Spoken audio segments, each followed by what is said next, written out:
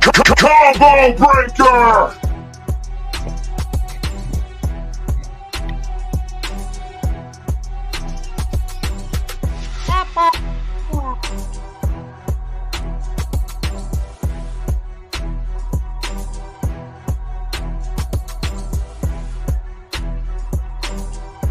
Say the weird thing. People are desperately seeking real.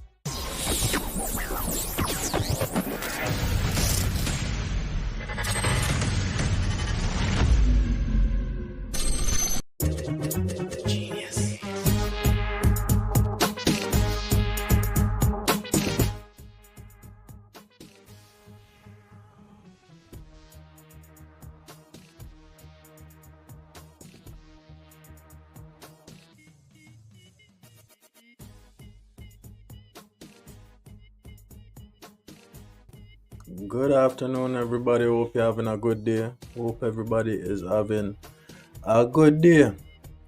Um, I figure I want to do this video because I hear a lot of people talking about assassination attempt and all of these things, and I just want to watch it for myself and just give my take on the thing.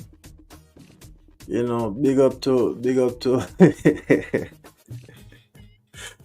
Dollar Bill. We can't call him any kind of cent because this man got dollars. But yeah, I got this video here. Let me take this off of the screen. I should have made this the background,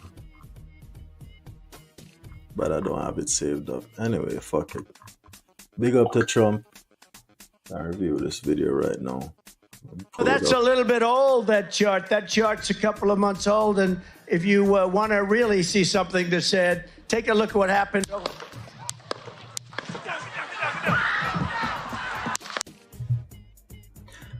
Damn, why do that? You know what's funny? First thing I gotta notice, Zin, this lady, this footage right here. You see this lady it's my right when I looking at the screen. This lady, she have on dark glasses and like a black cap with some white writing on it, and she have on like a white shirt. Pay attention to this lady when the shit start going down, right? See right there, there's a sign like go up. Let's go. That said, take a look at what happened.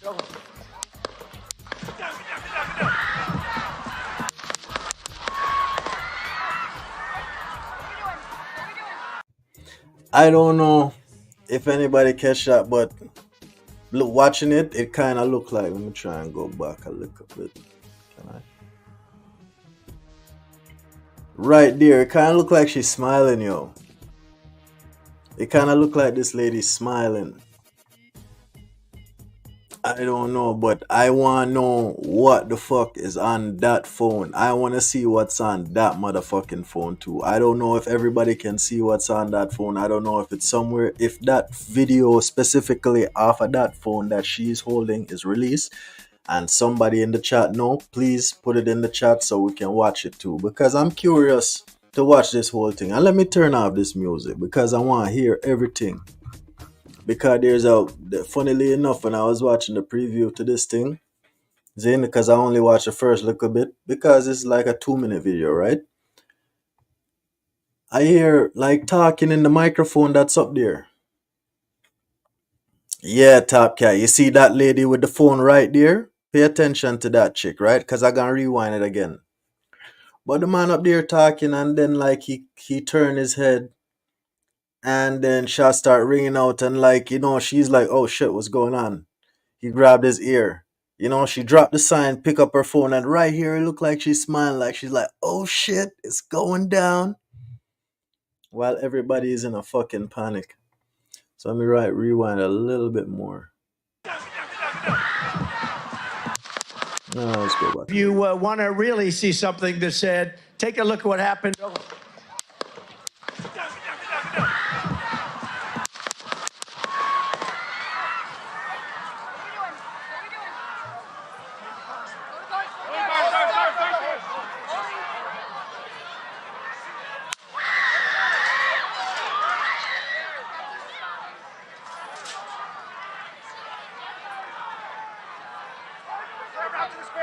Move to the spare. Hold. When you're ready. On you.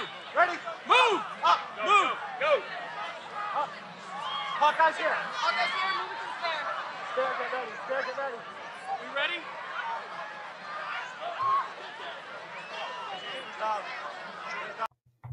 For the people that's saying that this is like, and let me turn on my camera. For the people that's saying that this is what would I call it? A fake thing, right? I honestly watching this right here, right now, how it happened, I don't think it's necessarily fake. But in this day and age, you never know. Never fucking know. Camera on. Boom. Turn it on. There we go. You never fucking know, right?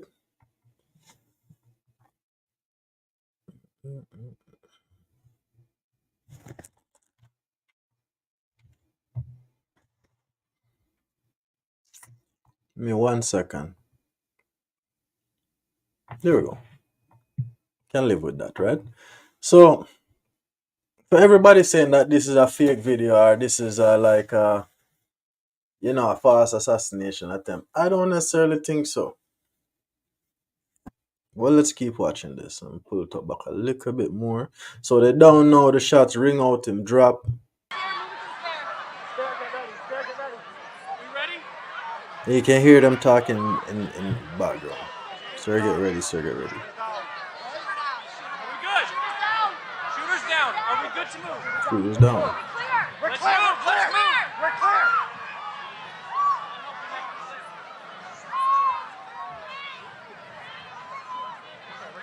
Come on. Let me get my shoes. Nobody tried to run either. Yo, bumba clap, Regin. I'm telling you, dog. But on the other hand, bro, let me say this. You're standing next to the most important man, or one of two of the most important people at this moment in time. And I'll talk a little bit about that too. One of the most important people in your country at the time, that you are assuming that this man is supposed to have the absolute best security in the entire world.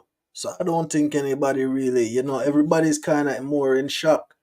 But I would agree that at least one or two people should have, duck or start make but realistically, I think it's justified for people not running because, as I said, is one of the most important people at this point in time in the US. And people seeing like something just happened to this man, everybody's like, what the fuck? Nobody is in any immediate danger thinking that shots gonna start ringing off in the crowd or nothing like that. If any shots fire at this day, it's on this man. You see what I'm saying? So I don't think nobody gonna be running for that. But we keep playing because I have another video I want to get into as well. Let me get my shoes. Man, don't give a fuck about that. Yo, the man said, yo, I came to cook, and these motherfuckers with their 22s. And I want to talk about that too. Like these zesty motherfuckers, like you don't even know what to pick to go do your work when you're gonna do some plumbing, man. Like you don't bring a fucking socket wrench to go put up when you need a monkey wrench. What the fuck you doing?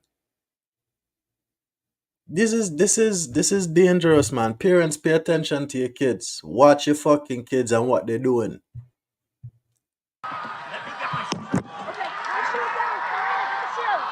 Watch out.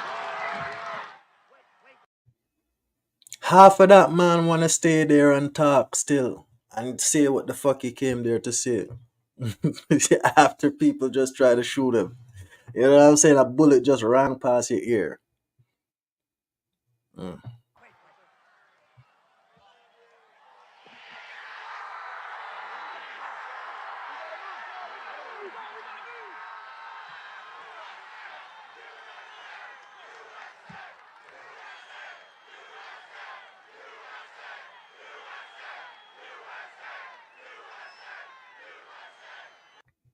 But honestly, I'm gonna play devil's advocate now. If this was, yes, a Shadow Dragon, people did run, they just couldn't from the stands. If you see other videos, people were definitely running. Well, hey, I don't know, man. You got a front row seat to all the fuckery, I guess. You know, look at this guy. Everybody have out their phone. This guy over here, if you look like this person right here recording it, the guy in the red hat, but if you look to the up, there's another guy with a red hat. Yo, there's some red hats everywhere still. I'm not gonna lie to you, but right next to that guy, there's people everywhere with phones, bro. You see, people want to see the fuckery. Yo, I come from Jamaica, brethren. I not gonna tell you no blood clot lie. You see, in Jamaica, you see when gunshot bust, if gunshot bust down the road in that direction, people coming outside to see what happened. People want to know what the fuck happened. People running towards the gunshot to go see what happened. You see what I'm saying? So I don't, people is, and as I said, is a very important person, galvanizing a lot of people. And he talking about what he want to not necessarily do for any specific community, but for the country on a whole. And I think people need to pay attention to them things, you know. You see, when you're trying to butter up certain type of people, I don't necessarily agree with US politics. And a lot of you guys gonna disagree with me for even having an opinion on it. But fuck y'all, I can talk about it, Zin. American politics is like a popularity contest. Why is that? Why is this thing a popularity contest and not necessarily focus on the people? I remember 2 years ago there was a politician in the neighborhood that I used to live because I moved, and she was walking around talking to people, telling them to cast their vote for her. I forget what party she was, but she was saying, yeah, I was asking her about, what part of the government. I don't necessarily remember that. I only remember the question I asked her. I asked her, why is it that there is one country, right? There's one country. The country has endless amount of problems, but the problems don't necessarily vary from left to right. Yes, the suggestions or solutions might be different. Yes, so I say, but ultimately is one country. So realistically, why do you have two parties that spend a lot of resources ever so often when the election process is up again to market themselves on basically a popularity level and not necessarily telling the people what's really up? Yo, I don't want nobody, and this is the thing I can respect about Donald Trump. He don't want you to fucking like him. He don't care if you fucking like him. I don't want you to like me. You see what I'm saying? I'ma talk my fucking shit and I'ma tell you the motherfucking truth. And if you don't like it, that's your fucking problem. You see what I'm saying? But you see people that pander into people, especially zesty people. I don't give a fuck, brethren. I'm from Jamaica. Just cancel me and take me off of the internet. I'll be fine. You see what I'm saying? But all of the zesty people and the zesty ideologies and the zesty mindset, it's fucking up the world. It's fucking up the world, man. Big up to everybody in the building. Please like, share, subscribe, tell a friend to tell a friend. Respect for coming. Please like the video. It helps the channel. I'm trying to grow this thing. Let me see what you guys are saying. Yeah. Body cam was released recently as well of the aftermath of the officers who confronted the sniper. They were going to engage, but they were slow as hell. He already got shot off. Bro, honestly, man, I see videos of other people with their cell phones, civilians in the crowd, and they taking videos of this guy walking around the building. Yes, it's a separate building, but I don't see how you can leave out them type of things. This is the president of the United States. This is one of the most important people inside your country, if not the world right now, right? Why you not covering all bases? And this is another thing that kind of peculiar about the situation as well. With the advancements of technology, how come you don't have all available resources, which is not necessarily increasing manpower, but the use of technology, which is something as simple as a fucking drone. You see what I'm saying? Because the drone is not necessarily there for it don't have to be an offensive thing, but it's for reconnaissance. You can see what's going on all over the place. And when you have the information, you can move. But even the snipers, I'm gonna play this next video right now, cause this video not done. He just walking off the fucking stage. Let's move the fuck on. You see what I'm saying? But there's something very peculiar about this situation and how they choose to handle these things. But the use of drones, something as simple as a drone, right? You need two drones. You just have one in the air at a time. If one fail, you have a fucking backup. You see what I'm saying? It don't have to be offensive. It's just for recon and surveillance. You have two snipers on the building. Let me pull this video up. They are chat. Cause it seemed very fucked up.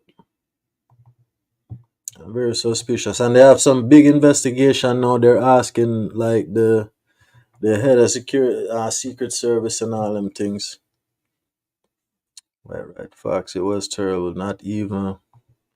Facts, it was terrible. Not even just neglectful, but like they just didn't care. For real, bro. That's fucked up, man. But I'm gonna play this next video. It's around 5 p.m. on Saturday, July 13th, in Butler, Pennsylvania. Supporters of former President Donald Trump are waiting for him to take the stage. They've been trickling in throughout the afternoon. 5:06 p.m., around 1 hour before Trump takes the stage, a person who appears to be 20-year-old Thomas Matthew Crooks is caught on camera. You see that, bro? You see they're showing you.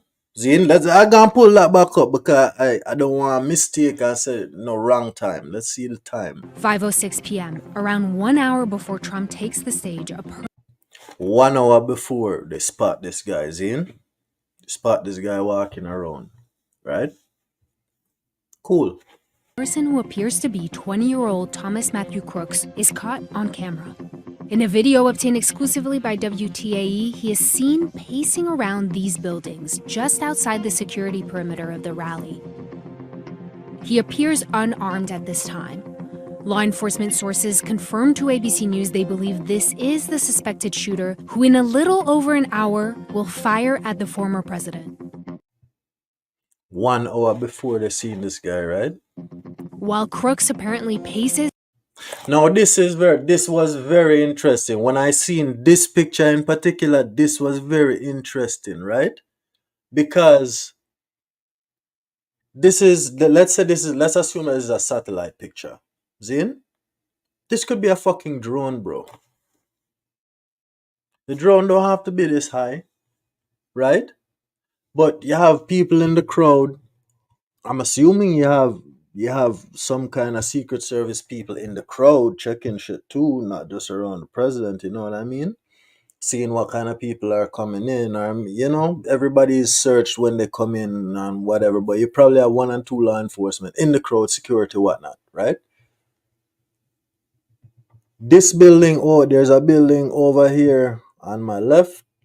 There's 1, 2 buildings on my right, and there's tree cover all around.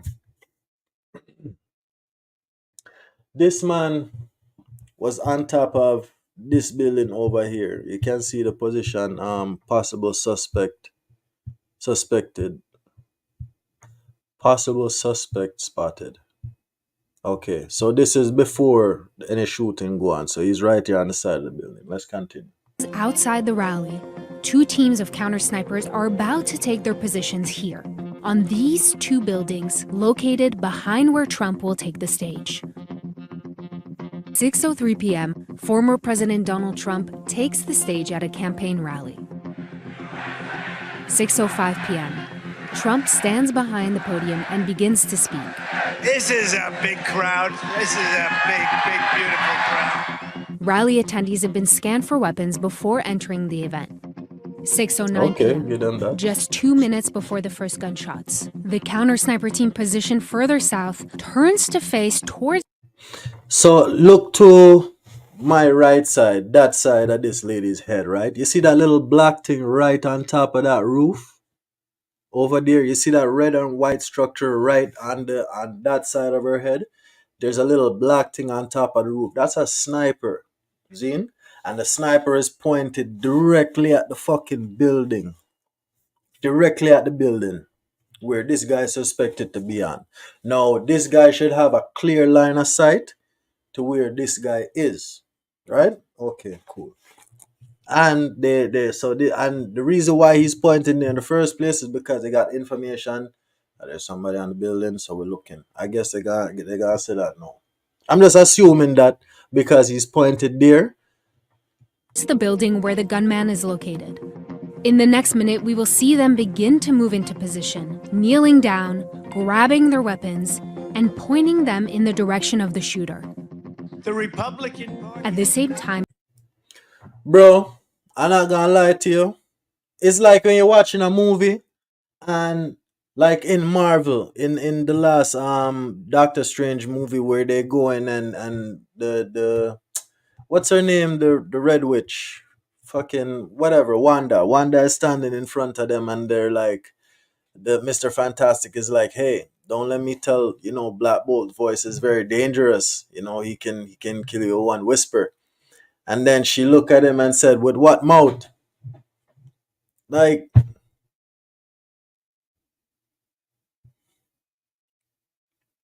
bro.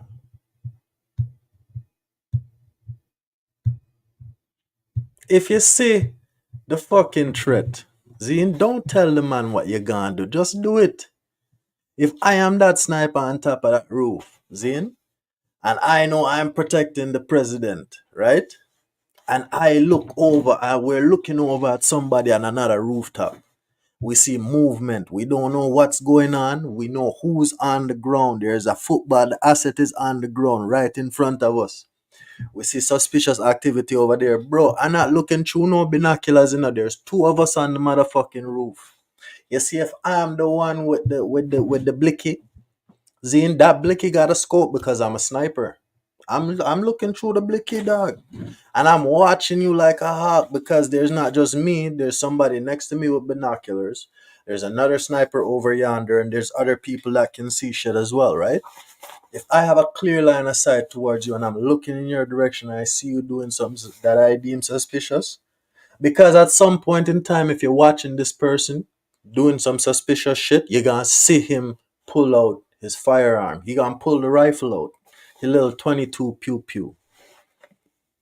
I didn't even know that AR-15s came in 22. I learned something today, man, or whenever I found that out. I thought it was 5.56. What we doing? What we hunting? We hunting some chickens? We hunting pheasants? You trying to feed yourself for a day? Parents, watch your kids, right? But point blank, if they seen this guy from this point in time, somebody should have pulled the trigger. Somebody should have, at least as soon as he pulled that weapon out, and then from you seeing this guy, you radio down and say, yo, who's this kid? We don't know who this is. Zine, potential threat. All right, cool. We got him in our sights. Oh, he has a gun. Zine, I don't need to see nothing more from I see a gun. From you pull out a gun from somewhere and you're laying prone you're in a laying down position on the roof. You're fucked. I'm punching your ticket, man. I'm a fucking punch it.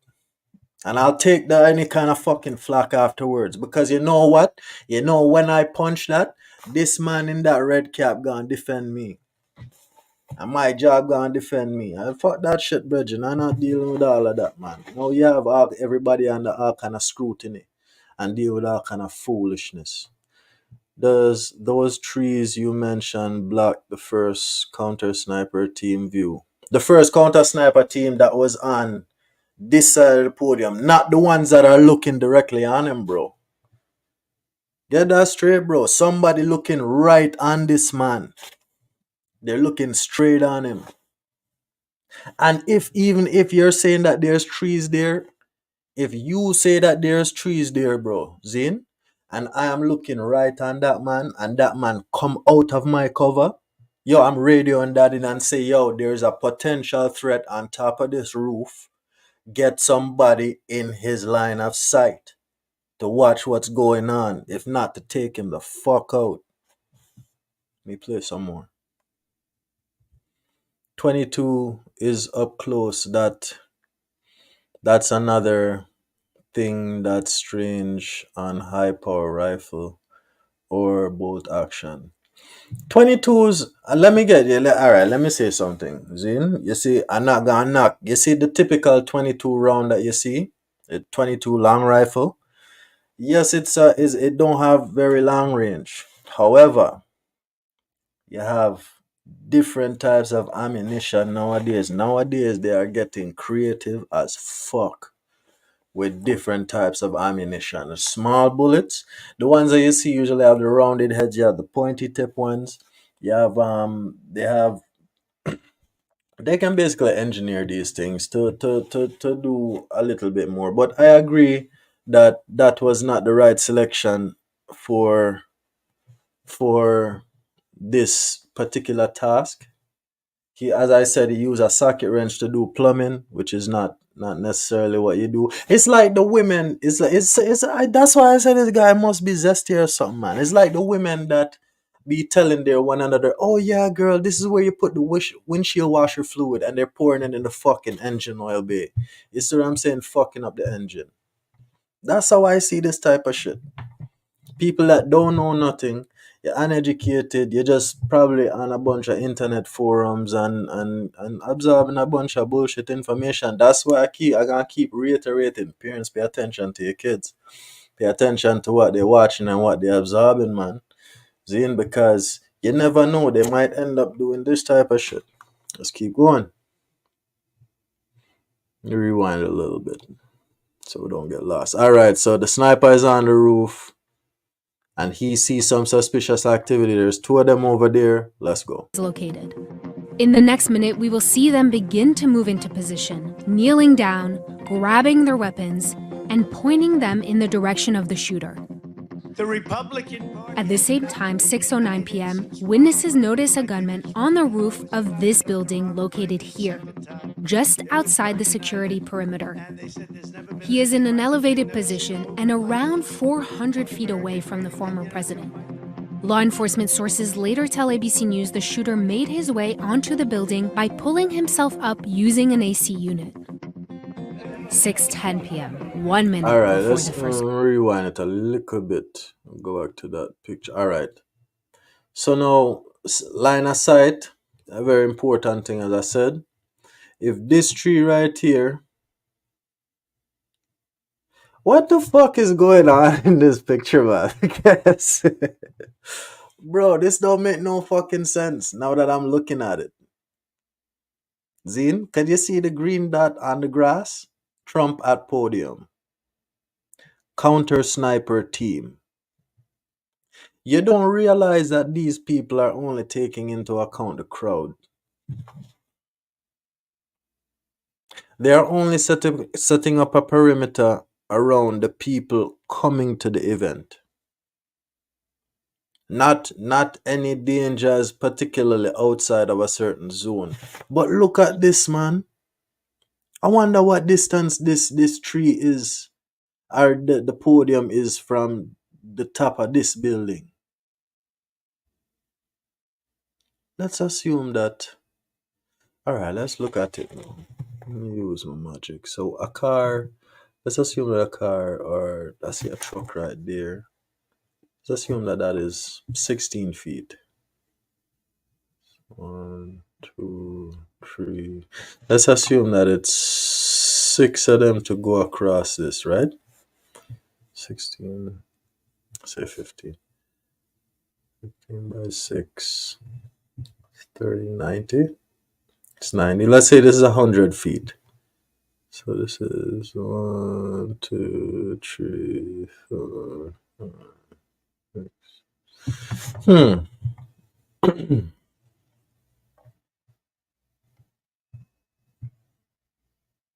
Why wouldn't somebody be on top of that building.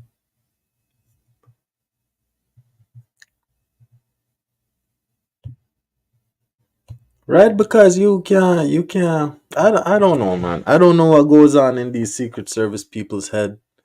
I don't know when they secure and shit. They just, fuck it Friday. Let's just do it, slap it up, and keep it going. Or maybe Uncle Daddy Biden had something to do with it. Who knows? Let's keep going. Unit. 6:10 p.m., 1 minute before the first gunshots. A bystander captures what appears to be local law enforcement walking around looking at these two structures. Local law enforcement would later tell ABC News they had been alerted of suspicious activity in the area and were in the process of looking for a potential suspect. You guys are doing it. 6:10 p.m. Trump pivots his head slightly to the right and starts describing a chart showing immigration stats. One of the counter-sniper teams is visible in this witness video. These onlookers notice something is off and start running away from where the shooter is located. 6:11 p.m. Trump has been speaking for about 8 minutes. Our country took over, and look what happened to A supporter captures this footage from outside the rally perimeter moments before gunshots are heard. That's a little bit The first shot rings out. A second and a third shot are heard. Former President Trump ducks behind the podium. Another round of shots. Hold up, and that's interesting too, because is it the first shot that hit him here? Let's see. I would assume so, because that would probably be the most accurate one before him have to start dumping loads. Because that would have been the one where him have the most time for line it up and whatever. So probably. But again, looking at the distance, at 22, both AR-15 cartridges are equally dangerous. He actually used a 5.56 instead of a. You're saying if he actually. Alright, both AR-15 cartridges are equally dangerous. He actually used a 5.56 instead of 2.23. They both look the same with minor differences. I imagine the 2.23 is a little bit smaller, a lot smaller. And when this smaller projectile that has to travel such a long distance, and you have to factor in wind resistance and maybe a couple other things. Yeah, it definitely makes a very big difference. Joe Bonat, I would disagree with that. Let's look up a picture because I'm always open to the debate of that. Seeing 5.56. Oh, let me mute my mic, or no, because it's the FX 5.5. Big one, the Reese's peanut butter fuck is going on here. Versus, I apologize for the sound effects. You're just gonna have to deal with it. 2. Hey, yo, what the fuck? Oh, boom. Let's see what they look like. Cause the warhead is one thing, but the grain, powder, or whatever you put in it, that also factors in for the propulsion of the projectile, right? The 223 chamber was designed with maximum accuracy in mind. Okay. With a shorter lead and lower pressure in mind. In contrast, the 5.56 chamber was designed with a longer throat for enhanced reliability and feeding to cope with battlefield conditions as it is a military cartridge. I want to see a picture of these two cartridges in variants. Holy fuck, you are right, bro. They're not that different. You see, and that's what I was saying. Let me share this picture. But that's what I was saying.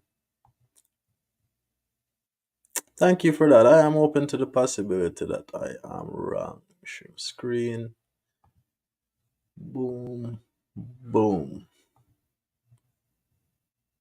There we go. Yeah, so the cartridge itself is similar. It's just the warhead that's different. So the warhead is just, and the warhead, everybody is the bullet, right? That's what they call a warhead. That's the thing that actually projects outside of the gun and goes to kill you, right? So the cartridge is similar. I did not know that because when I think about a 22, I think about a 22 LR. Well, 223 is yeah, it's I imagine that would still fuck you up. I imagine that would still fuck you up. Huh.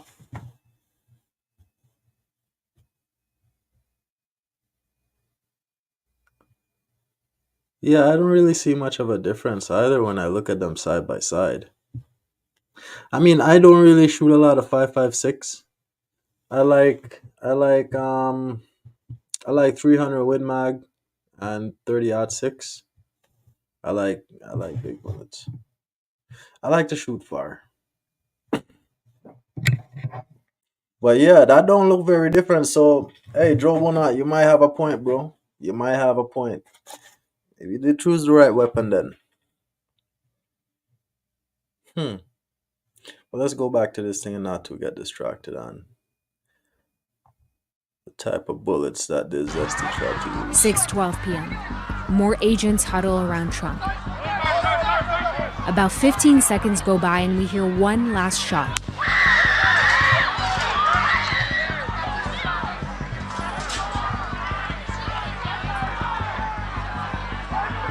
From these bleachers located to the right of where Trump is speaking, a bystander captures agents huddled around the former president, shielding him. He then shifts the camera to the crowd. Someone needs help.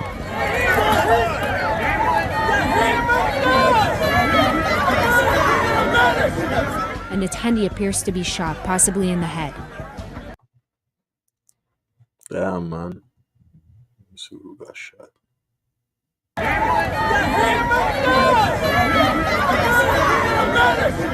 An attendee appears to be shot, possibly in the head. An ER doctor jumping in to help.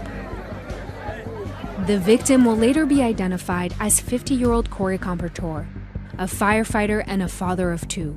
The family would post tributes online later that evening. Damn. An agent is heard saying the shooter is down. Shooter's down. Are we good to move? We're clear. We're clear. Secret Service agents lift the former president. I got you, sir. Let me get my shoes. Hold on. Blood is visible on his face and shirt.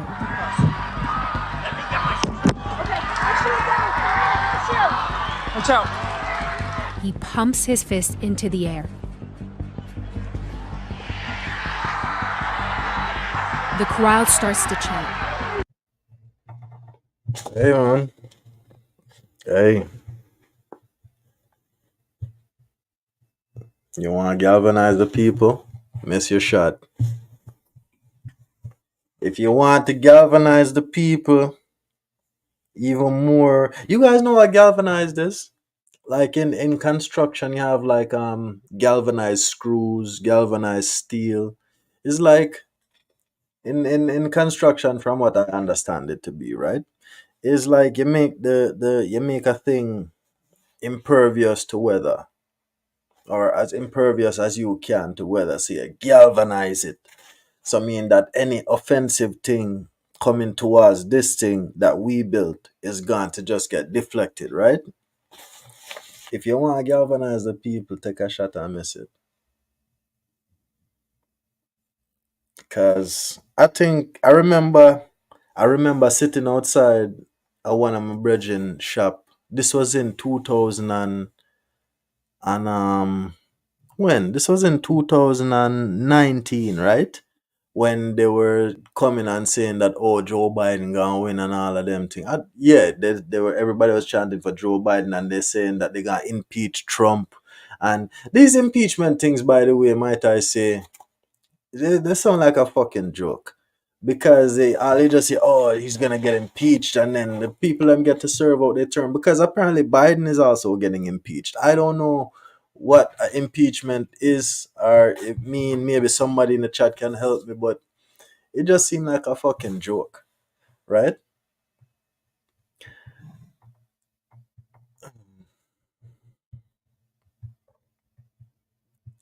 This man, I remember standing outside of my friend's shop in Kingston, Jamaica, when everybody telling me that, oh, they're gonna impeach Trump, they're gonna kick him out, and all of these things. They wasn't talking about jail or nothing like that yet.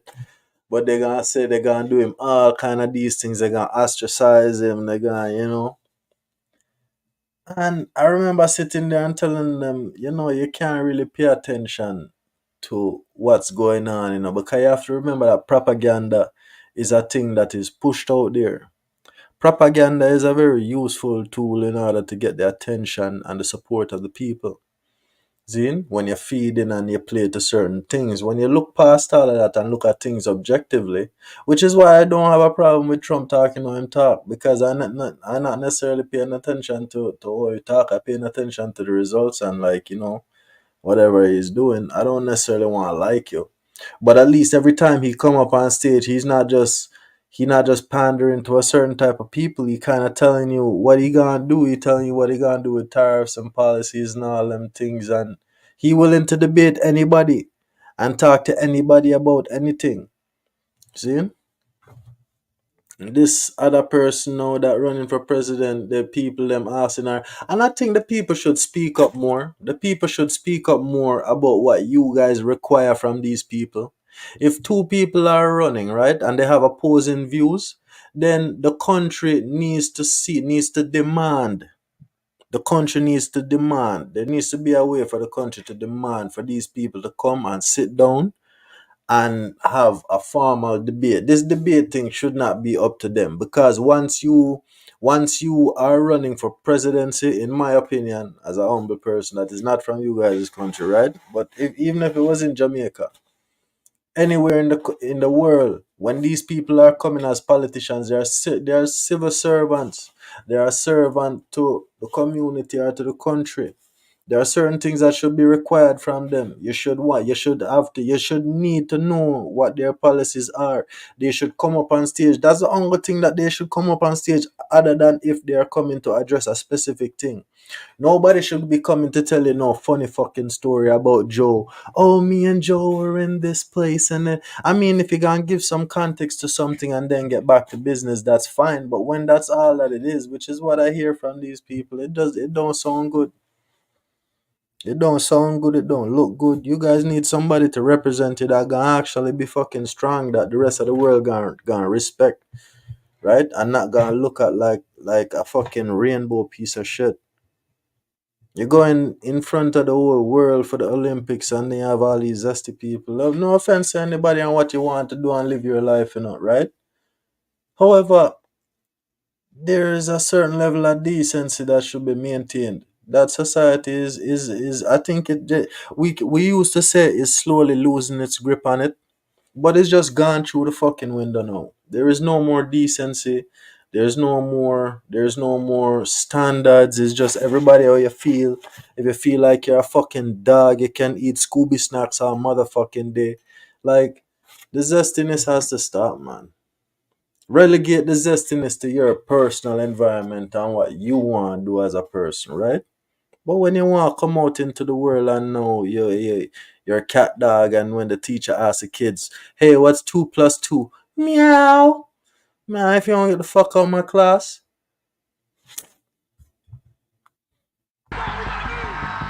Agents escort Trump down the stairs. He continues to pump his fist.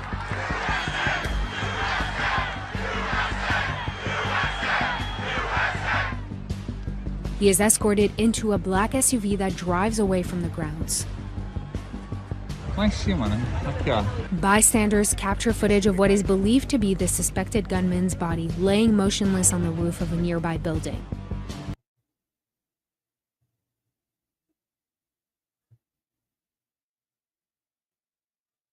Do they put his The building located north of where the president was speaking.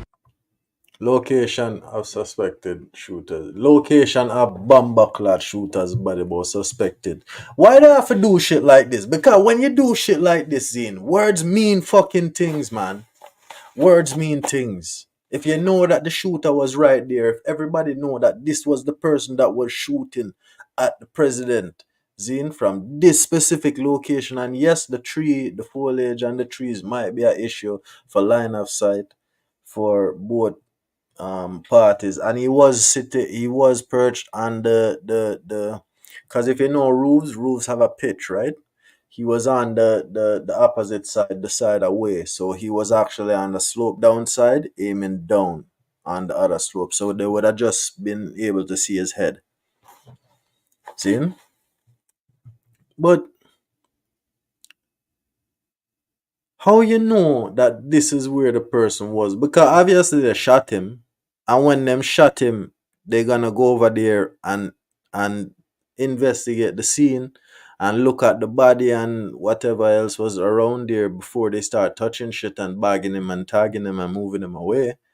Right? That's where the shooter is. When you say location of suspected shooter now, that just make me think, hey, what if there was another shooter and then that was But no, I just fucking around. People actually saw him get on the building. But still, hey, never know, man. Just under 400 feet away from him. Later that evening, former President Trump confirms in a social media post that a bullet pierced the upper part of his right ear. That's crazy. How they can catch that shot. That look like a steel rod, eh?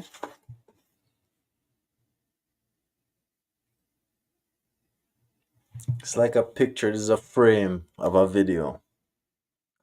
And this is just like a picture. As fast as the camera can snap the picture, this is the image. So the bullet is like, let's say the bullet is half an inch, which is like the tip of my pinky finger, like that, right? And that half an inch is stretched out this much in this picture, which shows you, that should give you an idea how fast it's moving. That's crazy, man.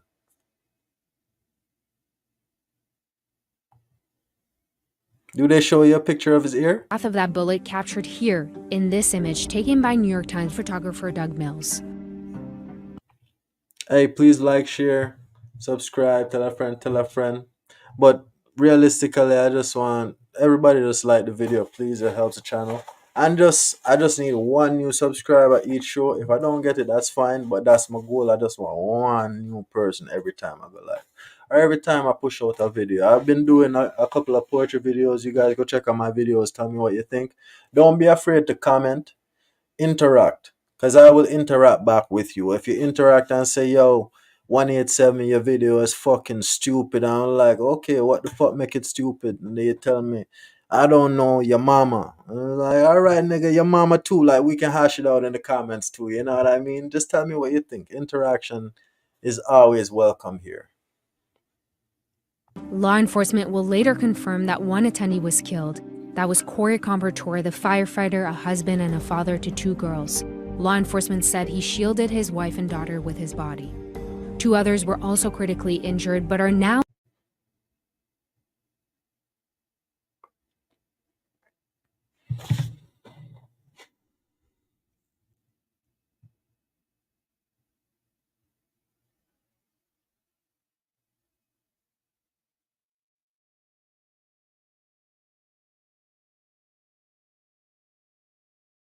I think that everybody involved with the security of this thing should be in trouble and reprimanded in some type of way.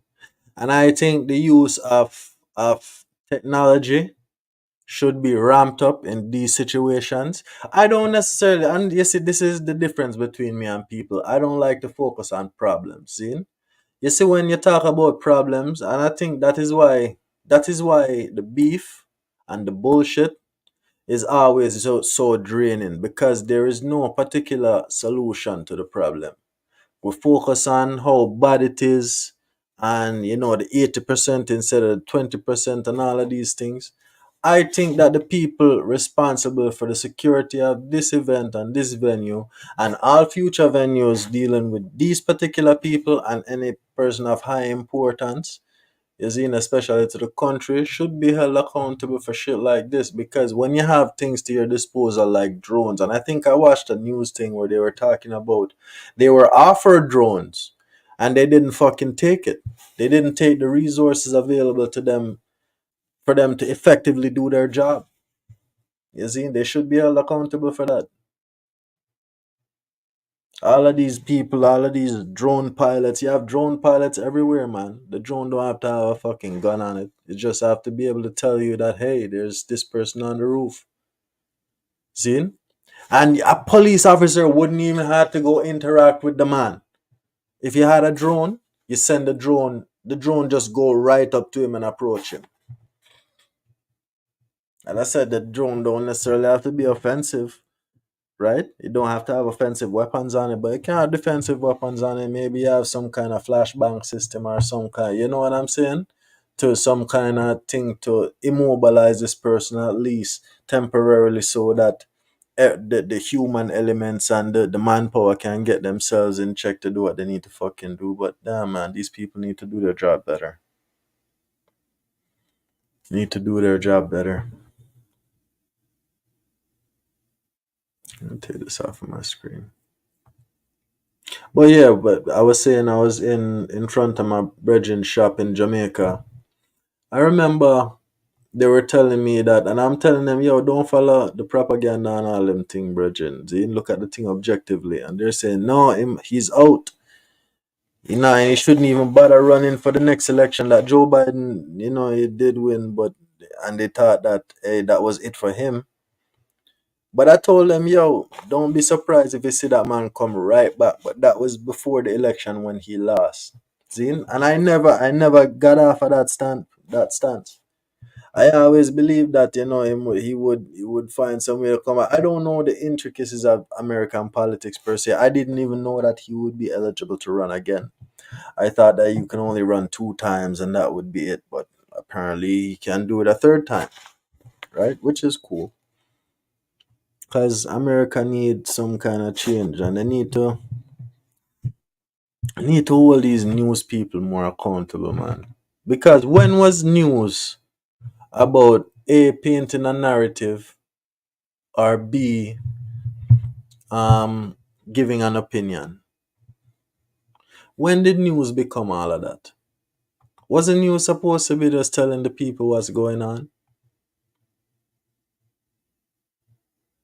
Is this how the news look nowadays? We had the Joker doing the news. News is supposed to be informative. You're supposed to give people information and the facts, Zine, and then let it be what it is. But you have all kind of different programs now, and it's a business. Effectively, it's a business, and I can respect that. It is what it is. But, pardon me, man, people need to pay more attention to things and not just run and do things because how you feel. Because these people will make you feel good. Hey, somebody said, I think it was OG said, and somewhere something similar. But as he said what he said, I don't remember what he said, OG, forgive me. But the first thing that came into my mind is the CIA. Seeing the alphabet people. When they anytime in any kind of situation, I seen this in a movie and I 110% believe it, bro. Anytime you're in a situation where you're dealing with any of them and they tell you, don't worry, you're not gonna die, it's gonna be okay. I'm thinking the fucking opposite. I'm gonna worry. Zine, there's a strong possibility that I might die. Nothing is okay. That's how I picture shit like that. I don't want I want to I don't know, man. I want to know myself. Different news on every station. And that's the thing, OG. That's the thing, OG. What the fuck is wrong with that? What is wrong with that? You're reporting on the same thing, but it's different. It's a different narrative. It's painted in a certain light. That should be a problem. That should be a problem for people. People should lick out against things like that, OG. People should see that shit and say, yo, what the fuck is this? But in this modern day and age, people think that, yo, we don't have a voice, what we say don't matter, and they just gonna do what the fuck they wanna do. That's because, yo, the only power. Why do you think these people need people to vote in the first fucking place? Yes, your vote in a sense don't really matter, but they need to have your participation to a certain extent, and they need to sway it in a certain direction for whoever they need to sway it in a certain direction for them to get popularity. I would guess. I would say not popularity. Let's say that's all it come back down to at the end of the day, popularity. It's so nice, but let's do this. Cause OG Top Cat have something to say, so we're gonna touch this button. Watchtower, this is 187 requesting go no go for launch. 187, this is Watchtower. FAFO, you are go.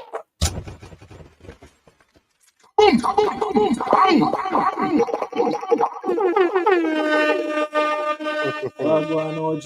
Big up yourself. Hey, nah, you know what?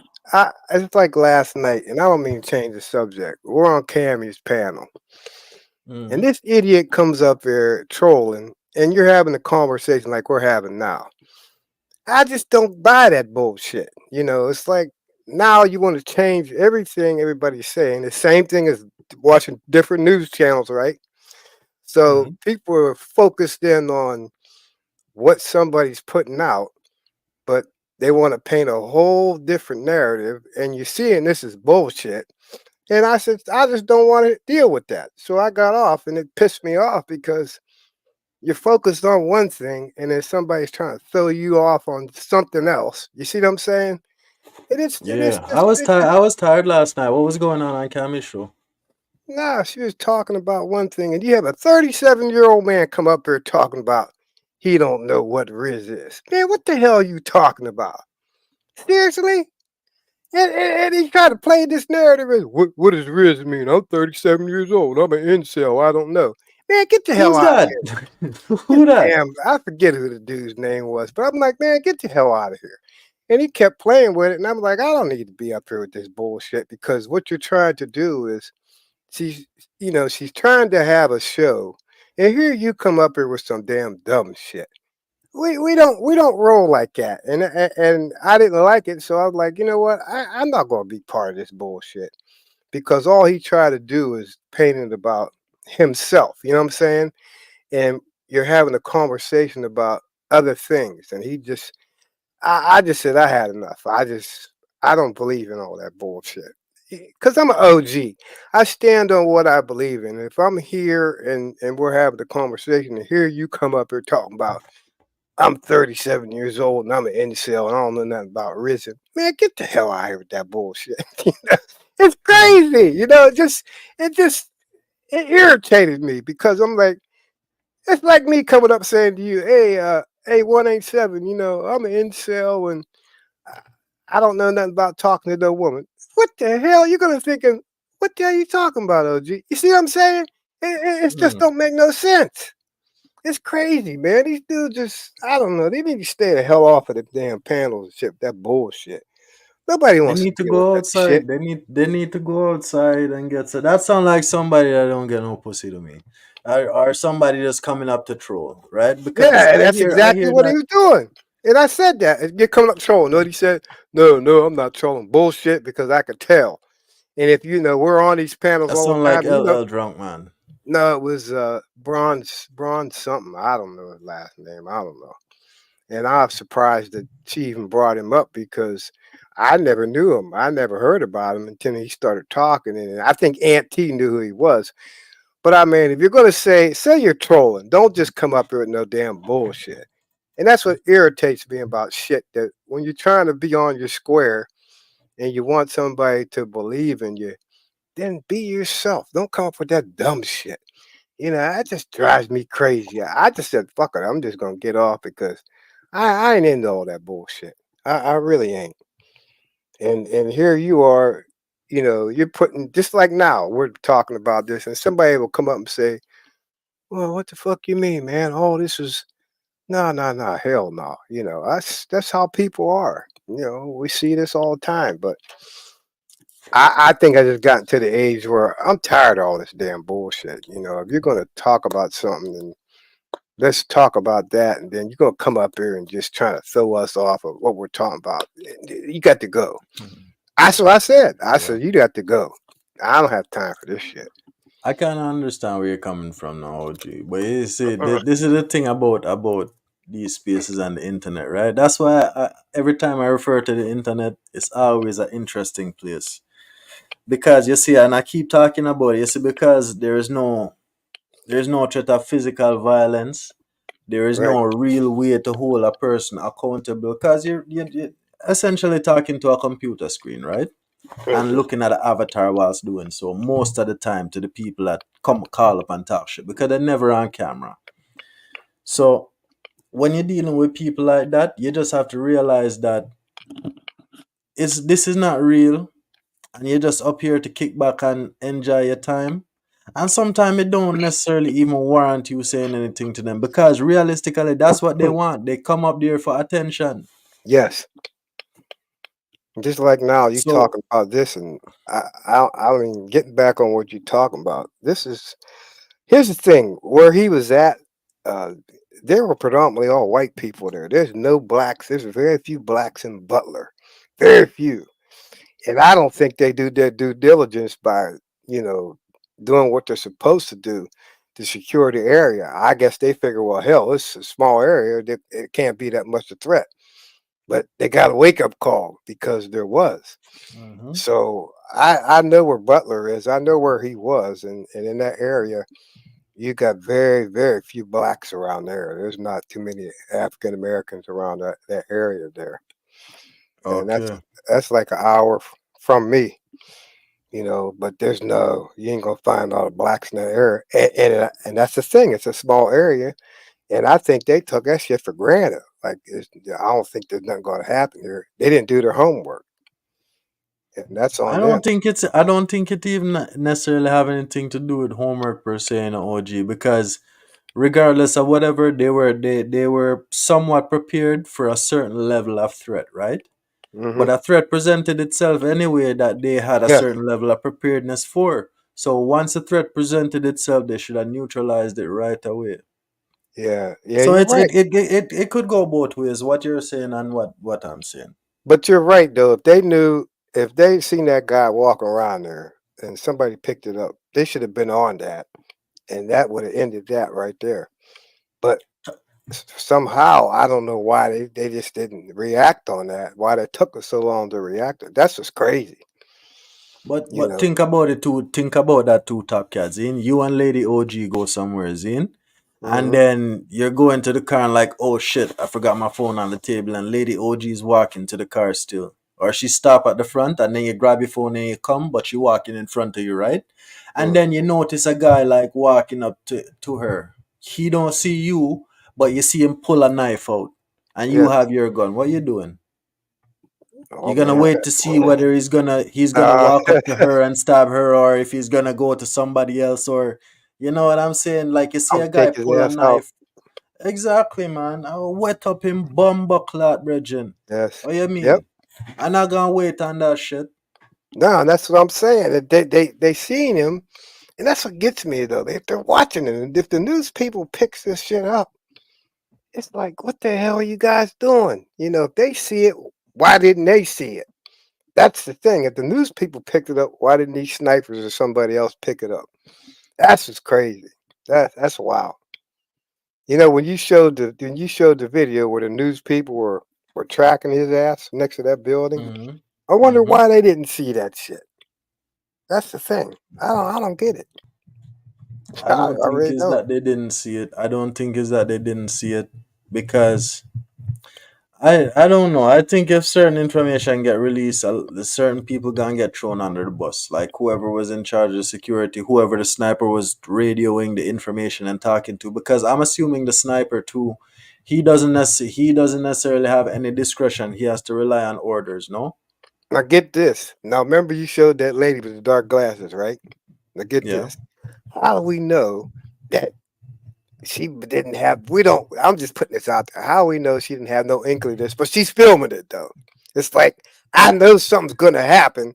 I'm just gonna make sure I got my camera up there and filmed it. That's just wild right there. And he's shooting and she's Yeah. sitting there filming this shit. Isn't that wild though? I mean, if you look at it, it's wild, ain't Yeah, man. it? Because she's right there, yo, and I Yeah. haven't seen any. I haven't seen that video footage at all, bro. Like, if she's just a regular civilian, that Yes. they probably have that video somewhere too. But I haven't seen that video, Top Cap, because you see behind the podium now, where you can see like the shuffling around and everybody's blocking the president. Because let's play devil's advocate and say he didn't get shot, right? Right. That it was some kind of stage thing. Zin? Then when they ducked down, if he didn't get shot, if the bullet didn't hit his ear, he would have had to go down and fucking put some blood or fake blood on Yeah. his ear or something. Yeah. So it would have, that camera would have possibly catch that from that angle. Yes. That's the only reason I'm curious. I just want to see all aspects available of this story so I can form opinion. But right now, it just looked like it was a failed assassination. Here's the thing, though. I wonder if they question her because she's sitting right there with all the damn video on her phone. You know. Yeah, must, I don't, you see, that's the thing now. I don't think they would necessarily question her per se, because that would put some kind of alertness on the person if they are involved in it. Yes. I think they would do an investigation, because realistically, OG, you see these things, you Hmm. don't have no fucking privacy. Yeah, you're You right. don't have no motherfucking privacy no more. The porno that you jerk off to, the Yep. fucking money that you have in your bank, the bitches that you be texting, the shit that you be Everybody doing sees is it. all on this Yes. thing. Yep. You're right. That's just crazy. And she's sitting there and he's shooting. She's sitting up there filming on it. Man, I'll be hitting the deck. And she's sitting up there like, you know what? That's crazy, though. I'm Yep. like, I don't have time for this. I would be just on the ground. But she's sitting up here filming like, oh, okay. Damn. That was crazy though. It's That's like I was saying in Jamaica where I'm from, because I remember when I was a boy, because I grew up in a place where there was gunshot every now and then. And when you hear gunshot down the road, like I'm used to people telling me to go inside or get under the bed, or right. it was concrete everywhere, so you just tuck underneath on the ground close to a wall.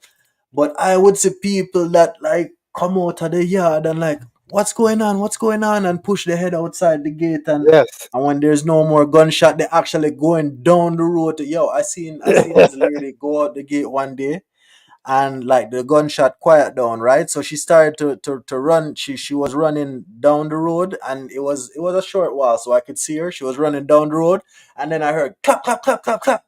Yo, you just see her drop, That's and what she I didn't mean. come back inside. She bent down on the ground, and she Hmm. was going down there anyway, bro. That's crazy. That is really crazy.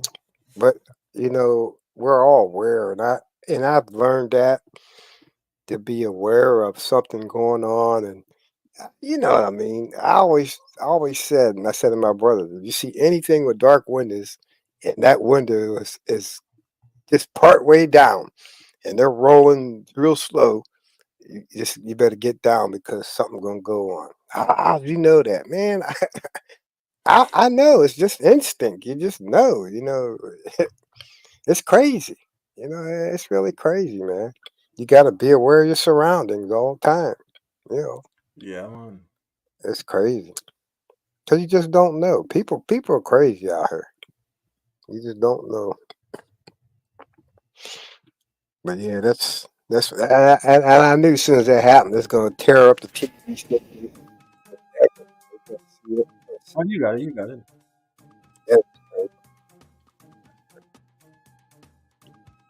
Where's your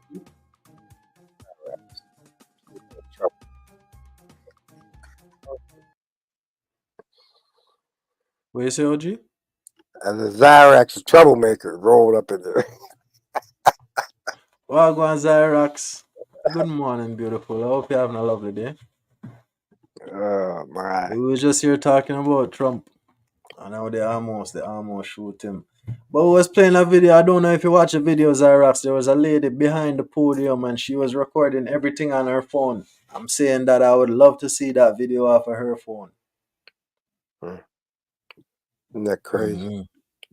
That's so crazy, man. I had Yeah, it this is. playlist here though. You know,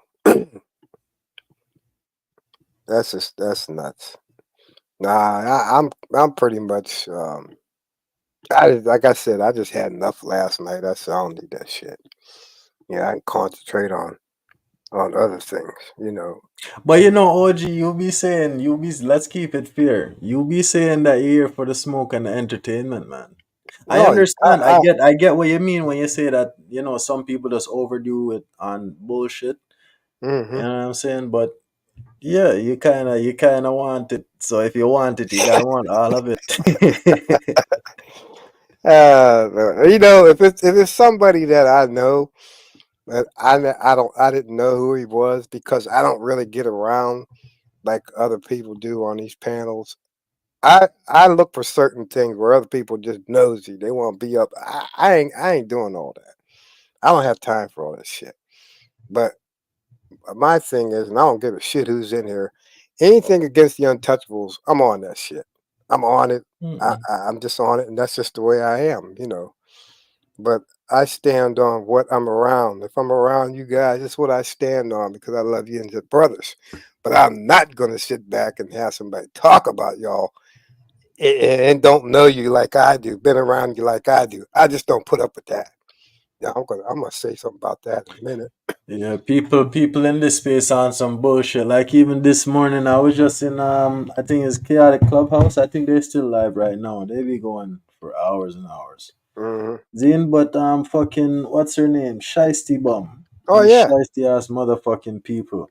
They yeah. always want to start fucking shit, man. They starting bullshit. Like they come over, hey, what's right? I thought are you an untouchable? And I'm like, yeah, I'm untouchable. And it's like, oh, even after some of the shit that they've been saying, I'm like, yo, I ain't heard nothing.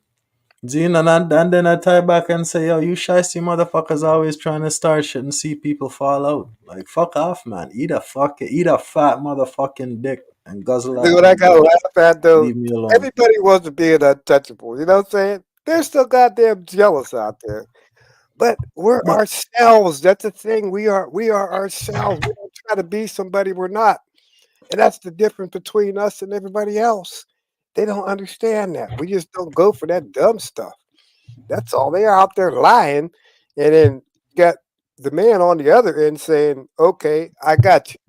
They don't like that. But like you said, tell the truth. That's all you got to do. Tell the truth. If you're gonna lie, you're gonna lie. But I'm gonna tell you one thing. I'm gonna get you in your lie, and that's the thing. People are crazy, man. They're just jealous. It's a lot of jealousy. They're just jealous of us. If it ain't you, it's DJ Witch Doctor. If it ain't Witch Doctor, it's Nino. If it ain't Nino, it's Fatty. no. It's always fatty. Zine, Yeah. but when it but it's sometimes it's fatty and somebody else. Yes. I mean, I'm a Yep. fucking nobody, man. Nobody should have nothing to say about me, bro. Like, leave me alone. You know why they I don't. do, and they do that. As soon as they know we're part of that group, they're always going to point the finger. I don't give a shit. I'm like, hey, I don't ride with Fatty until the wheels fall off. I'll tell them that. They don't like it, then go kick rocks. That's all I gotta say. And then in Discord, like Fatty said, you got. I don't care what they see. I really don't care.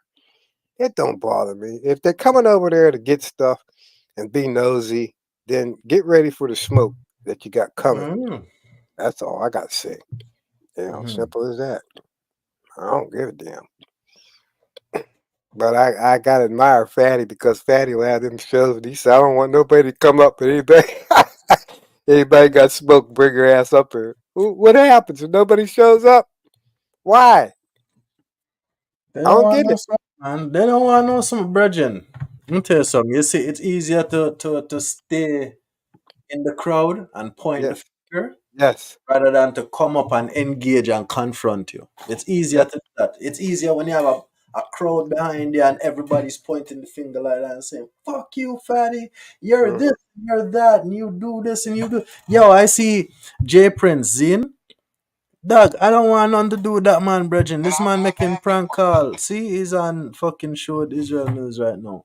This man having prank call on him show. Something that I would never want to fucking do, not one day in my motherfucking life. Because I can just imagine the legal shitstorm that would follow me Oh around. man, Somebody would see that fucking video online and then take my ass to motherfucking court, bro, for shit that I don't fucking have. You see what I'm saying? But this man called a fucking kid that sound like he 11. yes, The kid that you are a pedophile. yeah, but that's the thing, and like I said, and he can get a lot of trouble for that shit. And trust me, he can. He think he can't, but he can. He can get a lot of trouble for that shit. I'm I telling you. don't know what Nightwish was talking about. I Me don't know either. what Nightwish was. What was Nightwish talking about yesterday, OG? I don't know. I got off the show when he come on. I don't know. Can you say I will engage in these things for like I will engage in these things sometimes, especially when I'm at work. Like Mhm. put it on and let it play in the background, right? Mhm. But other than that, I don't really be in the chat a lot. I don't really necessarily. And once the conversation start get on too much bullshit and it Yes. not necessarily entertaining anymore, I switch to something else. And mostly, I've been watching these Donald Trump speeches and what's going on in American Mhm. politics and other little scientific things lately, right?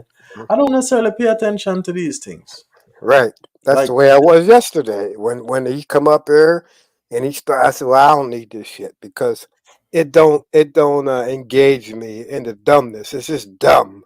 And I'm like, "Well, I don't need this damn shit." He coming up here talking, and you get out, And it's not how. It's like it's not how you and Fatty and Witch Doctor run your shit. You know what I'm saying? You guys, you put it out there. It ain't a bunch of bullshit. And then, if we're on DJ Witch Doctors and one of these idiots come up here and try to crash the damn panel, talk about dumb shit, we don't have time for that. See you later. And that's how I feel about it. That's just crazy, man. We don't have to entertain that dumb stuff. But I can tell you what, I see a lot of people in a lot of places support. They don't think I see what I see, how they comment and support, and then they start talking about certain untouchables and all that shit. Well, you're really messy and all. Man, come on, please. And then you're over there in somebody else's chat when we're all around saying something different. I see all that shit. I do. you see, And it's certain just crazy, people's. man. Hmm? I get what you mean, but certain people I don't really care for, like let's say for example, Daryl Long and maybe J Prince. I don't really care for them two people. Maybe J Prince will come up. Daryl Long, I don't want him nowhere near my fucking shit. I don't want to have nothing to do with that person. I don't want him engaging nothing with me over here. Cause that man be on some fuckery, yo. He don't Oh have yeah. no morals, no standards, no principles, and he just seem like a very fucked up individual with a free for all mentality. I don't want that around me.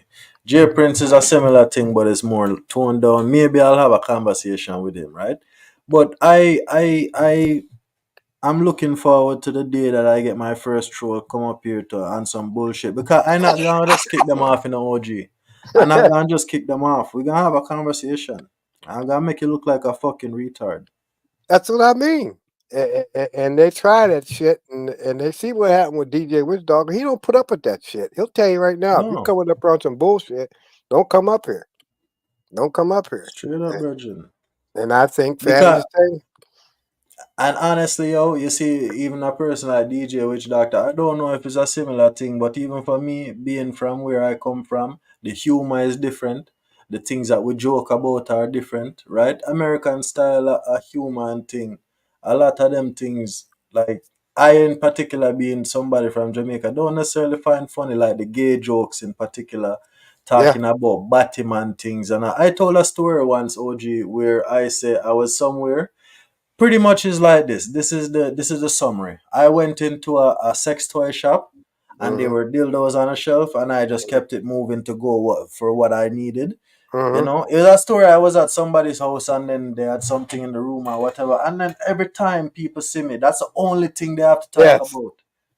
You know what Yes, I'm I saying? And I'm understand what like, you're yo, saying. Yep. why you guys projecting a lot, Bridget? Because I Yep. told the story maybe twice possibly 3 times, and I don't care to tell it again. But these people, like, they want, and they keep on inserting small Yes. details into the thing, like they want to compare my life to their Yes. life. I am Yes. not a batty man. We're not the same, bro. Right. I see what you're saying because I've said various things on my past when I grew up. And don't you know, the next time we was on a panel, I forget where it was, and I'm reading in the chat. Well, didn't you say this, this, and this? But why the hell you concentrating on what the hell, what I'm saying? I'm just saying what I went through. So now you're going to try to throw that back in my face and call me a liar. They're quick to do that shit. They're quick to do that. They just focus on certain shit so they can have one of them gotcha moments. But shit, they can forget that bullshit. But that's And you that's see, what they do. there's another person tuning in. This is Simon, right? Yeah, So he's something. me and Sarah is a bit, we've been up here, and Sarah seem like she have a discerning spirit, where Yes. she can look at you and listen to you talk and kind of pick up on certain cues, right? Maybe it's because of her personal life experiences. She just have that insight, or maybe she just clairvoyant like that. But however, I can see how a person like Xyrax would try to genuinely reach out and interact with people. And I think her and Simon had a similar thing like that, right? Hmm. Where she probably see him, I can just jump out on a limb and assume that you probably see him as a fucking drunk.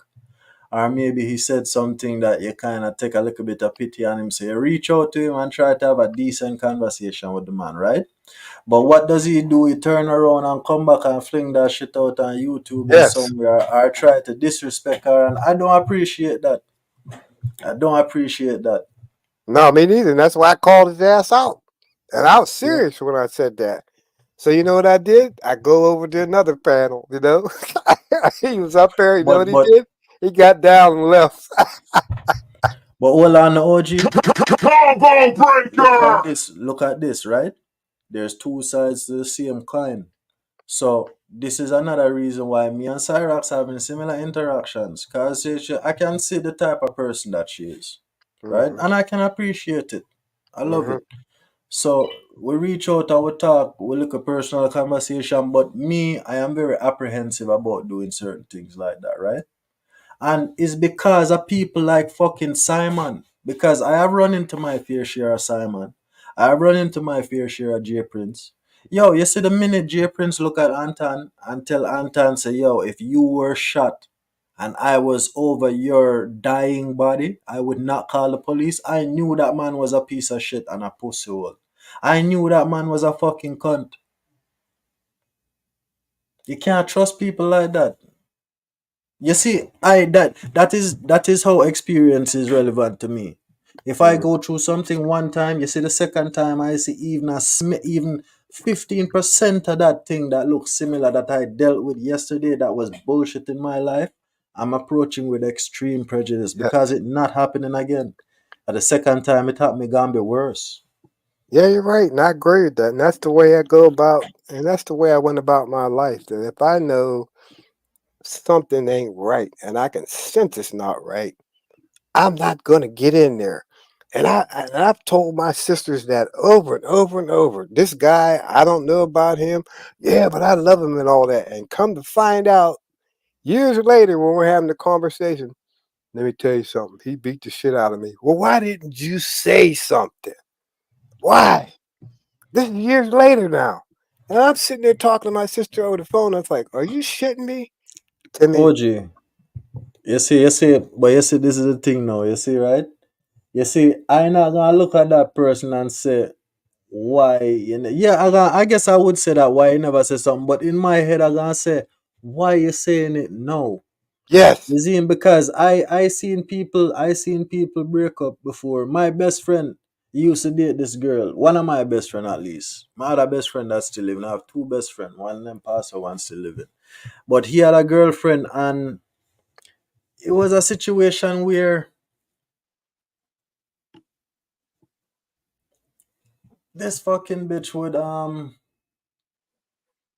damn, I forgot what I was gonna say. It that happens. happens. Yeah, it happens. But Damn. when they tell you like years later, and I'm sitting there talking to her, I'm not filled with no rage or nothing because it's over with, but it's just after the fact. What the hell? And then my brothers will get together and start talking, and they'll look at me like, uh, I tried to tell her he's not for trouble, but he didn't listen. It's all about that love. But I'm looking at it from a different aspect of like, where the hell you coming from? But then I have to see what they're saying. You should have known the way this dude was before you got with him, but some love is blind, they say. I guess it's the way it is. I don't know. I don't know. It's nothing. It's not. Yeah, I remember what I was gonna say now, right? So Yeah, he was dealing with this chick, and then he stopped dealing with her. Yo, this chick found her way to his mom's house, and she would tell the mom that yo, you would put hands on her, you would beat her, and she came. Yo, I was with them. You see, the last like 3 days we had went out of town to go do something, and then we came back into town. Right? It was four of us. His chick, my chick, me, and him, and we was with them the entire weekend. Yo, you see, when we his mom called him, me and him was on the road doing some business. His mom called him and said, hey, you need to come to the house right now. Yo, you see, when we reached the house, this girl had a black eye and a fat lip, bro. get the hell out of here. Saying that is my brethren punch her in her face like that. And I was like, yo, bitch, you need to tell the fucking truth right motherfucking now. When did this happen? She said last night. Bitch, you fucking lying. Me and my brethren drop you and your friend, which was with me, off at your fucking house, and he didn't see you again for the rest of the night. So don't fucking lie. See what I mean? That That's didn't happen this morning. that's So be crazy. very wary when that shit happen, OG. Yeah, I know. But just like I said, what he did to Zyrax is wrong because it wasn't warranted for the chat. If you're gonna do that stuff outside. And don't try to embarrass somebody like that and jeopardize your friendship with somebody. It just made me so mad because I don't like to see people done like that. It's just don't because she's not that type of person. You see, No, I'm saying brethren. she's Absolutely not. not. No, and to do that, man, I was angry. I was. Mrs. OG was like, "There's something wrong with him." I'm like, "Most definitely there is," because she was listening, and she was like, "I said, don't say nothing," because I had to mute the damn mic because she was going off. It was funny, but that's what I'm saying. I mean, we're going to protect our own, and that's what we're going to continue to do. And he needs to get himself together because something wrong with him. Definitely. OG, I think it's just him just settling him ways. I don't think he gonna anybody gonna fix him, it gonna be him. And you just should just leave that man alone. And Just like Zara, that should be a lesson to you as well. When you see somebody like that again in the future, protect yourself, baby girl. yeah, Zine, because you see that beauty where you have, where you want to reach out to people. Because I see this internet thing as a pen pal thing. yes, Pretty much OG, we're pen pals right now. We just yes, talking in I can hear you, you can hear me. yep, That is what this thing is. Us to mhm, get connected to other people.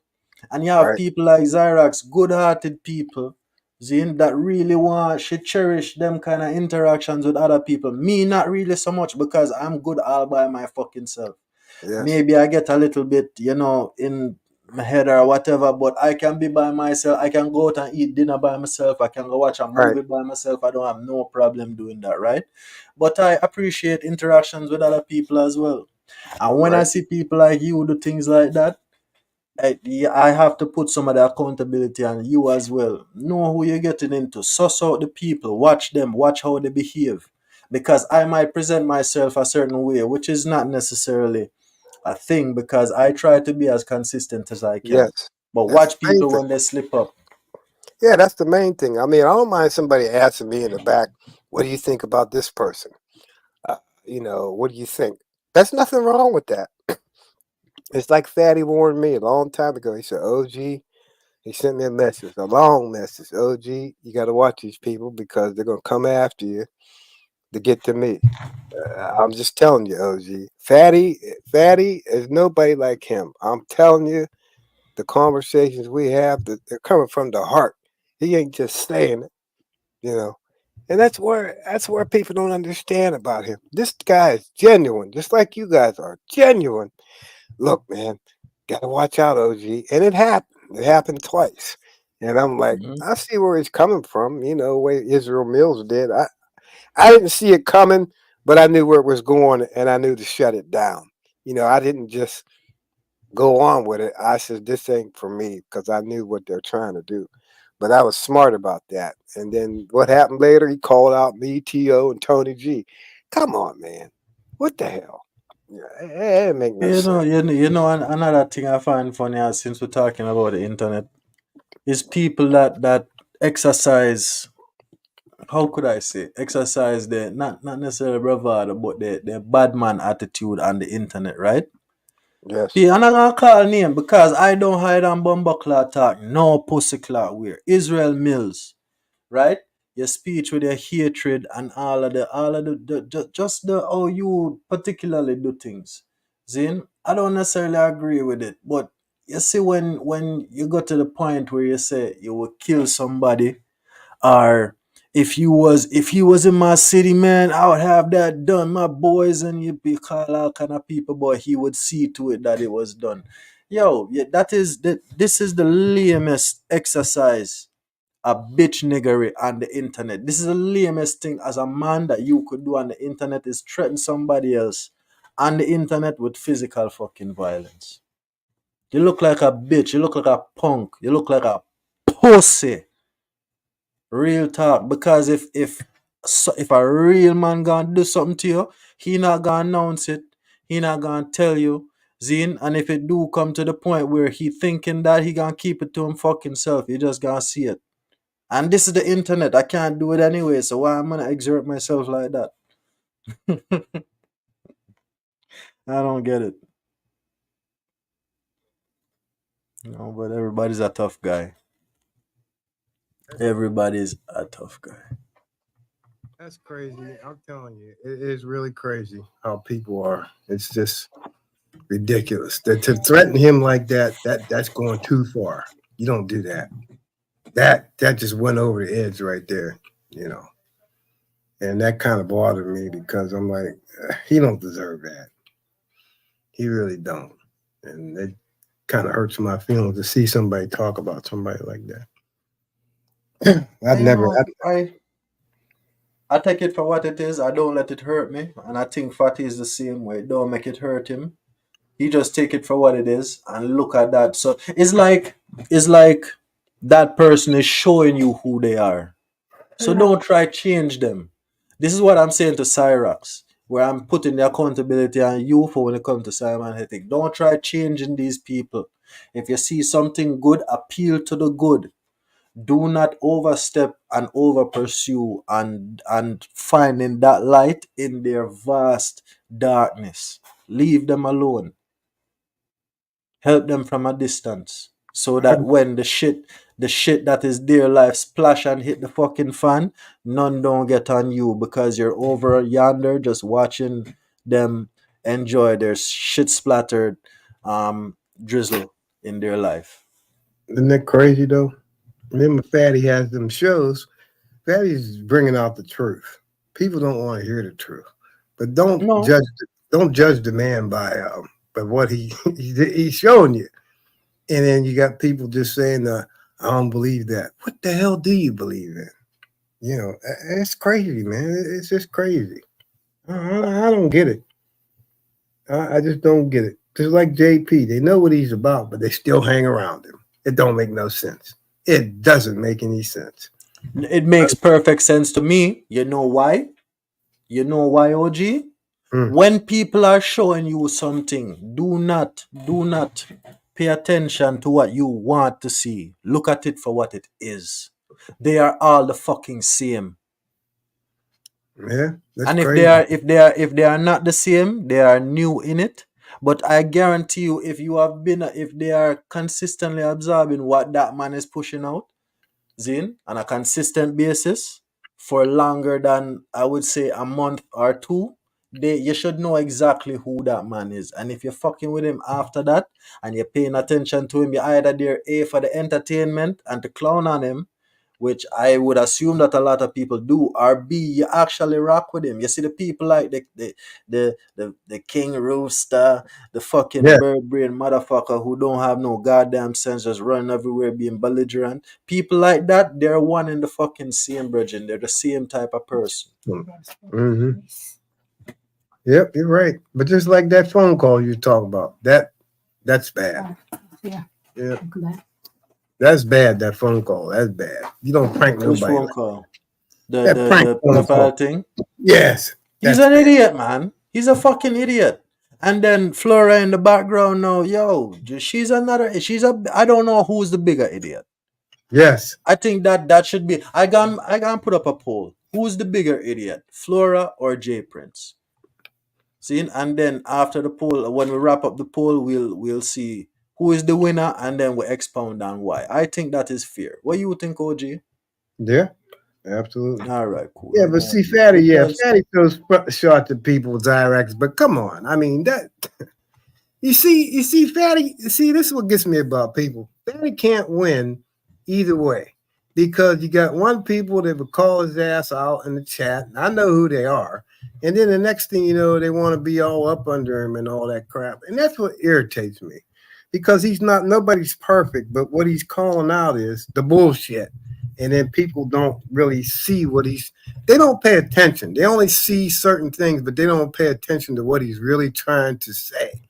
And it just irritates the hell out of me. It really does. People are something out here. I'm telling you. But when he did that, Mrs. OG's mouth hung open. When I played it for her, she's like, why the hell would you do something like that? And then she's telling you they're kids. Why would you do that? They don't care. They don't give a shit. they don't give not one fuck, OG. Nope. Nope, they don't. They try, yeah, and you know why? You know why she let him do it? Mm. Because they're trying to get views. They're trying to do their Yes. thing on social media, and they're trying to get clout and all of these things and do all of these ideas. Yeah, I heard Fadi talk about that shit already, and I 110% agree with him, Bridget. Now that I think Yes. about it, Fadi said, yo, when Fadi was fucking with him, he brought that shit up, and Fadi was like, absolutely motherfucking not. Fuck that, man. For Yes. reasons just like fucking that. One, I wouldn't do it because the situation of calling just random people can be volatile. And Yeah. two, this motherfucker is a loose cannon that will just do some dumb shit like that. Say that Yep. he is a pedophile. He called himself a pedophile on a phone call with a minor. Yeah. And then this is another thing too. Everybody making, let me start this poll. Everybody making allegation on a man because of a joke that he made, that Fatty made. Zine, Yes. everybody please vote. There's not a lot of people in here, but I will cast my vote. I think that I can't vote. Oh, fuck you, YouTube. But go and vote. You see it either Glizzy King or Trash Box. Which one is the bigger idiot? Because I think they're both equally stupid, but somebody has to take more accountability. I think Fatty was the smart one, so I would say Flora is the bigger idiot. Yes. Because she did not tell that man, fuck no, we cannot do shit like that. Who the fuck are you calling? Are you calling a friend? It would have been safer to call somebody that you know, Top Cat. Yep. That's crazy, ain't it? That's crazy. That just don't make no sense. That don't make no sense. And you don't understand. There's consequences behind that shit. If somebody really wanted to, take it to that level, man, there is. He thinks it's a joke. It's not a joke. Even to say that he's a pedo, that's just going over the edge right there.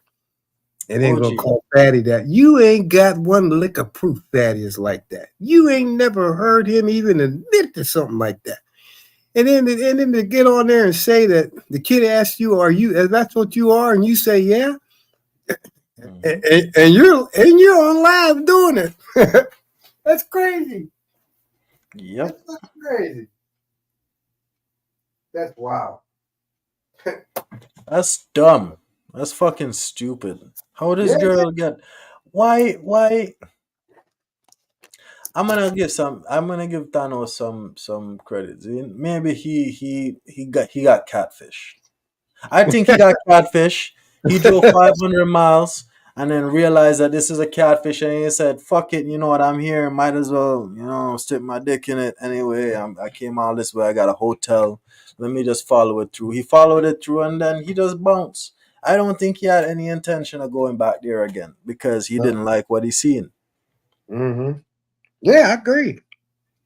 But then again, here's the thing, 187. Then again, you see what happened to him? She come out with all that stuff. And that goes to show you how messy and nasty she is. She come out with all that. Remember when she brought it all out, getting on him, and he did this and he did this? Man, that shit was that was crazy. I want to point out something. You see, anything that he talk about, anything that come out of that man mouth when he is live, they both want to talk about OG. The difference is, Zine, one don't give a fuck about how he says it. The other one wants to be careful about how she communicates it. That is the only difference. The content being presented is what they want to talk about. They both have a mutual hate for somebody. That is what I believe brought them together. Yeah. Isn't that crazy though? And they keep going after Fatty and keep going after Fatty, and we keep warning them. Just leave me alone. I don't want to be bothered. Just leave me alone. Let me enjoy my panel. Leave me alone. Over and over and over and over. They just push him and push him and push him. And then when the bomb drops, they get mad. I ain't mad at you. I'm glad you did it. That's crazy though. But they can't tell me that Fatty don't tell people leave him alone. They can't. Nobody can tell me that. I ain't buying it because he tell them leave me alone. Don't bother me. Leave me alone. I'd stop telling them leave me alone.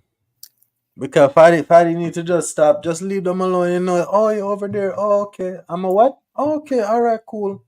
And then just do a fucking show. And then just light the forest on fire. Right? And then just sit in your lounge chair and then just watch it all burn. And then that's right. You gather the smoke the next day. I think that's what you should do. Yeah. But I do see how people having your nuts in their mouth on a consistent basis can be annoying to a certain extent. So yeah, I can see how all of his reactions are justified when it come on to talking about Lizzie Man. I love it though. I love it when he has them shows like that. He's burning people. I love that. I love it. Give it all back to him, and they can't take it.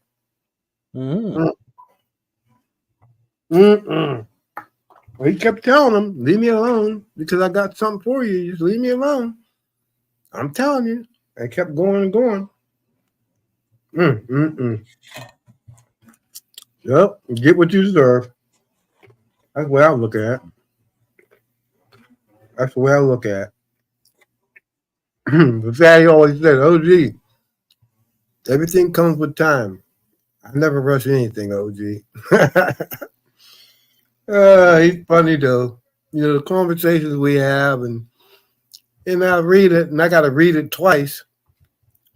I'm thinking, where is he coming from? And he's like, everything comes with time, OG. Just sit back and wait and watch. It's wild.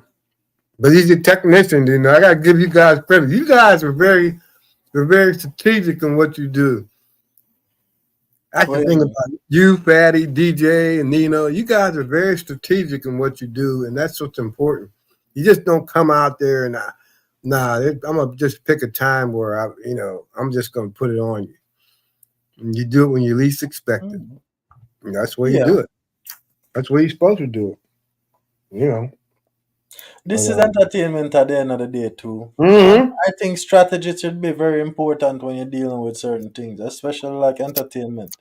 Yeah. Because coming on here, I'm not just coming on here to just sit down. I have to be a certain level of entertaining to attract people to come and watch the thing, Right.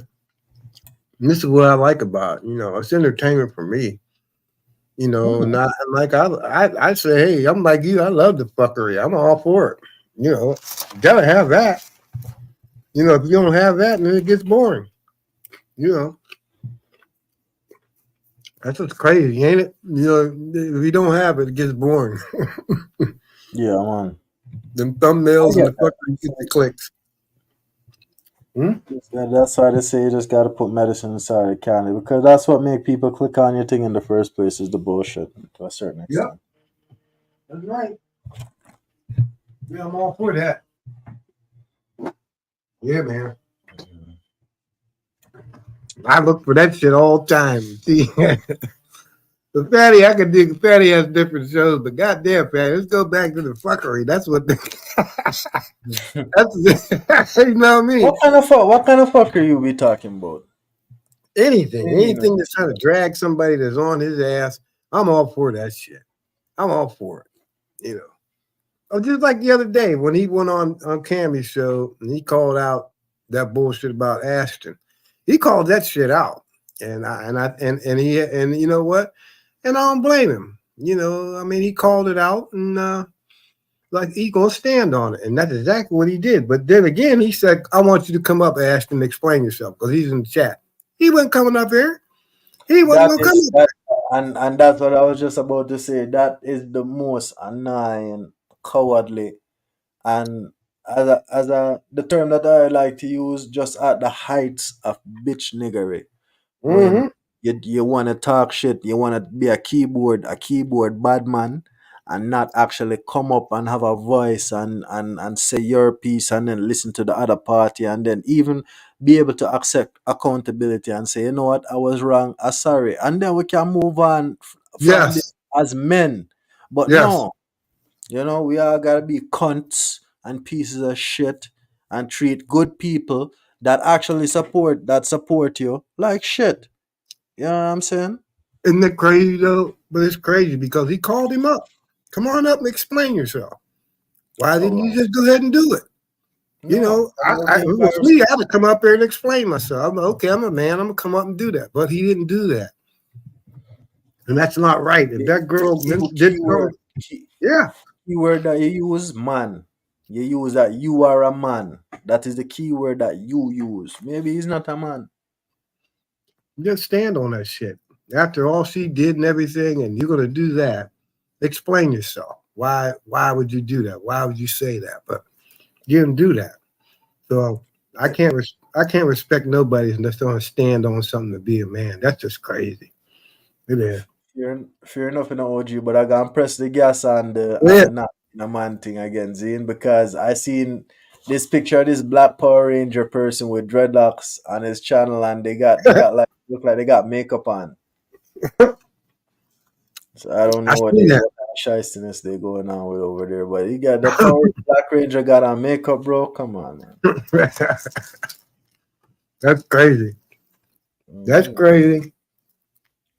Yeah, man. No, but I don't go too many places. I know where I fit in and where I don't. But like I said, that people just don't know who's in the clouds watching, and the shit they be typing. It's like, are you serious? You know, really? But I just hold back and don't say anything. I just watch, and then it's like all we can do. Yeah. But if you're gonna talk shit on my untouchables, I'm gonna clip your ass. And then I want you to stand on what you said. Well, you know, OG, if you see the thing is, if let's say if Fatty not there, right, and somebody, but let's not use Fatty, let's use like Nino. If Nino, Big Giz, Witch Doctor is not somewhere, and I am there, and somebody is shit talking them. I gotta listen to what they're saying, you know. But you see, when I get to my boiling point, I gotta defend my brethren. You see what I'm saying? I'm not gonna jump on with them or make them feel like, yo, it's okay for you to be saying that. I don't want silence or censor nobody, but you see, once you put out yourself that you're on that bullshit, I gotta check you, bro. I want you to communicate to the people what you communicating, and then I gotta tell you to suck your mother and fuck you. That's right. That's the way I look at it. I look at it the same way. Yep. Same way I look at it. I don't put up with that damn bullshit. I'll call it out. But you know what? Some people won't do that shit. No. Hey, they don't, they don't understand that. You know. Talking to Nobody's my 187. principles no more, man. You want to say hi to 187? I'll say hi. Hey, 187, somebody wants to say hi. Hello. Yeah. Hello, They can't see OG, how you doing? Good. How are you? That's Mrs. OG's daughter. That's Oh, her Miss daughter. OG daughter? Yes, Damn. because I'm not on the Okay. camera. He's not on the camera. She wants me to get on the camera, and I ain't got no clothes on, but I'm going to do it. Maybe she was. There you go. Oh, hi. Oh my God. Hi. Good day. What's your name? I'm good, thank you. I'm Alexis. Nice to meet you. Okay, my name is CJ. It's nice to Nice meet to meet you, CJ. But they call me 187 for the intended purpose of this. Okay. Nice to meet you, 187. Okay, it's nice to meet you too. A beautiful young lady, OG. Thank you. Thank you. Yeah, man. Yeah, she's a handful, man. Mhm. She's a handful. Her That's and, good. What, she the big lady got kids, or she in school? She going to college? she got one. My granddaughter's 6, and there's only Okay, one, that's good. and she's just like her mother. Puts her hands on her hips, telling me pap pap this, pap pap pap pap. Oh yeah, I got to deal with that. And her, when I come into Mrs. OG's life, she was how old? She was 9 years old. So imagine I've been around her since she was 9. You were like child. What? Oh, she's not your daughter. No, that's Mrs. OG's daughter. Okay. I got you now. 30. She says she's 31 now. But Oh damn. imagine I had to fight all the guys I had to fight trying to keep them off of her, man. I can see that. I can imagine that. I can see that definitely, man. You had to add like 2 straps. Yes. So it was tough because not being her biological father, even though her biological father was living, he really didn't want to be bothered with her unless Mrs. OG and him had a relationship. He didn't want to be bothered with her. Well, Mrs. OG told him he can kick rocks. He never really bothered with her. So she always had me in her life. And it was tough because I didn't raise her to be easy. I always gave her the tough love. And not too long ago, I don't want to be long-winded, but not too long ago, she says to me, I don't know why you never spoiled me or something. I said, if I'd have spoiled you, you've been out there having all kind of kids. So that's not the way I'm not the way I raised her. I raised her to be a little different. And I'm glad I did, because she's real feisty. She's feisty, and I'm proud of her. I am. She's 31 now. So you imagine from 9 years old to 31. My goodness. Yeah, man. And being in being in the house of 2 women. Oh my gosh. Yeah. It is what it is. It is what it is. You just got twice the blessing. Like gift and a curse, you just gotta hope that it just stays a present most of the time, Yeah. Mrs. O'Jesus, she was I think she's always been a disciplinarian. She just wanted to raise these kids the way they're supposed to be, but it was tough.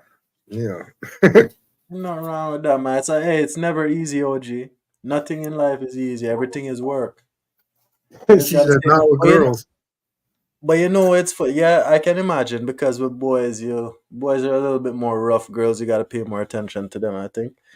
But with a lot of people, even looking at some of my acquaintances, because there are people I don't necessarily call my friends, because words mean things. Some of my acquaintances in life, these people have kids, and they'll be talking about like their baby mom, like she on some fuck type shit, and then I don't hear them talk about the kids too much. Or Right. one guy will say like, she calling him, asking him for money for the kid and this and that, and he telling her that, yo, fuck you, bitch, you got money, or you with this or that, or some bullshit. And I'm looking at the guys like, damn, man, you really gonna let that woman or that person dictate how you support your child, or the level of involvement you have in the child's life? I don't give a fuck about what she's on, OG. I'm gonna be in my kid's life. I'm gonna call my kid. My kid can call me at any point in time with any dumb fucking problem. My son can ask me, "Hey dad, what's that bird?" 1,000,001 fucking times, and I will patiently answer him every single time. Maybe that's an exaggeration, but yeah, I would never sacrifice being in my son's life because of how I feel about his mom. I would never do that. Even in the point where the mother is being malicious, Right. Gene, I'm trying to use the kid as a bargaining chip, I still would not do it. I would swallow my spit and be patient and have faith that the situation would get better. But I Mhm. wouldn't abandon my child for nothing and no one. Hey, Zyrax, Mrs. OG's right here. I'm double teamed. I'm double teamed today. See, I'm double teamed. I'm double I teamed wasn't today. I wasn't thinking about doing a long stream. I just wanted to review the Trump thing, but OG came up here to talk, so I figure I just kick back because I see this thing like pen pals, Zyrax. I say we're gonna do. Let's say we do another 30 minutes, 40 minutes. You can come up and kick it for like 10 minutes if you want. It's up to you, baby girl. Right. Mm. No, run down there, Lex. Damn. OG, I'm a good man. I'm a good young man in the OG. I'm a decent young man. I'm a hardworking young man. Let me shut up. Let me stop. Yeah, she says she's taken, so I guess that's No, I'm thinking. Did you hear? She's like, no, I'm taken. Yeah. Yeah, he's a good guy. Her boyfriend's a good dude, though. He is. And the thing about it is, both our birthdays on the same day. Imagine that. Okay. I would never in a million years think that, but both our birthdays on the same day. So, That's good, man. yeah, so I'm proud of her. I really am. I mean, I still need to get that cover. she gave us a wonderful granddaughter, and it's a blessing to me. So that's my inspiration. You want to say hi to Zyrax because he's bothering me. Hi, Zyrax. See? 187. Yeah, I miss you. I Mama OG. How you doing? I hope you're doing lovely. Hope you're doing well. Ah, boy. This is crazy. No, the only one I don't have here is my granddaughter. I guess she's You gotta put your where's she at? Okay, I'll be right. She's at the football field right now. Oh, she's over the football field. Or else she'd be tearing you up. 187. I'm gonna tell you something. That girl's 6 years old and talk like a 21-year-old. Honest to God. Yeah. I'm telling What you. is she into? Is she into like sports? Does she do Yeah, does we she do have her in anything on we have her computers? in gymnastics and all that. She does all that. That's And, good. That's good. she keeps her very, very involved in things, But she's been an inspiration for me. I really enjoy her because she's so loving, and that's the thing, Kids are just unbelievable. What am I doing? Got my glasses on. What glasses are you putting on? Don't let me. Wow. But yeah, we Zyrax, Mrs. OG's good. She's a yeah, boy.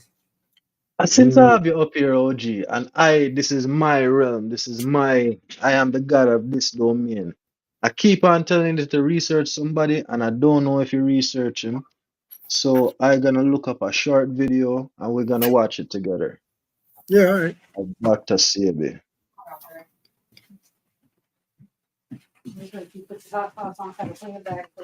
Boom. Let me see if this is. How old is your son? 187. Zyrax said. My son is he's 5 years old. He's 6 next year, March. 5 going on 18. That boy is like a little adult. Well, he's the Aries like me in March. That's when my birthday is, 22nd. That's wild. I think is that Aries? March 13? Mine's 22nd. Okay. His is the 13th. I don't know what sign that falls under. He's the Aries. But the Wow. colors out water, that one like a fuchsia and blue. Yeah. It's wrong. If I could say, hey, somebody cured AIDS, I'll be like, yeah, right. I think it's cute. 24 hours. I can't remember. We got to pick up the baton and run it across the world. Look at all these tweets. Please watch over and protect Nick if he's going to take over where Nipsey left off. He offered cures for incurable diseases. He offered hope and life to those about to die. What they will do with it. Are you seeing this, OG? You said. Yeah, I'm seeing him. I'm watching. Okay. It's the same thing they do with everything else. They will figure out a way for you to live with. This is how the healthcare hustle works. We bring you in, you're sick, we start you on treatment protocols that are many times more toxic than what we're treating you for. It just mind-numbing to see how we can allow people like this to come among us, poison us, and then live comfortable lives. He's an immigrant from Honduras who never went to school, college, or medical school. Yet the man known as Dr. Sabi. Yeah, I gotta stop it for fair use. But they're just talking about this is Dr. Sabi. This is his camp. I think he has down in Honduras. This is where anybody looking to get treated by him. This is where they go, right? He claims to have found the cure for several life-threatening diseases, including AIDS. Too good to be true? Well, you be the judge. He made Black people question the information that they were getting from their very own medical doctors. We have been misled not only by the foreigners that are not part of our race, but we were also hoodwinked by our brothers that was trained by those people. Dr. Sabi did not have to go through university systems once he realized that the knowledge was all around him, that he was walking over medicine. All right, so we're here at TASO, the AIDS support organization in Uganda, trying to get some answers. When I told my mama that I had cured my 13 AIDS patient, she said, they're gonna get you. Today, a Brooklyn man who masqueraded as a doctor has been arrested by the state attorney general. Can you cure AIDS? I have cured AIDS many times, sir, and I can cure AIDS again and again. AIDS has been cured by the Usha Herbal Research Institute. So I guess this just is like just glamorizing it, right? But pretty much OG, what this man focus, and he tell you straight up, he has never been to school for anything. He doesn't have any medical degrees. He just studies like herbs and herbology, right? So pretty much what happened, I think this was in '87 in New York. The either the city or the state or whoever, the government sued him saying that he was putting ads in the paper saying that he could cure people of AIDS, cancer, leukemia, paralysis, blindness, all kind of things, right? He was making false claims, and then he came to court. So in that court case, the judge asked him to produce 3 witnesses of people that you have cured and bring their medical records from the doctors who diagnosed them with the life-threatening diseases, your treatment that you have given them, and when they went back to the same doctor, and the same doctor told them that they were cured, right? Instead of bringing 3 people, he brought over 50 people into the court. HIV, AIDS, cancer, all kind of different things. What he focuses on is your diet. Is the things that you put into your body and you eat. She says she knows about this doctor. Alexa says she knows. So that's wow. She said, yeah, she's watching video on him. I'm like, really? She's like, yeah. OG, if you have the money, and you get a little break from how you're doing your treatments, or even if you can contact somebody down there, you can consult with them. I recommend that you do that. There was a man, I watched a video. Let me see if I can find it. This man had made a video saying that the doctors told him that he had 6 months left to live. 6 months, OG. I'm gonna find it. And this man said that he went down there and he stayed there for, I forget how long, but he went back to the same doctor who said that he had 6 months to live after he got all his treatment, and he changed up his diet and everything. The doctor was flabbergasted. The doctor was like, who the fuck are you? You are not the guy that I told had 6 months to live. You're a different person. A person who has you don't even have 1 bit of whatever I told you was killing you in you. Wow. That's crazy, man. That's wild. You know, to hear all that is really something. What I in the mean, the Reese's last peanut time, butter fuck is going on here? Hold on. Sorry, I just the typed in last, something. last time I went to my oncologist, he says years ago, um, for people to survive cancer, being at what stage it was, and I think he told me when I had both lung cancer and brain cancer. I was in a stage 4 situation where shit was bad. Shit was bad, and it wasn't like they gave me a certain time to live, but I knew uh, with that brain cancer that was I had like 4 spots on my brain at that time. Man, 187 things are going by so fast. I was going through so many things at that time. It's like I didn't even have a chance to sit down and realize what the hell's going on. And we had to deal with one thing and the other. And then the thing about once I got the lung taken care of, and I lost 45% of that. I think that's what they told me. Then they had to concentrate on my brain cancer. Well, all this time that they stopped my treatment for my lung cancer. Guess what happened? Everything went to my brain. So then they had to start worrying about radiation. Let me tell you something. I had to go every day for almost a month. The treatments. I could not miss a day. I was just telling her, I was like, I'm getting so sick of this, but it's something that I had to do. So it was just something laying on that table for almost a half an hour every day. And I'm thinking, my God, I'm being serious. I said, somebody must have jinxed me because, this ain't supposed to be this way.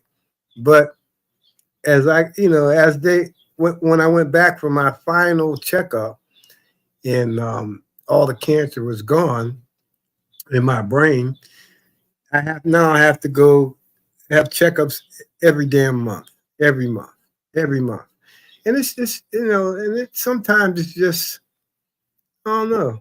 I get, at the time, I think about, I'm out of here. Then once I seen where, everything was coming around, I'm thinking, I got a shot, So now it's like you sit back and you wonder what's going to happen next. So it's like I said, you guys are an inspiration to me, and this is what keeps my mind occupied. So I don't really put too much emphasis because now I have to wait for my results that I had. I had a scan a couple weeks ago, so now I have to wait for him to call me to tell me my results. I'm thinking one way, and it could be another, but there's certain signs that you have brain cancer, and I don't think a lot of people know. There's certain signs that I have to deal with, like lightheaded, holding on to things when you feel like you're going to fall down, shit like that. And these are the signs that you know what I mean, that I know that if it's something like that, then I know what's going on. So it's like now I have to pay attention to things a lot more now because I know what I'm teetering on that edge and shit. So, but I mean, without you guys being my entertainment, I'd be in trouble.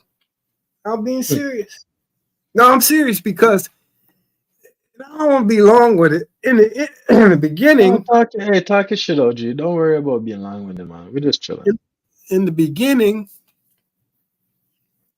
Mrs. OG's like, well, we're just gonna fight this, in the beginning.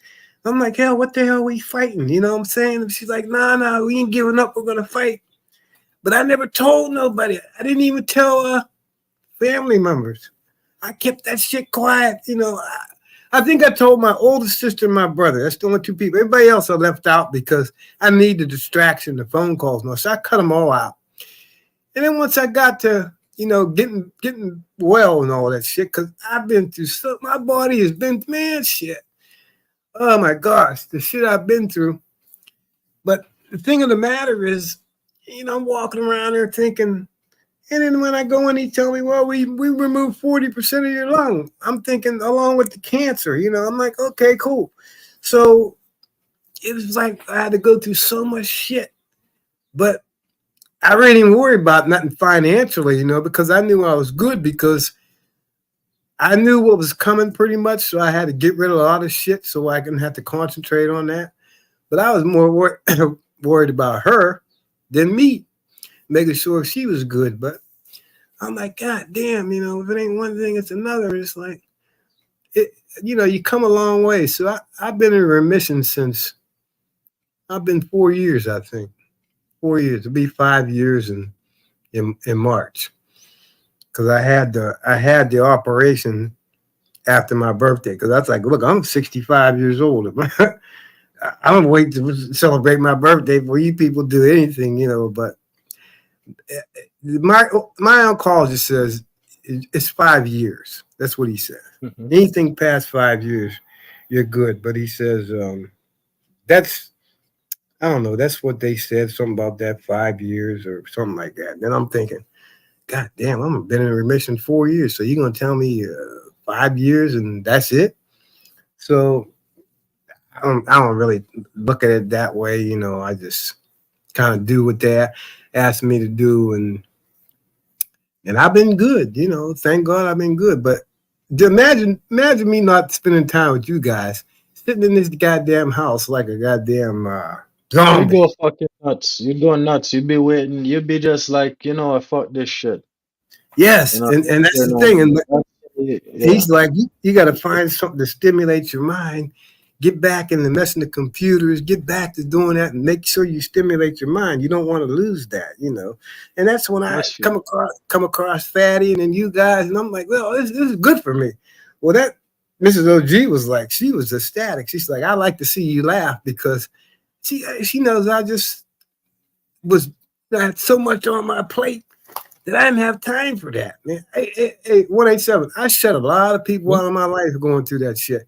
I did. I didn't want to be bothered with nobody, no family, no nothing.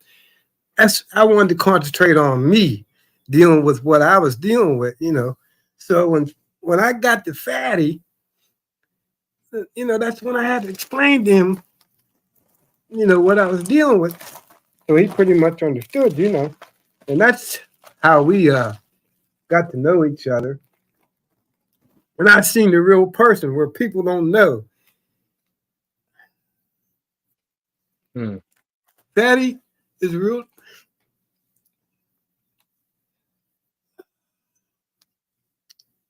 This is hard. What you say, OG? Fatty is a real dude. People don't realize that. What, the messages and all that. They don't know him. They really don't. And when people pass judgment on him and all that shit, that makes me angry because you don't even know this guy. You out there saying he's this and this. You don't even know him and to communicate with him like I have. So I can attest to that. So they ain't telling me nothing because I know it. He's an inspiration for me, just like Hamp. But then all the rest of you guys, you fill all you guys in. Oh man, that's like royal flush. You can't beat that hand, So this is what I rock with. That's why I rock with you guys. I don't buying all that dumb stuff.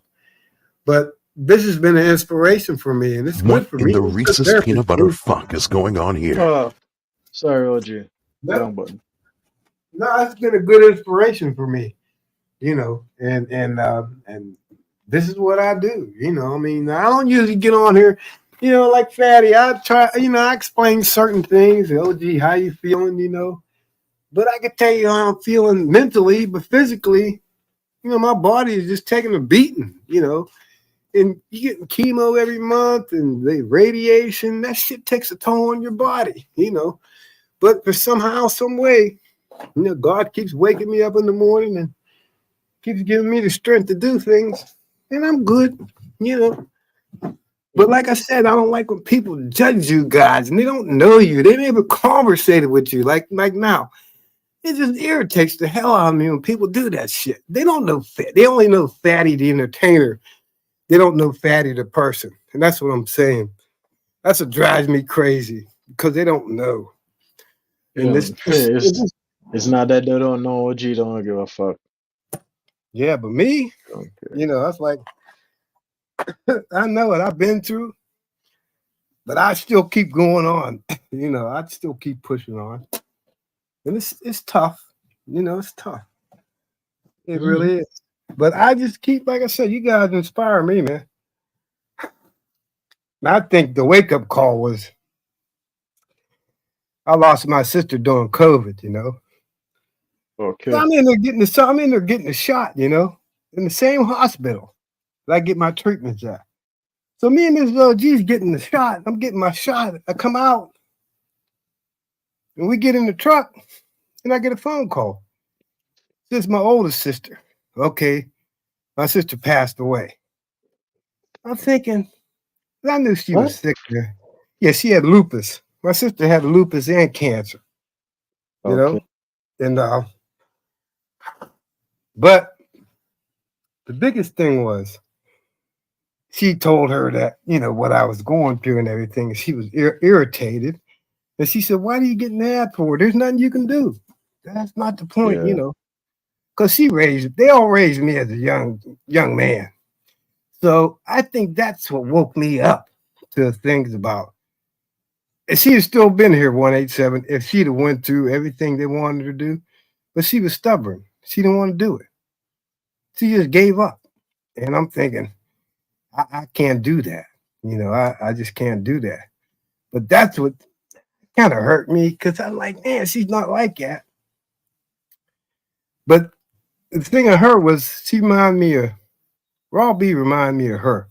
Her and Raw B was kind of the same. And I always looked at Raw B as being a sister because she acted just like my sister. And I'm like, damn, she's showing me things and this is how she was.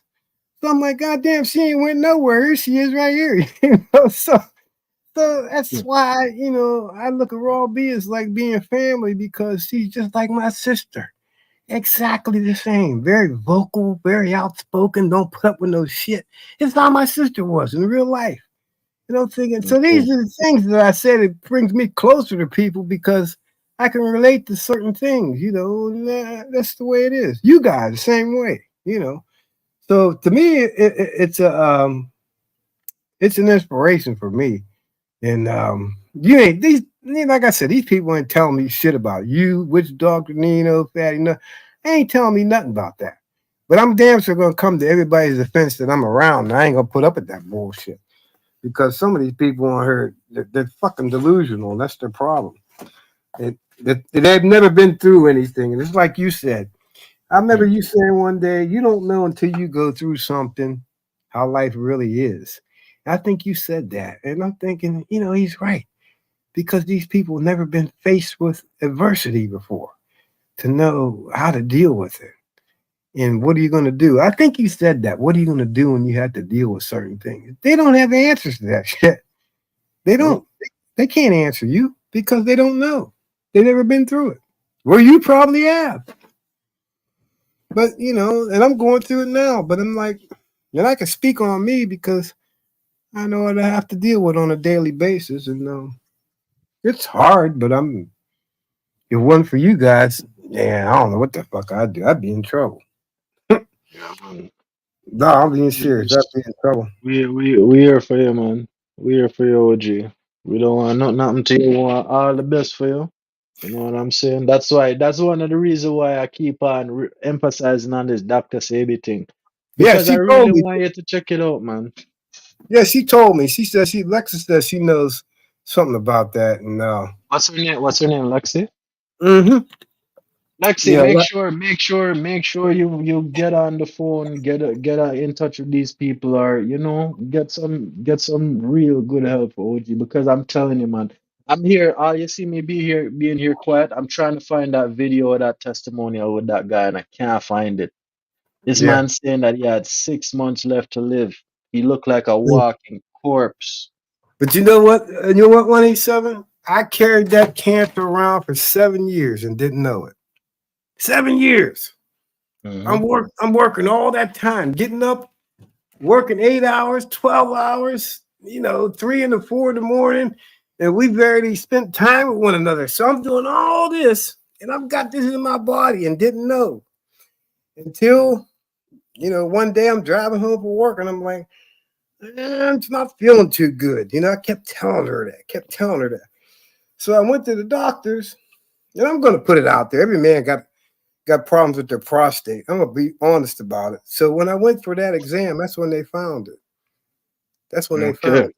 So That's not you don't have prostate cancer, do you? no. But the thing Okay. is, that's how they found it. So you go into a regular exam, and you got to go through all that and this, and this. So that's how they found it. And man, I'm gonna tell you something. The world crashed from that time on. So I had to leave work. I can I had to imagine. retire from work. I had to get out. And I told her, I'm like, look, financially at that time, we was good. Now you gotta operate on one income, right? So I had to go through a lot of changes. I got rid of every damn thing. Everything that was debt, I got rid of because I knew it was going to be an uphill battle. Now, Yep. if I wouldn't have did that, we'd have been in a world of trouble financially. We'd have been, it's just no way. So I had to go through a lot. I really did financially. And then after that, it's like, man, I'm glad I did that because if I wouldn't have did that, just think if something would have happened. It's like she got to pull the load herself. So, I'm glad I've thought about, people say God is amazing. It just shows you the different signs. You better pay attention to what I'm showing you because you're going to be faced with something. So make these changes. And the first thing I got rid of was my motorcycle. I got rid of that. So I'm thinking after that, okay, now I have to concentrate on what the next phase is. And I got rid of, my SUV. I didn't need it no more. So I'm a downside. I don't need it no more. So I try to just get rid of debt, erase debt. And I don't have it. I don't have a lot of debt anymore because I said if something was happening to me, I don't want to stick her with my debt. So that's mainly why I did it because I didn't want if something was to happen. I don't want to stick her with all that stuff. And That's fair. and I thank God I did. I'm like, yeah, I don't need that shit. My brothers is always there though. Anything you need, I'm like, I'm not doing that shit.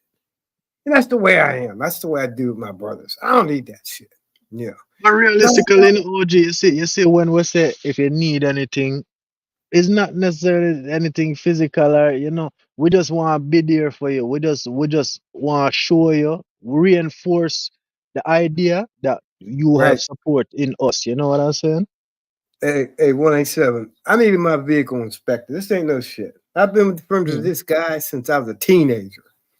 When he found out that I took my car over there, he said, you know what? You ain't paying me nothing. You're dealing with something. Your financial situation There you ain't right. go. There you go. Go ahead. And this is the way it's what friendship is. People don't realize that. Exactly, bro. You know what I'm saying? So it ain't about money, it's about friendship. And it's like, wow. He said, no, man. He said, no, I don't want your money. No. And I'm like, oh, you sure? No, I had the money. He's like, I'm not taking no money. Just go ahead. So these are the people that I have in my life outside of here that that keep in contact. Of course, my son, he's just like, he got his own life. And I always say, worry about your mother. Don't worry about me. I'm good. So make sure your mother's good. I'll be cool. I'm all right. But how kids are. It's like, hey, but he's 34. I mean, he's a grown ass man. He can do what he want to do. And that's what I tell him. Don't worry about this old man. I'm good. You know. But it's all who Yeah, you man, have that's around you as supporters. If you got good supporters around you, 9 times out of 10, you'll be good. And that's the thing people don't talk about today is about, you got people got going on, things going on in their lives, they don't say shit, and they wonder why they're bitter or, it's just, man, life's too short for that shit. Have fun and enjoy yourself. Quit being so fucking bitter. you That's know why I what like, I think. You know what I think, OG, the duration of life is it kind of don't matter right. because the only thing that really matters is here and now. Yes. And like I said, What happened 2 minutes ago? It gone already. yes. You know, when I lost my brother was 85. He had bone cancer. But then his daughter put him in a care home. You know, you ain't gonna get that type of care like that. And maybe I was kind of slighted because if he was in like a hospital or something, you know, getting his treatments and all that, but I gotta figure he's 85. So I knew it was coming. And then I'm gonna tell you this shit, and I can feel it coming. Honest to God, it's like spiritually, I can feel this coming over me. Something's gonna happen. And I was taking a damn shower, and it's just like something says, don't worry about it because he's good. You know, I'm thinking, well, hell, you know, what the hell am I, you know, getting emotional for because he's good. And the day, you know, it's like I said, the day we buried him, I'm around everybody, family members, you know, and they're like looking at me like, man, I don't have to shed a tear. You know, you grieve in your own way. You know how family members get it. You don't get emotional, that means you don't care. No, because that's not the way my brother was. My brother was he was a Marine and Army veteran. He was like, he never showed emotions about nothing. That's the way he was. They buried him with full military honors and all that shit. But he's never a person to show emotion. That's the way he was. He was tight knit like that. And I'm thinking, well, if I get here and start crying like a baby, he's gonna look at me like, what the hell's the matter with you? You know, it was funny as hell. You know, it was That funny. yeah, your brother sound like my best friend. My best friend that passed away from he committed suicide. He's a complex individual. Similar, he was a police officer. He didn't Yes. show emotions like that, Zin. But you Yeah. see, that was the reason why I said I was my best friend, is because I think I am. I think I can say this with confidence. I'm the only person that ever seen that guy cry.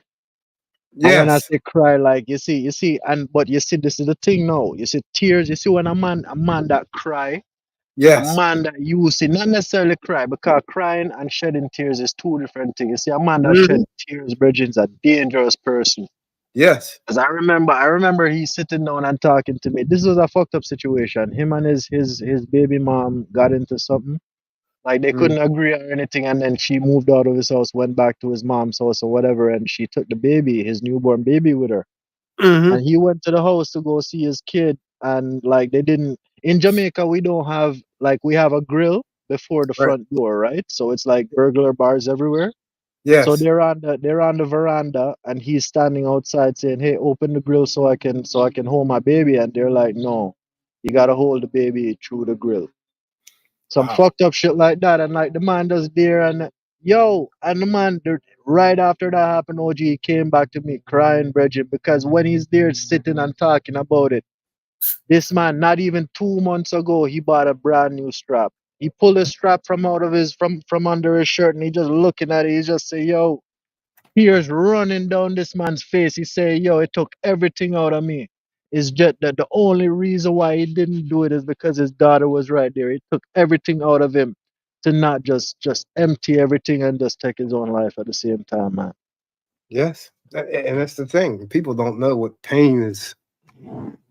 I see what you're saying. People don't understand that shit. They think for a man to cry is a coward. That's not, you don't know what that pain is, and people just don't understand that, you know. But I seen my brother cry one time, and he was pissed, but he was pissed to the point of tears. And I'm Yeah, like, man, Bridget, it's a dangerous thing, OG. Trust me. yes, yes, it was. And I'm like, man, I never seen him like that. That he was so mad with and tears start going. I'm like, man, I never seen this guy. Once. That's the only time I've seen him. Like you said, that's the only time I've seen him shed a tear.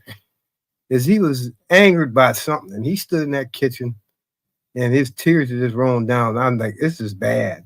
This is not good, you know. But around us, he's like, that was the big brother. You know, you looked up to him. That was the big brother. It's So always now, hard when them people go. yeah. Oh, it was hard for me, yeah, because now it's me. Now I'm the oldest now. See, so now my brothers look to me, and I'm like, and my sister's like, and she's older than me. She's like, we were laughing. I said, well, I guess it's on me. She said, no, it ain't on you. I'm the one. You know, we're sitting there arguing about who's the one. Who's the one? Who is Neo? Yeah, it was funny as hell because we're sitting there right at his funeral, after we buried him, we're both sitting there, we're hugging one another, and I said, "Well, I guess I'm the one." She said, "What are you talking about? I'm the one." I'm thinking, I ain't gonna argue with you. You're older than me. You're the one. But she's another one. We were kind of raised in the family that, man, you support one another. You're there for one another, and that's the thing about them. They were strong women. I mean, God, from my grandmother to my sisters to my aunts, they were all strong women. It's like, God damn, they could deal with all this. And there's some men out there that they can't go compare. And it's Yep. crazy. It's OG, it's just wild. you know who that is for me? That's my sister. Yes. That's the second person, because I'm the firstborn. She came right after me. She's 3 years younger than me. So I swear sometimes when I have some problems and I talk to her, Yes. it's like she's the older one. Yes. Real talk. Exactly. Yep. You're exactly right.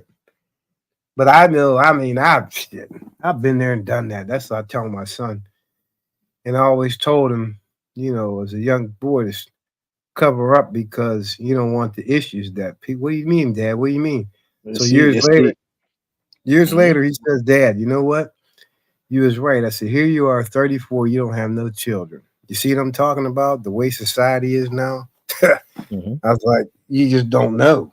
There's a lot of people that have good intentions and bad intentions. This is something you got to weigh out.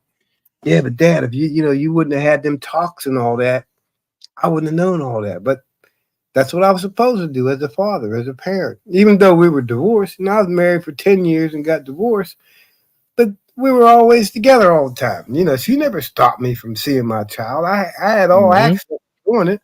She wasn't like that. No, no, no, no. You go spend time with your father. No, no, no, no. You call your father up. That's her telling him that. You know. So that's like I said, I never had no ill feelings against my ex. I didn't do that. We're friends. And then people say, you say that, and people's like, "Oh, you mean Robin don't have a problem? Why would she have a problem with it? That's just crazy." I mean, that's nuts. And it's like the conversation you were having when you said about having a friend, right? And doing something for your friend. Okay, Mhm. so he's been sitting there for a week, and you just figure, okay, you're like me. I would go put the damn thing up, go on, do what I had to do, and go on about my business. But Yep. you ain't over there for that. I mean, she's like, well, hey, let's just hang out and all that, and you see something that you've done, you But do it. but this is what they and that and this is gonna kind of move from what we're talking about. But this is what I was saying, right? Mm-hmm. We done did all of that already. Like Yes, anything that I would have been over there for, we already got it out the way. I was just chilling. She was making food. And I yes, looked over and I seen the TV and I'm like, huh. I like, yo, hey, when did you get this? She said, like about a week ago. I'm like, why you didn't put it up yet? She said, oh, I was gonna look for a handyman. I looked at her like she was stupid. And I just went out and got my tools and I came back in and I asked her, yo, where you want to put it? And she's like, oh, you don't have to do that. I'll get somebody to do it. I'm like, yo, just tell me where you want it to go. And I put it the fuck up, man. yes, yes. And that's the thing. She's my And what friend. Yes, and what pissed me off with that conversation is they're not seeing where you're coming from. I see where you're coming from because I've been in the same situation. And it wasn't about all that. Ain't nobody had that smashing on their mind. It was just like, hey, I'm coming over chilling. Oh, what's this? You need this done? Okay, I'll do it. Well, what's the big deal with that? That's what I mean. I don't understand. See, we kind of move the same, you and I. We kind of think the same, that it's not always about that. But goddamn it's about that damn friendship. That's what it's about. It ain't all about all that dumb shit that people talk about. They need to. I But don't know, even but but even though I have that point in the OG, I can see where they're coming from, because realistically, when you parse out what they're saying, we don't disagree. It's just right, that there's nuance that I am presenting that they're kind of just using hypothetical situations. right, right. But I see where you're coming from though, because I've been in that situation many times. Just like working on somebody's car. What did you need done or something like that? Okay, I can handle that. I'll do that. But that don't mean I had intentions of smashing her. You know what I'm saying? That's what blew my mind when they're thinking about, oh, you're thinking about is this smash, but it ain't got to be all about that. That's not on somebody's mind. It's just that. I mean, everybody thinks a little different. Mm. And that's how we are. We're just different type of people. If that's what works for you, then you do it. But if this works for me, that's what I'm going to do. But don't tell me what I had on my mind at that time. See, that's what gets me. But you was thinking that from the beginning. No, I wasn't. It just happened. There's nothing wrong with that. What the hell? I get no, hold on, but I gotta give them some credit because I do get what they're saying. Because Mhm. a lot of my friends, even though they're friends, I consider them as friends, I still Right. found them attractive in the beginning, right? Yes. Attractive enough to the point where I would at least see myself having sex with them. And but as I got to know them, they presented a lot of other qualities that I could appreciate as well, just other than the fact that they're attractive sexually. Mm-hmm. Well, I had somebody like that. That's why I got in trouble too, because and I'm like, Yeah. I don't, you know what I'm saying? I really don't want to do this, but it's the opportunity presents itself, and it's like,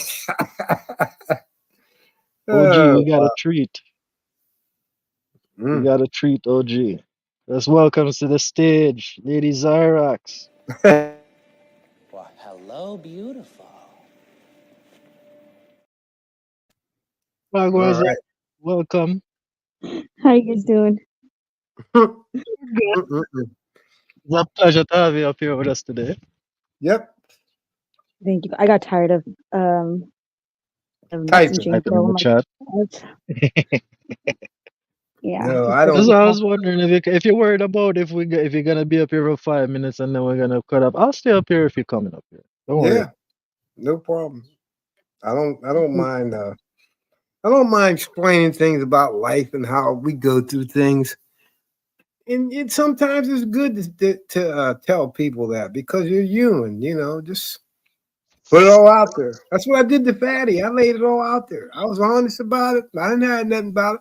But if something inside of me says, tell somebody, explain to somebody what you're going through so they know pretty much what you deal with in everyday life. Because some people don't know. Everybody on here talking about they got this, and it ain't all about what you got. It's not all about all that. I never looked at life as that, about what you got. It's how you live your life. That's what's important. And by Zyrax having what, 3 kids? That's a good thing. You're living a good life. That's a good thing. Not for I me, hope maybe for you. Maybe for you, not for me. I couldn't handle that shit. Oh my goodness, I couldn't handle that. One was enough, man. I told my son, I said, I enjoy having another child. He said, would you, Dad? I'm like, yeah. He pissed me off so bad one day. I said, I'll kill you and have somebody and duplicate you. She said, how you gonna do that? I said, I'll just find somebody the same complexion as your mother, and then I'll duplicate you. Damn. That was funny. That was funny though. That was real funny. But I don't mind doing that. I don't have no secrets. I've been there and done that, man. I really have. And I'm like, hey, if time's up, it's up. Ain't nothing I can do about it. But I enjoyed it. I'm like, hey. like Hey. I always said life is about managing expectations. If you don't know how, like you have to manage your expectations. Otherwise, you would, be all depressed if someone doesn't pull through or Right. if someone doesn't meet your expectations and you get mad. Like it took me a while to understand that because for a while like my even like I have well my husband said I have like unrealistic expectations when it comes to our kids, but Right. then and I had to like reevaluate what exactly am I expecting my kids to do, to perform, are they up to par? And I guess like with me, because my kids are like they're close and they're free spirited and yeah they get loud and stuff like that. Me being even though I was born from I had a lot of brothers and sisters. You would think Mhm. that I would be used to loud noise and stuff, and I guess like it like bothered me for a while, and Right. so I had to decide, should I let them, should I let my kids be free and and learn to tune it out Right. and not get mad at them, because if I'm gonna get mad at them for just for just seeing a little bit louder than than a typical kid would, or or whatever, that's unrealistic, and that's, I feel like that's wrong on my end as a parent, because I feel like that's you're sort of um like you're supposed to just let your kids be free. You if you're gonna get mad at them, then I feel like it sort of takes away their shine, the Right. innocence, and so yeah, so I had to learn to deal with myself, deal with my emotions, and learn how to tune certain stuff out and not Right. let little stuff bug me. Mm. Yeah, you remind me of But my ex because that's the way she was. She would just, I don't know how she did it. She can zone things out. Sit there and read a book. She was always reading books, but she would zone things out. And I'm like, don't you hear that? She's like, that is OG. That honestly, that's a sign of intelligence. That's a yes, sign that somebody is aware of the fact that they can discern things that are important and things that are not so important and more or less meaningless, so they can just put the energy into things that matter more. And if they got right, to deal with something that is toxic in a certain nature, they can approach it in a logical standpoint and not add to the toxicity. So yeah. yeah. That's like when we met one another, I knew the type of woman she was because I knew how she carried herself. And she was just not like that. And to be funny, I remember I bought her a negligee. She's like, "What the hell do I need this for?" She's But you like, know what though? But you know what the OG, and I'm gonna give it to you in a sec, Sarah. It's funny said something, like who I think he asked a question like who is going to these women's houses to go eat food, like if they're cooking for them yes, or whatever. Yo, I want if I'm taking somebody seriously, right? I don't right, want to just be carrying you out to a restaurant every minute. I want to see your house. I want to see right, where you live. I want to see how you keep yourself, where you keep your surroundings, and I want to see where you can cook because I love a woman that can cook. My yes, woman have to can cook, not necessarily Jamaican food, but yo, you have to can go in the kitchen and do something. We're yes. not gonna be buying Uber Eats and going to restaurants all the motherfucking time. I agree. Yeah, I agree. And that's how I did Mrs. OG when I met her. She's like, first thing you asked me is like, "What do you like to eat?" And I'm like, "This is a shocker to me." There you go. There you You know, go. I love black them women. questions. Yeah, black woman asking me what I like to eat because a lot of these damn women they ain't worried about that. They're worried about what you can do for them. But that's the thing. That's why I said we're different. Everybody's different, and when we talk or you talk 187, they think you're full of shit. But this No. is not necessarily the difference. There's a difference. Everybody is different, Gene. Yes. But the difference is the values, OG. We Yes. don't value shit. People, let me not say we. People don't value shit no more. Mm-hmm. Right. People value money. People value what you can do for them. And once all of that goes south, then you can do nothing for them anymore. So you're not valuable. They go to the next person. That is Mhm. life. Yep. Yep.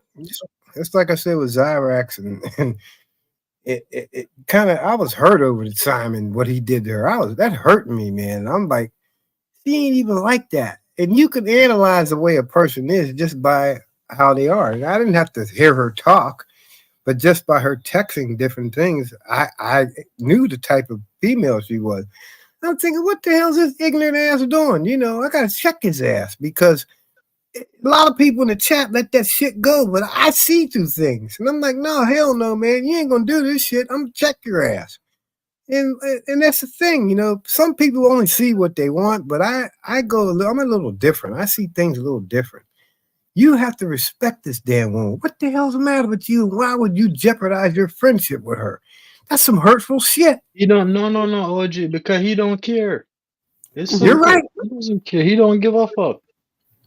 You're right. That's why I say, Cyrax, I hold you accountable too. Because when you see Mm-hmm. that shit, what you have is a diamond. You got a 50-carat diamond, Zin. Don't give it to swear. Don't no, you have a large pearl, very beautiful pearl. Don't give your pearl to swine. They will Yes. trample it and then rent you to pieces. Yep. And I always said that somebody told me there's two different types of friends. There's friends in need and there's friends indeed. And it took me a long time to understand what they were saying. That the friends in need is going to use your ass until they can't use you up no more. And then your friend indeed is telling you, didn't you see that? Or, why didn't you notice that? So, yeah, I mean, that's exactly right. He's just a friend in need. That's all he is. He ain't a friend indeed. A friend indeed wouldn't have did no shit like that. These people is crazy, man. They're nuts. There really is. So I look at my ex as being a friend indeed, and she's always going to be that. And then when I said I'm going to love her until I close my eyes, oh, you're crazy. You're still over there. You're still over there having. They ain't got to be about all that, man. They don't get it. I mean, hey, I told Mrs. OG that from the beginning. I was very honest and laid that out from the beginning how I felt about her, and they met one another, and they're the best of friends. She don't think about that stuff. That's crazy. It's nuts. Where other people say, I don't even talk to my ex, I leave her alone. No, no, no, no, no. I've done that for years. All these years we've been together, that's as many years as I've been in contact with her. And like I say, I do it because I don't need that conflict between my son and me and his mother. I don't need all that shit. I don't. And I always told my son, I'm gonna always love your mother, and I want you to know that. And I, you know, I had to swallow my pride and explain to him why we got divorced. And after that, after I got done, he says, Dad, I don't care what it was. You're my dad. I'm still gonna love you. That takes, Exactly. you know what I'm saying? I The don't kids care. don't gi- the kids don't No. give a fuck. They do, but they don't. Yes. And for him to say that, that's a grown ass man. Dad, I don't Hmm. care. You're my dad and I love you. And I don't care. That don't matter to me no more. But you see it, that's the difference. How you raise your kids. That's the total difference right there. I mean, hey. Hey, But I Zyrax, mean, feel free to chime in, baby girl. yeah. Um, yeah, I'm still good, good friends with my ex. But we don't, of course, I don't have any kids with him, but then, but we're still good friends because we were friends before we got together. And then when we got Right. together, then we dated for about almost 6 years. And then I, I left him Well, and you then see, I got with my husband. Uh-huh. I'm gonna say something to that in a Zyrax. Go ahead. Even though I say that I am still friends with all of my friends, right? Mm-hmm. There is still a factor of there is still a potential for rekindling the fire that we choose to put aside. You know what I mean? Because I can still call up all of any one of my friends and have any kind of conversation I want to have. I don't Yes. like to leave people on bad terms, with the exception of one person who was an absolute demon in my life. With the exception of that one person, I maintain a good relationship with everybody else. Right. But I Yeah. know that I can always open that door again. So on a female side, you guys should be careful. Yeah. And realistically, I can want to enter that door all I want, but you are the one that has to open it. And I No, think you're a good enough person for that. yeah, it's, you know, like rekindling. No, it's like once I leave the relationship, it's like closed. The rekindling or factor or whatever. Yeah, it's completely closed. You know, I still like we still talk to each other. Like he has come over, my house. Of course, met my husband, my kids. We've had like gone out to dinners. And Mhm. so yeah, there is like Well, like and the you and reason your why husband and him and his like a double date when you say dinners. no, like yeah, he has gone with us to dinner once with my husband and my kids, but then a few other times it's been like me and him, and I would bring like one of my kids with me or whatever. Mhm. Hmm. Yeah. I know. A lot of people think, that's like I'm disrespecting my husband, but like, of course, for me to be able to do that, it has to be okay by my husband, and my Right. husband's okay because he trusts me. He Right. knows how I feel about my ex and how I mean, I have a family. I love my husband, so like he has nothing to worry about. Yeah. And it's to me, I just feel like because I'm used to it emotional. So if like I don't like you, I don't like you. You Mhm. know, And so, Fair yeah, enough. I don't see anything wrong with it, but I can see why people would have a problem with it. But Right. you just have to trust your partner. I don't know. That's all. You just have to trust your You partner. know, but that is the thing with me. It's not even say trust. Is trust to a certain extent, but it's more give them the benefit of the doubt. You give people the rope to do what they may with it, you know? You Yes. can either Hmm. use the rope to climb the hill, climb up the cliff, you know, Mm-hmm. or you can use the rope to hang yourself off a fucking tree. The choice is up to you. But you see, once you show me what you want to do or what you're doing, Mm-hmm. then hey, I'm not gonna try change you. I'm not gonna try sway you, right? Mm-hmm. Maybe depending on how I feel about you, I Mm-hmm. will extend it a little bit. But no man, once you show me what you're on, I can't me trying to change you is putting myself at risk. Let me put it that way. Yeah, man. Hmm. I know. Yeah. I've been in them situations. I don't think none of my exes want to be involved with me. Girlfriends. I don't think so. 'Cause No, I burned a lot of bridges. no, bro. Right. Like I never been on that type of time with a woman. I never see. It's not like I don't find women formidable, and don't take that as a bad thing. I just see you guys as soft and beautiful and feminine. When I hear the phrase "get in touch with your feminine side," to me that is like physically touching a woman. That is the only way I can get in touch with my feminine side. Right. Engage with you guys and understand how you think, and that is Mm-hmm. getting into my feminine side. So, mm, That's crazy, ain't it? yeah, man. I did a lot of dirt, man. I told you about this time. This girl was taking me to work, and the other one was sitting in the parking lot watching. Never said Yeah. nothing. When we got to the stop sign, she's like, "Get the fuck out of that car." I told that girl, "Don't you stop driving. You keep going till you take me to work." But then I had to explain that shit afterwards because both of them was hurt. So it was like, "You're in a mess, man. You got to get out of this." And I think at that time, that's what God's saying, that you can't keep doing this. You gotta change what you're doing because it's gonna end well for you. And that's when I met Mrs. OG. I knew it was time to just get out of that. You're too good. You're too old for that shit, and that's just what you're doing is not right. And I'm saying karma's a bitch, and that was my karma, I guess. So yeah, I believe that shit. But I look back and I'm like, yeah, you did all this shit wrong. And I'll tell my son, I would lay it out to him and said, hey, don't get in your situation like this. And the worst thing you can do is say that word "I love you" because some of these women take that shit to heart. Just be honest. Don't say it unless you mean it. That's the way I Mhm. look at it. If you don't mean it, don't say it because some of them take it a little different. Because females are sensitive to certain things, and that's why a lot of men out here don't understand.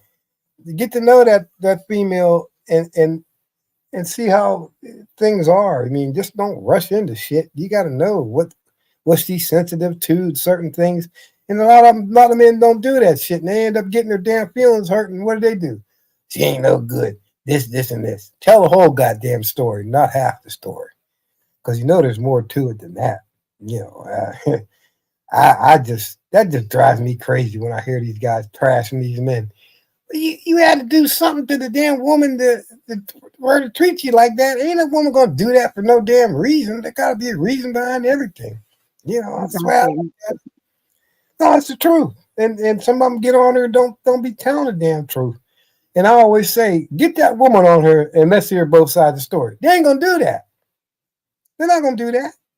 So that's why I said I always have Mrs. OG on backup because if somebody tries to say you're lying, I'm like, well, I was just sitting right here, ask her.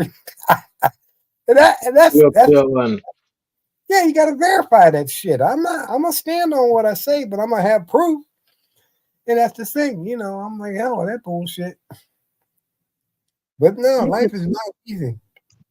Mhm. People just need to take, like I would always say this, people need to take the time to like to introspect, to get to know themselves, like before you jump into a relationship, like ask yourself, like, what are you looking for? Do you feel like you want a long-term relationship or a short-term relationship? Are you ready to Right. settle down? And I think people just jump into relationships, and that's why there's all the, that's why we have the problems that we have now, because people will just get into a relationship. Those, they either, will, some will hit it and quit it. Some, Right. will have the hearts broken and stuff like that because people aren't really honest with one another. Like if you're ready to They're settle not down, you honest. should just tell You that said it the person that you're first. ready You to settle said it the down. first. You said it the Yes. first time, Zyrax. They're not honest with themselves because they Hmm. don't. Hey, you see what you said. What you just said is a very powerful thing. You see, understanding oneself Yes. is a very powerful thing because when you understand yourself, you understand what you will and will not put up with. Then you will know exactly what the fuck you want, and that Yes. Hmm. question would be more easily answered. I agree. Hmm. But I'm seven. Do you believe this? That if you're out here smashing, right, and you have a Mhm. tendency to know that you're like that, and then you get married, you ain't, you need to leave that alone all the way before you get married because 9 times out of 10, you're gonna go out there and do the same damn thing. It's like Mm, just what I'm saying, just wash yourself of that shit, the outside life that you've been doing. And then when you get married, you can't bring that shit in your marriage because you're gonna go out there and do the same thing. it depends. Yeah, I It mean, dep- get rid of all that. I'm done with that. But if you're gonna I, continue, if you're gonna continue to do that and then you get married, you know what's gonna happen? You're gonna always be out there looking. That don't make no sense. It don't. you Just see, get you see the type of person that's always out there looking for this pussy. Just you gotta have different bitch in your bed a different woman in your bed every night and all them kind of things. Them type of people to me is kind of what is a good word to you? Weird. It's yes, a weird thing because you just it's not I don't want to necessarily say objectify, but that is actually an accurate thing to say. Objectify women to just say, yo, you're only a piece of pussy and that's it. right, You're smashing. I'm trying to see how much of y'all I can fuck before I kick the bucket. It's that yes, type of deal. It's yeah, like you have no direction in life. You just crashing the fuck out. yeah. I mean, take Zyrax for instance. Say she's messing with somebody and all he's doing is smashing, but she wants to get married, right? So here this dude is, he got somebody good, but yet he don't want to leave that damn lifestyle. All you're doing is hurting her. They don't understand that shit. That you got a good woman, but here you are figuring, well, hell with that. I'm just gonna keep going out here doing this, but I'm gonna marry her. You're gonna go right back out doing the same thing. It Hmm. don't make any sense. It really don't. You got to leave that other life alone to carry on a new life. You can't bring the old life into your new life because right there, that ain't working. They ain't working. Because that's like being an alcoholic or a drug addict. You think you're clean, but you have a tendency to just go back out there again. Nobody wants that shit. You either got to get done with that and say, I'm done totally, and then move on. But some people don't know how to do that shit. I don't. What are you talking about? I think Like, those guys that yeah, OG's talking about, basically unfaithful people yes, because you say that you're ready to settle down, and then you settle down with someone, but then you're still like unhappy, so you're still going outside to yes, whether to get pleasure or validation. I mean, right, there's plethora of reasons, but to me, I feel like those people, I wouldn't necessarily call it like weird, but then I feel like those that are like that, I feel like it's because they're missing something in their life. And right, I'm not saying that, I'm not saying that that's a bad thing or whatever. I feel like it's like someone who's not content. So like they're right, constantly on the search. right, And I feel like most of the time because of social media and stuff, it has skewed like the way they perceive like women yes, or even men, and um and so they get like because they're going, when you have the same thing again and again and again, you kind of get like sick and tired of it, and so yeah, I feel like they don't find like joy in like in a woman. They just, yeah, they'll just step, smash and then next, smash and next. And I feel like, those people, men that are like that are, yeah, they just need to find like a good woman. But then I don't know. But then again, they're saying that, oh, there's no good women these days because everyone is, a 3 or 4 or someone Right. that belongs to the street or whatever. I don't know. Right. I find it hard. I kind of, I don't want to say that that's true, but I don't know. That's what everybody in this manosphere is saying, that there's no good woman, that the good woman is like, acts like a 3 or 4 too, so you can't tell the difference no more. And I'm like, I don't know. I don't see how that's true, but To me, it ain't. You know what I'm You saying? see, 187. yeah, so what you saying, OG? But look at Rufus Truth. You know how he does? He always bashing women. You know why? Because somebody probably took him to the cleaners, and that's why he's feeling like that. But that's on you. If you seen that she was like that, why the hell you get rid of her? You should have just got left her alone. This is just an example. When I hear people talking like that, somebody probably either took advantage of them or hurt them. But what reason does it give you to lump all the women into one barrel? That ain't fair. You don't do shit like that. That's what I was fighting back with him yesterday. I'm like, you can't lump all these women into one barrel because one did you wrong. That don't make all the rest of them bad. You just, you just, it's not funny, but it is. It's like 187 said, if you didn't learn the first time and you're going to do it again, then that's on you. That's the way I look at it. That can't be that. They can't be that. That's just crazy. It's like somebody keep using you over and over. And you that blind, you can't see that? Get away from that. That's crazy, man. I mean, the stuff I hear is like all these men bashing women. You got to do something. You can't put it all on them. You allowed that to happen. Didn't God give you a brain to think? That's the way I look at it. Damn. It's crazy. I don't know. These guys are something, man. What kind of women they were dealing with? That's wild. I don't know. That's why I'm glad that Fatty, every his content don't usually focus in on that. He's all over the place, but he don't focus on none of that dumb stuff, And then I think he would say the same thing. Hey, OG, if she took advantage of you 3 times, who's the fault here? I'm his fault. Don't blame her. That's on me. That's common sense. That's crazy. That's wild. I don't know.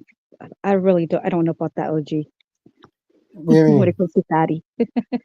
I mean, Well, Fatty, we've had our disagreements, but even though he's Fatty considers himself as a progressive, which like I am too. I consider myself a progressive. Fatty does have like a couple of I There's don't know how nothing to wrong say. with disagreements. There's nothing Well, I wrong know with disagreeing. exactly. Yeah. Me and my best friend, the both of them, the one that passed away and the one that's still here. Yo, we have some fucked up fights more time. Yeah. Where both of us have to put down our strap and say, yo, pussy, you gotta defend what the fuck you're saying. And he's Mhm. saying the same fucking thing and we end up scrapping it out. And then Yes. 2 hours later, we're at the bar having a beer, laughing about it. Yeah. Actually getting back, and then whoever was wrong say, you know what, bro, I was wrong. I was kind of in my feelings and shit. That's the type of life I come from. I Right. don't come from anything else, any other kind of bullshit. I can't like certain. Oh, I see some people move. I can't do things like that, man. Me It's like either. we can be friends and disagree too. Right. Exactly. And Yeah, but that's the thing I don't understand about this space too. Like, when you have a disagreement, you thought that you were cool with this person and then you have a disagreement and then what do? They run to like the opposition and then Yes. blame one with them. I'm like how, like I don't understand that. When you have a disagreement and say if it got ugly, you don't go and join the opposition. You just go your separate way. I But see I what don't you're know. saying. Yeah, I see what you're saying. But that's the way people are. We can see through that shit though. 187 will tell you that. We can see through all that bullshit. You know, you just watch the chat. The chat tells you every damn thing. You know. Bro, I don't be paying that. Yo, I live in real life too, OG. I'm not trying to be on this internet thing full time. You know what I'm saying? I'm not that much invested in it. Yeah, I wanna make money off of it, and I wanna be in this space to, to fuck around, because I've been fucking around with, like, not necessarily AI. You see a lot of my production that I do, a lot of Mhm. these thumbnails and shit I do, I don't like using AI. I do a lot of this shit by myself. I chop it up. I the fucking anything that I do. Like, AI is just too fucking easy. I Mhm. want to have the knowledge. I want to fuck around and find out. I Yes. find this thing interesting. I'm not making no money off of this thing right now. I just find the interaction very very entertaining and informative at the same time, and I get to hang around with people. I told you guys, this is like, to me, this is modern day pen pals. I'm Right. interacting with people from across the world, Mhm. different countries. I can Yeah. appreciate that. Yeah, that's the way I was growing up. I think a guy told me if it's worth doing, do it right, which means I don't care how many times you do it, just make sure it's right. And just like you said, 8187, it's easy to AI, but I want to do it my way and see what it takes to do all this. So it gives me experience. And I agree with that. I agree with that 110%. I want to know how things work. I want to know why. And that's the way I was growing up. Even with cars and all that, how does this work? Or they're explaining to me different things because I was learning. So later on in life, I knew exactly what I was taught, but it wasn't the easy way. It was always something different. Why can't you do it this way? No. That ain't the way it's to be done. Why you want to take the easy way out? Learn why these things go together and all that. That's the way these older guys were back in my day growing up. They wanted to teach you not only the shortcuts, but how to do it right. And you don't have to worry about going back over things again. And if you did have to go over it, you knew what to do. That's how I was raised back in the day. You know, and it was something. Because a lot of the old G's back when I was growing up, they wouldn't. They were all secretive about their stuff. They were. Mhm. Guys would do shit in the garage. They would have all windows painted black so you wasn't looking in. I ain't kidding you. I'm serious. That's how serious them brothers were. You wasn't seeing shit in here. It's like, man, why you got a little scratch out? That's his peephole to look out. I don't need you. It's funny. But you know what? It worked because people were like, how the hell did he do this? How did he do this? I can't figure it. I'm like, hey, that's the way it is. And then he wouldn't tell you something for years. I asked him questions for years. I would ask him. He wouldn't say nothing. It wasn't until he got older, until we sat down and have a conversation, and he explained to me everything. And I was in a state of shock. I'm dead serious. I was in a state of shock. The guy was a street racer. Nobody could beat him. They couldn't beat him. And they kept figuring out a way to beat him, but he was always a step ahead of him. He told me, he says, I would use things that I would use things that the box said not to use. I would use it. It is the way he was. It's like 187 said. He took a different route. He didn't go the route everybody else was going. He wanted to figure all this shit out by himself. Man, when he put that together, he left people scratching their heads. They're thinking, why the hell can I beat this guy? That was unbelievable. Yeah, it was. And I learned a lot from him. I learned a lot listening, and he always told me, don't let people keep taking advantage of you. Quit giving stuff away for free. Don't do that. Charge them. No, he told me all that. You're too easy. You're too soft. And I had to learn that stuff. But it's a lesson that I carry today. I just stand on what I stand on, and I ain't moving off that square. Why should I? If you telling me Xyrax is bad, I'm telling you I ain't believing that. Prove to me why. They can't do it. Mhm. They can't do it. So if you can't do it, then why should I believe you? That's the thing. It's like we're up here talking. If we had, I don't know, 10 people in here, if they would listen to what we're saying, then they pretty much understand where we're coming from and try instead of prejudge somebody. That's crazy how people do that shit. you know. But I like Cammy. I mess with her because I love her. You know, you ain't risen no damn buddy. You need to get out of here. Leave Carrie alone. You ain't risen. I got to start picking up a Carrie. Leave Carrie alone. You know, and I do it because I love from my heart. But then again, I do it because I want to harden her.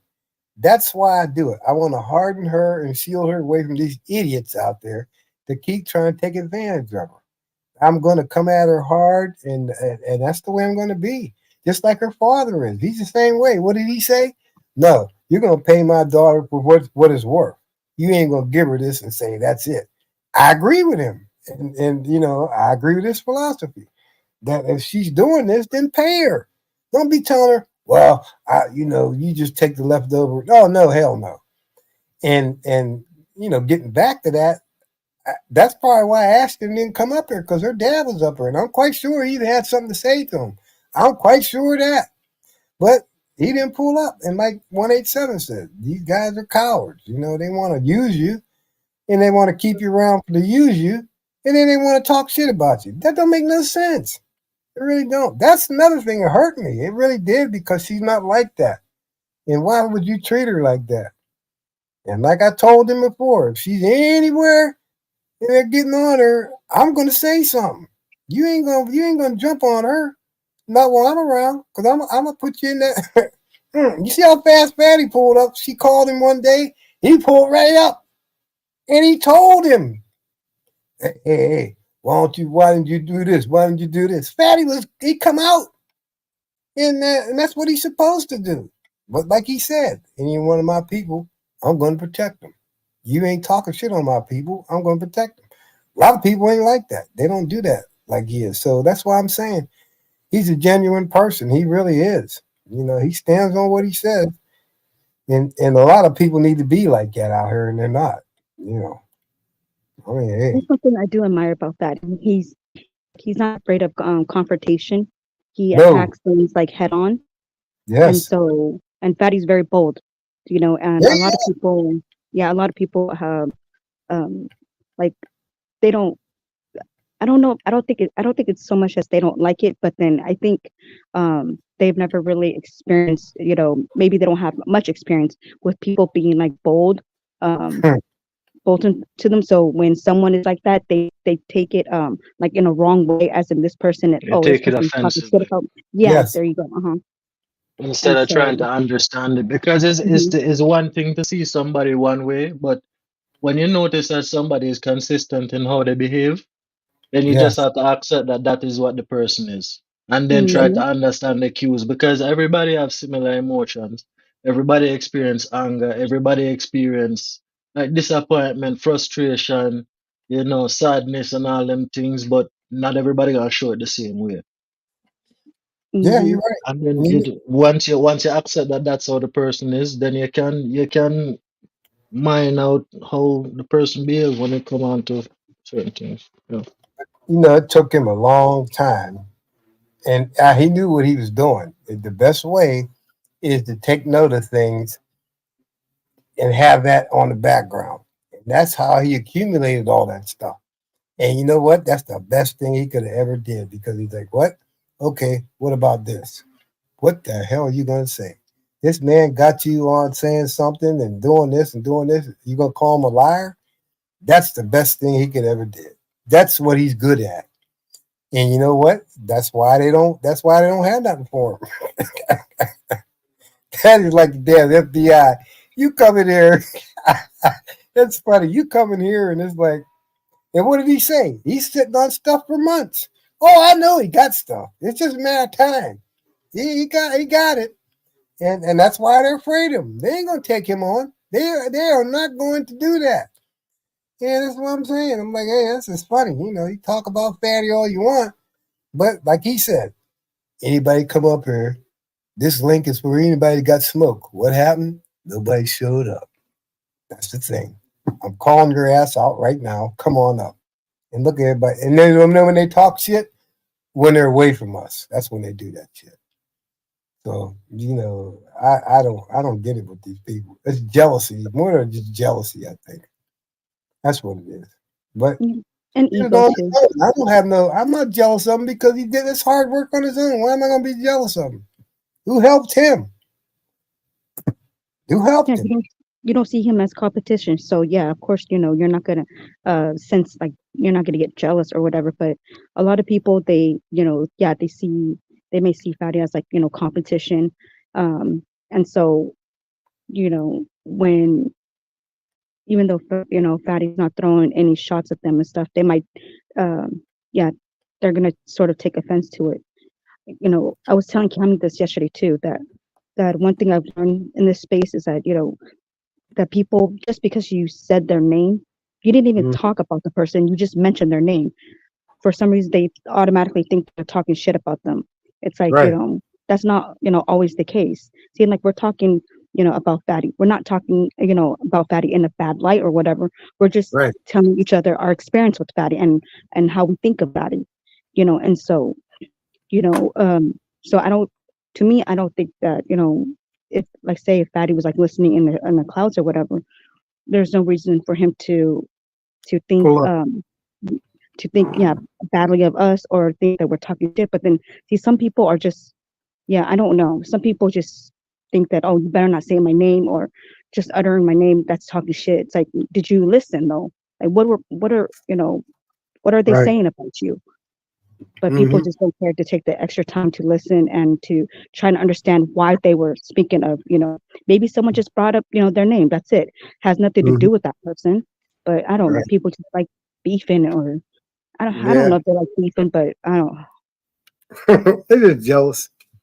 And trust me, he's everywhere. If he ain't everywhere, he's getting the information. And it's funny because he's funny. We could be having a show. 187 will tell you that. We could be having a show and Patty will come up. Well, I got breaking news, You're like, how the hell is this shit coming? It's funny though, we could be sitting there, everybody could be in the chat. And then all of a sudden, hey, I got breaking news. What do you mean? It's wild. But that's why I like that. I like when Fatty goes after him because what's their reply? And they could be in the chat. They won't come up. They will not come up. That's crazy. I remember one time I was on the panel with Simon, right? And of course, Simon will always like he used to always give me, shit for supporting, Fatty, who's supporting, DJ and and so he would always question me and stuff. And then yeah, he was like, he kept mentioning Fatty, and next thing you know, Simon, I noticed that Simon got like nervous, right? And he was like, Mhm. okay, and then next time I see Fatty pop up, and I was like, Yep. well, say his name, one too many times, he's gonna pop up. That's what you get. Yep. It's Sure funny, enough, ain't yeah, it? he would pop up on Simon's channel. Ain't it funny? People, and I always say you put out that Fatty signal, he's coming. He's gonna come. That was wild though. Listen, I get charged out. That's funny. Oh man, you guys are something. 187, Witch Doctor, Nino, Big Giz, and Witch Doctor another one to show up. You bring his name out, he's coming up. He gonna show up. You guys are crazy. But I enjoy this though. This is what I enjoy: the entertainment of it and the back and forth, and and how Fatty can trigger somebody very easy. And JP's the main one. He goes off the rails, man. Fatty. Oh boy, I just laugh. I watch some of Fatty's streams with JP and I just fall out laughing. I just can't help it. It's funny. It's funny. But I love him though. I mean, I really do. I love him as a brother. And no, I would never change my mind about none of these guys. Can't nobody tell me nothing. Because I don't hear that stuff. You can go to on the other panels and these guys can be in the chat not saying anything. And somebody's up there just tearing their ass up, trashing them and all that shit. And they're just in there just, you know what I mean? 187. And you guys are just in there well, listening because that's what it's the fuck we're coming. here for, man. Yeah. It's coming. Go ahead and talk because we hear you. But the next thing you know, the man Fatty have a show and it's like, I got to do this show. It's like Israel. He laid that shit out, 187. He laid everything out. And you know what? It ended up that he didn't get no backlash. I was shocked by that. I'm like, the backlash was coming, but I never heard anything. So what does that tell you? The man did his homework. You know, Fatty's a technician, man. I gotta tell you that. He'll break shit down from point to point to point, and it's just unbelievable. I'm like, how the hell does he do all this shit? You know, it's crazy. And It's that is crazy. also the main reason why I don't cam up. What? Why? Why? I don't see nothing wrong with that. No, because Betty's such a jokester, so I'm like, no, I'm not camming up. No. I do it. I do it. Nine times I don't do it because 9 times I don't wear a shirt like Fatty. And on top of that, I got a port in my chest here. And I don't usually like to expose all that shit. Every once in a while I'll do that, but I have to adjust the camera to where it don't show my port because it looks kind of odd that I've had this for years. And it's like, ain't right, you know. Because Mrs. OG's like, now you got that port in there. They don't want to see that. It's funny, but I did do a couple, took a couple pictures. They had the nurses take a couple pictures of me having chemo treatment and how big the needle was that they had to stick in me, and people were shocked. They said, "My goodness!" I'm like, "Yeah, that's what you got to do." Huh? No, I was like, it's gotta hurt. Yeah, it hurts. It hurts just a little bit, but once you're used to it, you know, it's just a little pinch, and then you got to go through everything else, you know, after it's over with. So, you know, I like, hey, it is what it is. But you know, you have to show people, you know, and they think some people may be thinking you're bluffing, but you got to show them to prove it to them that this is what I deal with every month, you know. And she took a picture of the needle and how long it was and all that. And then I've had a few pictures of, you know, the bag of chemo and all, just to show people that, man, this is life, man. This is what people deal with that they don't know because it's never happened to them. But yeah, you never know. You know, people are just, I don't know. I don't know. They're At your weird. age, I feel like you shouldn't have to show anybody. People should, should um should take your words, at face value because you are.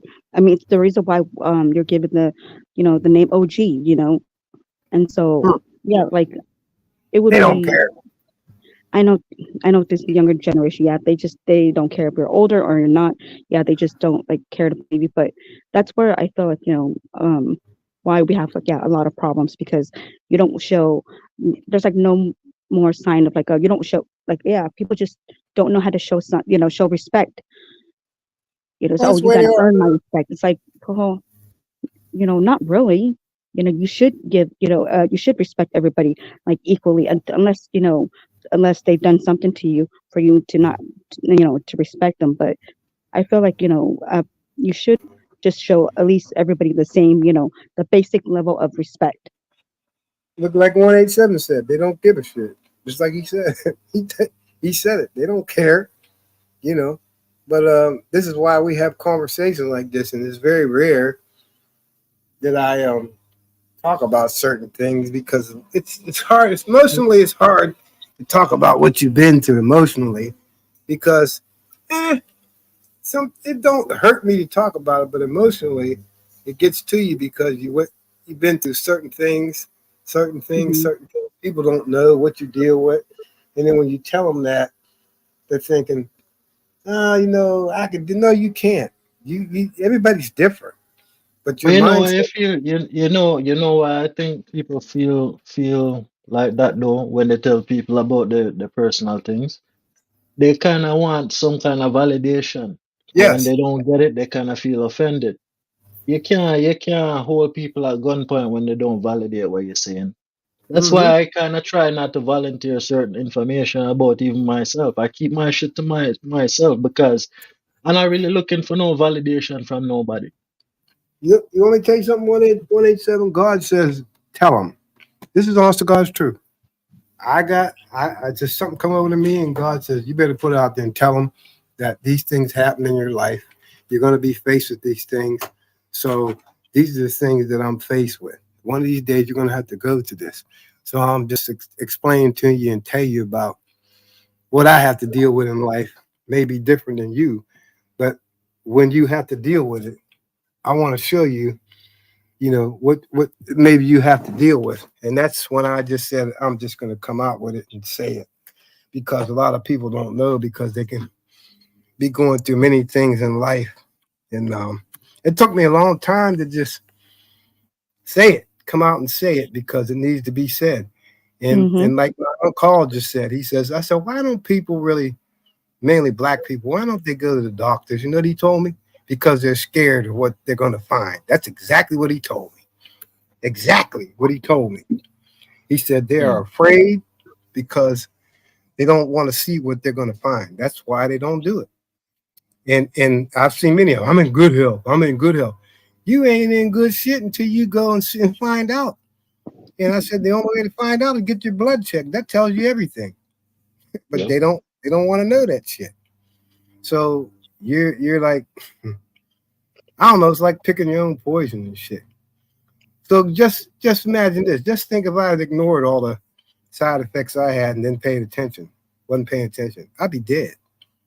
I'd be dead. I forgot I put up this poll about who's the bigger idiot, Flo Blow or the Glizzy Boy.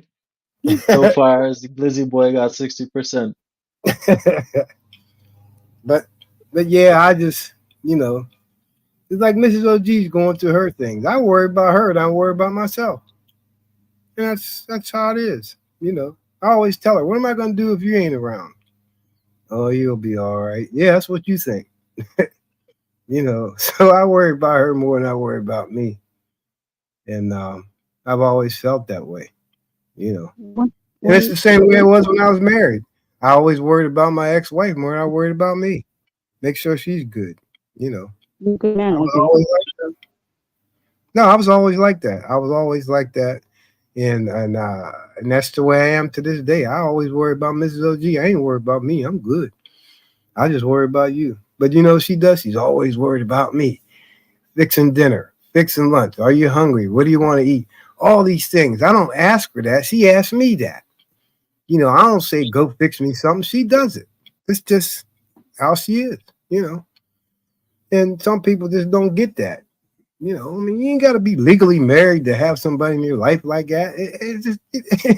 You don't have to. You just have to choose the right person to be with. That's all. And if I didn't, and if she wasn't for me, I wouldn't be here 21 years. That's why I'd be dead. I'm telling you right now, I'll be dead. Because every woman ain't like certain women. Every woman ain't like Zyrax. Every woman ain't like Doris. Every woman ain't like Adrian. They're not like that. Every woman is different. Some women can't handle that shit. You put something on that with a woman, they like, oh, I just can't deal with this. I can't do this. I got to get out and all that. That's the thing. And then life is full of trials and tribulations. It shows you how strong that woman is. And it does. Let something happen. Let some catastrophe happen and see. And you'll see if they ride with you or not. And that's how I'm saying. And that's how men got to realize. Let's see how strong she is. Let something happen and see how strong she is. But my thing has always been, you got to be ahead of the game. If you know if you have an inkling that something's going to happen, 9 times out of 10, it's going to happen. So you got to get ahead of that. And that's what I did. When I found out, I just did what I had to do. Being stupid means I ain't going to do nothing. No. That's not how I handled it. I went and did what I had to do. And I'm good. That's the way I look at it. No, but the thing is, OG, I think like in this day and age, I feel like that life, keeps you so busy that you don't even have time to, for yourself. And what I mean by that is like because everything costs so much that we are like we are forced to like work long hours for little pay, sometimes even work like two jobs just to make enough. And and you don't make enough to pay for rent and for food. And then so like job is already taking time away from you. And so how are you gonna have enough time to spend with your kids, your wife, or your loved one? Yeah.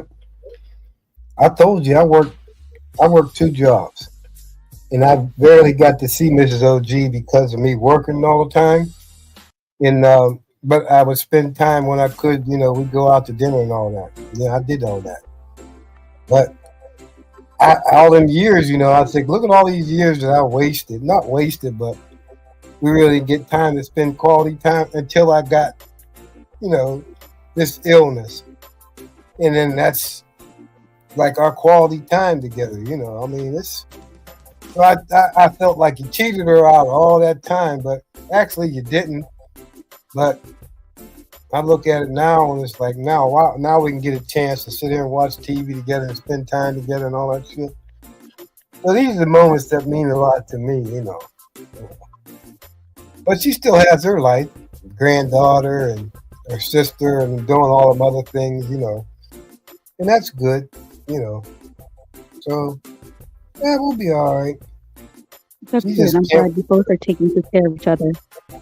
Oh yeah, I think I look more after her than what I do me, you know, because I'm always, you know, always, she got aches and pains now. You get to that age where your knees and stuff start hurting. And it's like, oh, here we go, you know. Now I got baby your ass, you know. Yeah. You know, it's been gay on this, and all my knees are. I'm like, it's a part of getting old. What the hell, you know? Shit starts sagging. Oh, that's life, you know. She's very conscious of that. I'm like, what the hell do I care, you know? Yeah, you're gonna sag, you're gonna sag. You're gonna lose weight, you're gonna lose weight. What the hell? It is all about life, you know. Yeah. She's the biggest. You can talk to her. She's the biggest complainer about that. Her bras don't fit right. Well, maybe you got to put something in them for these. You know, it's just crazy. It's funny as hell, though. You know, it's wild. But I enjoy it. You know, I enjoy it. You know, it's wild. You know, because I listen to her daughter, and you know, it's just funny because, like I said, I raised her with tough love. I didn't have that easy stuff. I raised her with tough love, and she would always say, "Well, why don't you love me?" And I said, "Well, you know, I can't love you like I love my son. That's 2 different things. You know, it's not that way. I can't love you like I love my son. I just can't do that. And it's no slight against you. It's just I just can't do that. I love you, but I don't love you like I love my own child. You know, that's just the way it is. You know, you know, that's wild though. 187. Are you Yep. aware that the music is sort of like loud? Oh, it's too loud. Damn. No, I didn't say too loud. It's just a little bit loud.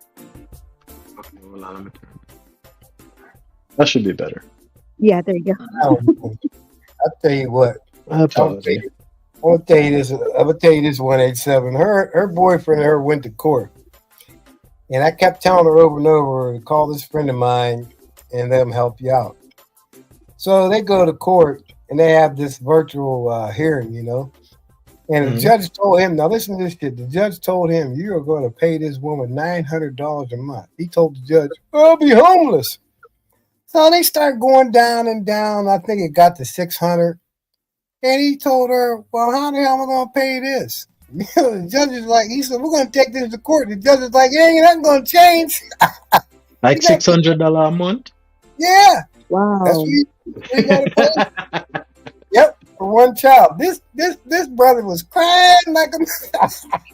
Yeah, but you see, that's what I'm talking. That's the type of shit I'm talking about now, man. Like, you see men like that.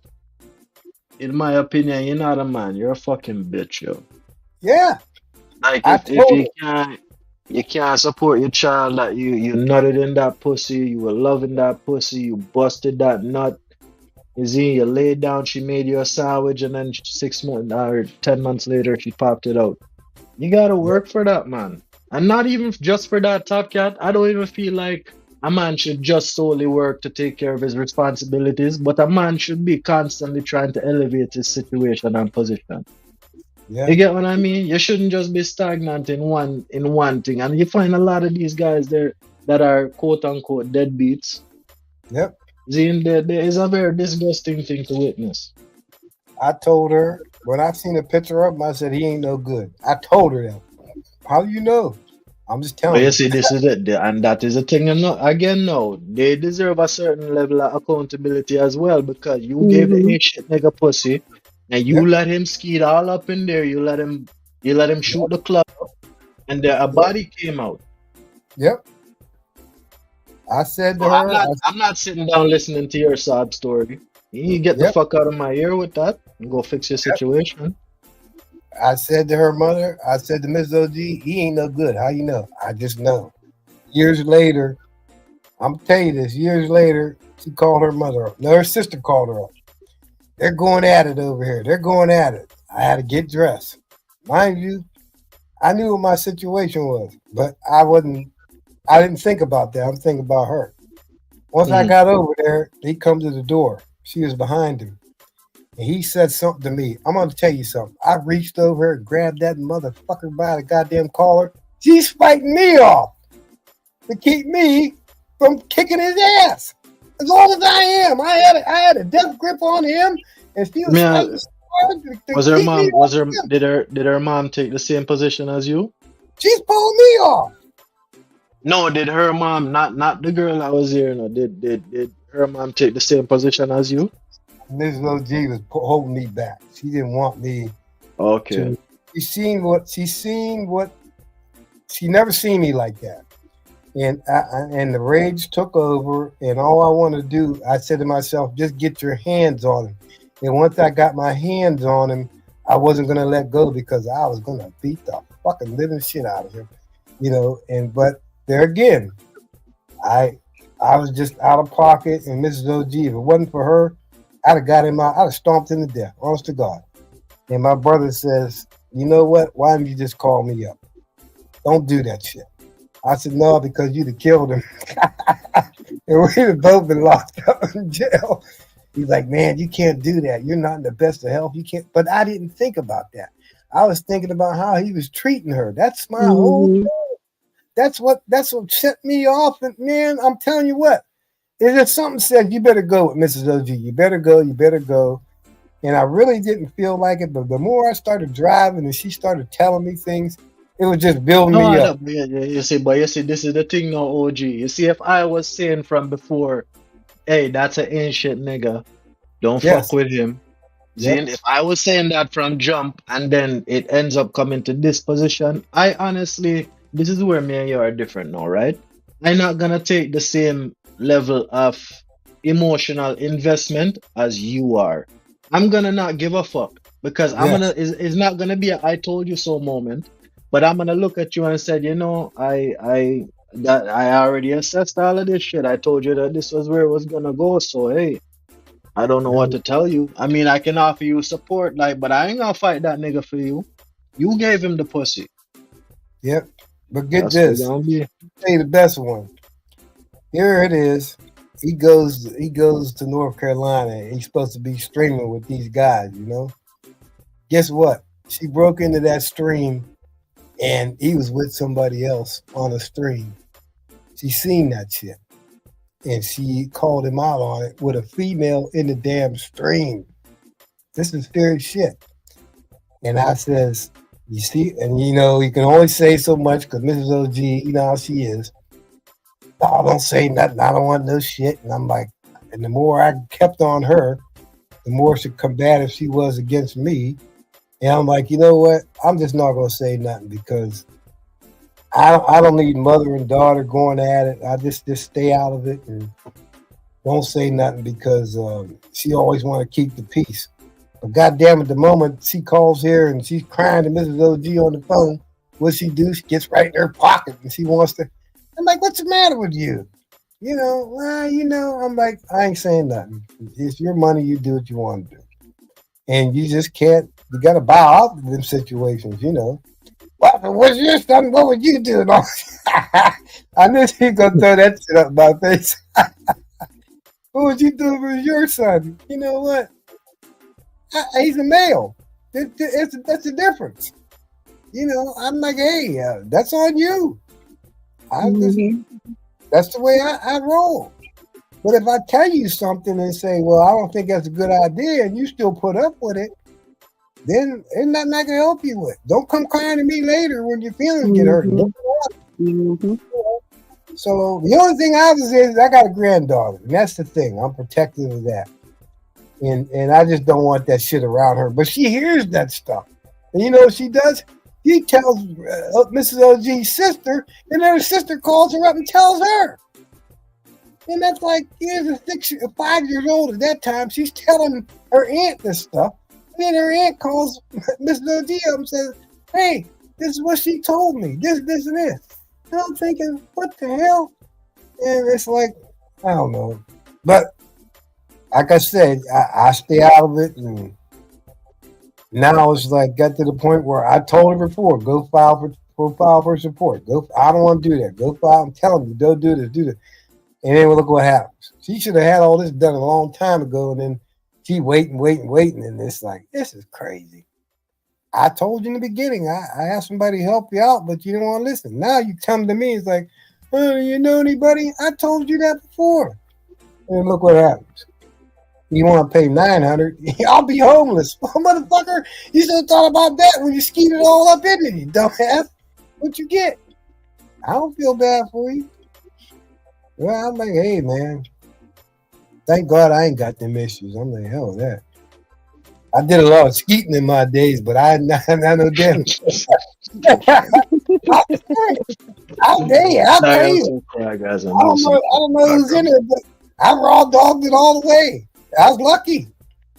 You're like my dad. That's my dad. My dad don't use rubbers. He don't like using rubbers. Oh, man. I didn't do it, and I was like, man, God must have been watching over me. And I was like, at one close call, I says, nope, that's it. I was panicking, calling her on the phone. You start yet? I'm like, that's it. And then, like I said, I always say this all the time. I was married when my son was born. You know, they can't call me one of them. But I was married, and that was planned. So, I'm like, hell, I was married in 1987. My son was born in 1990. Somebody figure out the math. So I waited, what, 3 years? 7 years. Yeah. Oh, yeah, 3 years. I did it right. I was born in 1987. Yeah, that's when I got married, 1987 and 1990. This old knucklehead, light-skinned nigger come out, you know. I'm in there watching this, and I'm like, I didn't know that vagina expanded that far. The doctor looked at me. And that big head come out of that. God damn. Me, I was a big kid too. I think I weighed like 9 pounds, something ounces. Yeah, my son was. Oh wow, you were a big baby then. I was a big baby. Yeah, my son was 8 pounds to 12 ounces or something. Yeah, I'm like, damn, I didn't know that expanded that far. I was impressed. You know, I'm like, damn. And she's like, well, I'm gonna tell you what. After this, the factory is closed. I was like, good. Close it up. Shut the factory. Damn. You locked the shop. Yeah, man. No more after this. You know, I was happy. I'm like, that's fine. You know, but I enjoyed it. Raising him. I loved it, and I never spanked. Kids are something else, man. No, yeah. I don't. With me, OG, I spank. But you see, I reserve that for the very last thing when nothing is getting through. But you see, I find that if you discipline them right, you don't need it. Yes. You don't need to spank them because as my son, if he does something wrong, as soon as I look at him, he knows that he does something wrong. Yeah. He already has it all over his face, so he knows what's coming. So I'm very careful with how I approach it, you know? Yeah. I try not to just be down on him and just start, just shouting at him or nothing like that, because he already know that he fucked up. Yeah, he pulled the fire alarm at his school. When he was this is last year when he was 4 years old, he pulled the fire alarm at his school. And I mean, I gave him one spank, but I didn't spank him because he pulled the fire alarm. I spanked him because I keep on having conversations with him about listening to the teachers. Yes. And I spanked him because he wasn't listening. Mm-hmm. Right? Yeah. So I believe in spanking. Don't spare the rod and spoil the child. I 100% believe in that. Yeah, I mean, I never really, I don't know, spanking. I said discipline. Cause I always look at him. He knows when I look at him or I say something, I mean what I say, you know. But it was different when we would walk. I would never say hold my hand. I would always shake my hand, and he knew exactly what I meant, you know. And it was funny. I never had to do that and say hold my hand. I just stick my arm out, and he would automatically hold my hand. So it was it was wild. But I was always, I don't know, I was always funny around my son. I was always had a light sense of humor. And I remember one time I had him on the bus. We were going somewhere, and this guy smelled like piss. And I'm like, he's like, Dad. And I'm like, this guy smells like urine. He turned around at 187. He looked out the window. He was laughing so hard. He would not look at me. He would not look at me because he knew I was going to keep it up. You know, I can see his body shaking. So he gets home. He tells his mother, hey, Mom, this guy was on the bus. And Dad said he smelled like urine, you know. And it was just, but that's the kind of father that I was, is that I had my son around, and this is why he was never like that today. I had my son around. Most of my coaching staff was different nationalities: Greek, Italian, Black. You know, they were all around different nationalities. Yeah. And the one guy that he looked up to, he was white, and all he knew was he would say, "Come on with Pap Pap Lash." That's all my son knew to call him. He would call him Grandpap or Pap Pap Lash is what he would call him, you know, and that's what he knew. That's what he knew him as. So all he would ask about is, when we going to see Pap Pap Lash? So I would take my son to football practice all the time. He would be with me, and he'd be around all the coaches and everything, and everybody got used to him. So as my son got older, and I left the coaching, I found out that the guy he was my offensive coordinator where he was coaching at. So I said, let's go see if Pap Pap Lash is here. So we go over there, and this is funny. We go over there, and I said, hey, tell Lashers I'm down here. But I didn't tell him my son was with me. So I told him, I said, hey, stand behind me so I don't want Lash to see it. Well, we started hugging. He said, hey, son. He called me his son. Now, this guy's white. He said, hey, son, how you doing? I said, good. He says, how's my grandson doing? I stepped out of the way. He started bawling. He started crying like hell. He was crying, real tears. He said, oh, my gosh, look how big you got, you know. And that's what I knew about friendship. It wasn't about race or color. You know, it wasn't about all that shit. It was about how, you know, how the love he had for this kid. It was unbelievable. You know, and it's like, oh my, he's crying and crying. So Lash, what's the matter? Look how big he got. Remember? I'm like, yeah, I remember. And then they were hugging. Oh, my bad. It was wild to see the two of them just come together, and it was wild. It was. And ever since then, you know, my son would always, you know, how's he doing or how's so and so doing. But I exposed my son to a lot of that stuff for a good reason. Is I never wanted my son to have one view about society. You know, that's the way I raised him, and my son's that way to this day. And he don't view things like that. He sees life from a different perspective than others. It ain't always about race and racism. My son's totally different, you know. And that's how I raised him. I wanted him to experience certain things that I did growing up, and I gave him that. And that was good. You know, he's seen me a lot of different ways. And I didn't usually cuss around my son, but when I was coaching, I kind of just. They gonna see everything. They gonna see everything. Listen, you see when your kids are around you, especially when you have a son, because I see it with my boy. He watch everything that I do. You see, even if he don't ask you about it right away, he gonna keep it in his head, and at some point in time, he gonna ask you about it. Daddy, why did you put that thing in the back of the trunk? Yeah. You know what I mean? Like they're very curious. They want to. Even from my experience growing up, I always wanted to emulate my dad because everybody looked up to my dad. Everybody seen my dad as this big Don, and everybody just revered him. So I just wanted to emulate that. There was something because my father was where I grew up as. My father was the only black councilman in that area, in that where we lived at. But my dad was also like a mechanic. You know, I mean, he worked on cars. Well, guess where I Mm-hmm. got it? I got it from my father. You know, dealing with cars and all that.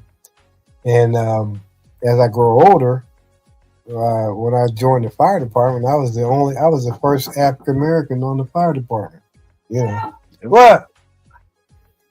As fathers, we are our children's first superhero. That's basically what when I was a child I look at my dad.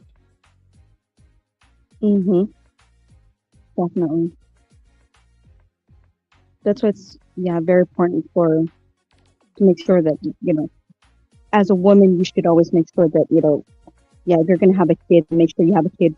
The best thing you could give your kids is the other parent. The best thing you can give to your kids is a good loving father, and and vice versa.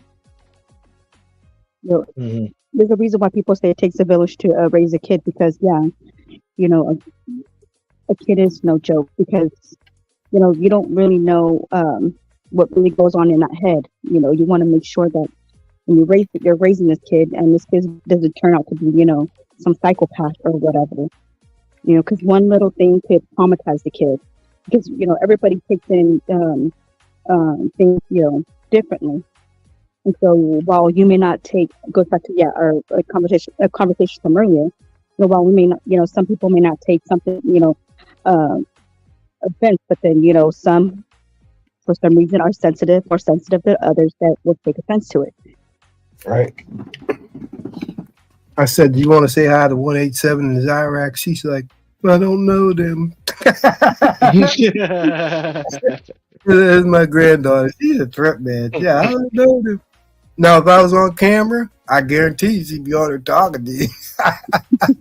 And these Tell kids us that are wild. hi. They're wild. That's crazy. Yeah, It that's is. fascinating watching them grow. Yeah, it's something.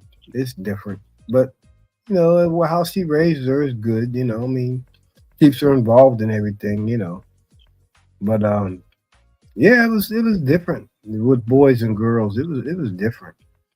You know, but I don't know. I say you're doing good now. That's all that matters. But my son he was different. He was I don't know. I was a hellraiser. He totally opposite. Now with the women, he's just like his dad. I said, hey, just like a pat bus. If you don't want to move on, another bus is coming along about a half hour, an hour late. Mm-hmm. Variety is the spice of life, brother. Get out there and do it. Whatever you do, just make sure you strap up because I ain't take care of no kids. So now his mother's like, well, I'd like to have a granddaughter. Man, I don't want to hear all that crap. I don't want to hear that. Mm-mm. You talk to him about that, but I already told him, don't have something you can't take care of, brother. That's crazy. So his girlfriend has an autistic daughter. She can't really talk, and they have to, he was telling me what he has to do. He has to constantly clean her, change her, and all that. And I really didn't think my son really had it in him, but that showed me a lot of the kind of man that he is, to have patience with somebody like that. And it really touched me emotionally because I've seen things out of my son that it was there, but it showed me a lot. Mm-hmm. That was really something to see them two communicate together with one another is pretty awesome. That was wild.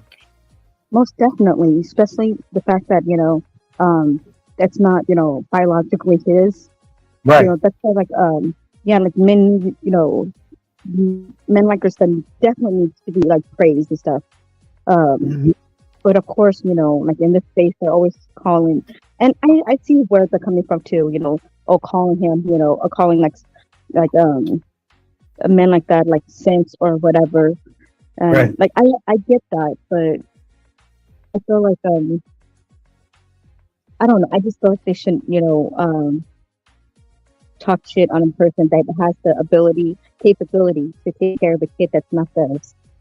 You know. No, I was always different. I didn't give a shit what people say. I just like, they never called me dad. They always called me by Mister. Yeah. You know what I'm saying?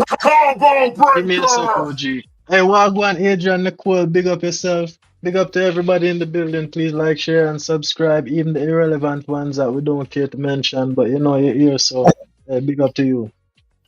Yeah, they never.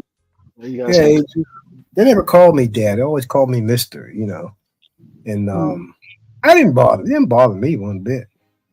You know, I never looked at that. I didn't tell them that they ever had to call me dad. I never said nothing like that. You know, that didn't even come to my mind. But I think where a lot of men make mistakes is you don't come in there trying to be the ruler. You have to win a child's confidence and trust. You just can't. Especially when it's not yours. That's right. That's exactly right.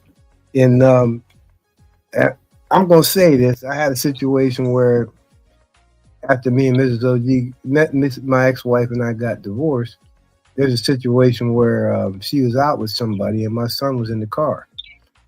And the guy run a red light and they almost got into an accident. Well, they're arguing. Meantime, my son's hearing all this shit. He calls me on the phone. And he's telling me this. I'm like, what? I grabbed my goddamn gun and I went down there and I knocked on the door. She didn't know I was coming. Oh, this ain't no shit. She didn't know I was coming. And he was sitting on the couch. I went over that motherfucker. I jammed that gun in his gun. I said, I'll kill you fucking dead. If you ever expose my son to something like that, I'll fucking kill you. And this is just rage coming out, you know, because he did something stupid. She's wondering what the hell's going on. And, and my son's sitting there totally silent and say nothing. If you don't leave, I'm calling the police. I don't give a shit who you call, but you ain't not going to put my son out there in harm's way like that. I'd lost my freaking mind. But I had to come to my senses and like, damn, my son's watching all this. He's watching me come out of pocket like this. And then later on, you explain why, because you're my child. Man, I'm gonna go to battle for you. I'm gonna die for you, but I'm like, damn if I'm gonna let somebody else take you out of this world. It's just not gonna happen.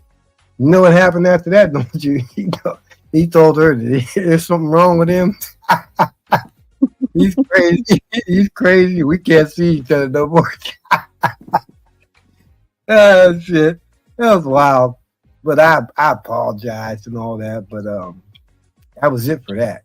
You know, I don't know. It's just, I don't know, man. When it comes to my son, I'm telling you what, I'll die for my son. I'm telling you right now. Yeah. It's just me. And the way it is, you know, with Mrs. OG, I do the same damn thing. I'm going down. You know, you come after her. Hey, look. That's like Wagwan. If I tell boom boom, if I tell boom boom. Big up look in the building. Big up to everybody in the place. The fat man. The fat man's in the house. Why are you letting Sugar Bum keep lying about your team? Fadi, that before motherfucking dishonor. We all know that. These irrelevant motherfuckers just coming around here to type some dumb shit that we're not even paying attention to. You see what I'm saying? Yeah, we're not worried about them, bro. We're untouchable. We're good. Yep. But big up you, man. I hope you're having a good day, big bro. Come on up, fatty. God damn it. But I was just about to say, OG. I was just about to say, what you call it? You remember that zesty kid that was having a conversation with Andrew Tate when he was saying that if there was a robber downstairs, you know, who would go downstairs? And he's like, nobody. And then he's like, if the robber is coming upstairs, like, no, I'll get out of there. It's my job to protect my life. And he's like, what about your girl? Yeah, man didn't give a fuck. I forget his name. What, Adrian Ross? Or is it Adrian? Is it Adrian Ross? Is that his name? Or Sneeko? Can't remember who had that conversation with Andrew Tate. I don't know. Buddy, if you gonna talk like that, come up here. Just come up and let's have a conversation about it. Because maybe you guys looking at it more. See, I was just kind of, when I put it up and say, am I missing something? I was just kind of joking. And then Zyrax kind of said something, and I say, you know what? I was thinking the same thing, and I kind of just I didn't think it was anything serious like that. I'm a fucking nobody, bro. I'm not looking for that type of visibility. You see what I'm saying? So if you can give me some advice on how to best navigate this situation in the future, so I don't make myself look bad and I don't make you guys look bad, I'm open to that advice, bro. This is what I'm saying. But these people are fucking irrelevant. And when I start talking about them, that's when they're gonna feel a little bit of relevance and feel like they have to come around and do what the fuck ever they're doing because they feel like it's working. You see what I'm saying, bro? I'm not paying attention to that. What It is happened? what it is. No, some dumb shit. This shiesty bum bitch going around typing dumb shit, and I kind of interacted with her, and I took a screenshot of it. I was just wondering, and you responded to his Zyrax. You said like, it's just people chatting fuckery, which it is what it is. No advice. You tried to turn you against your team. Why they roaming on the chat doing the same thing today? You're talking about these 3 minutes, bro. Come up here and have a conversation, man. Like, let's talk about it in private. Not that important to me, guy. I don't know what else to say.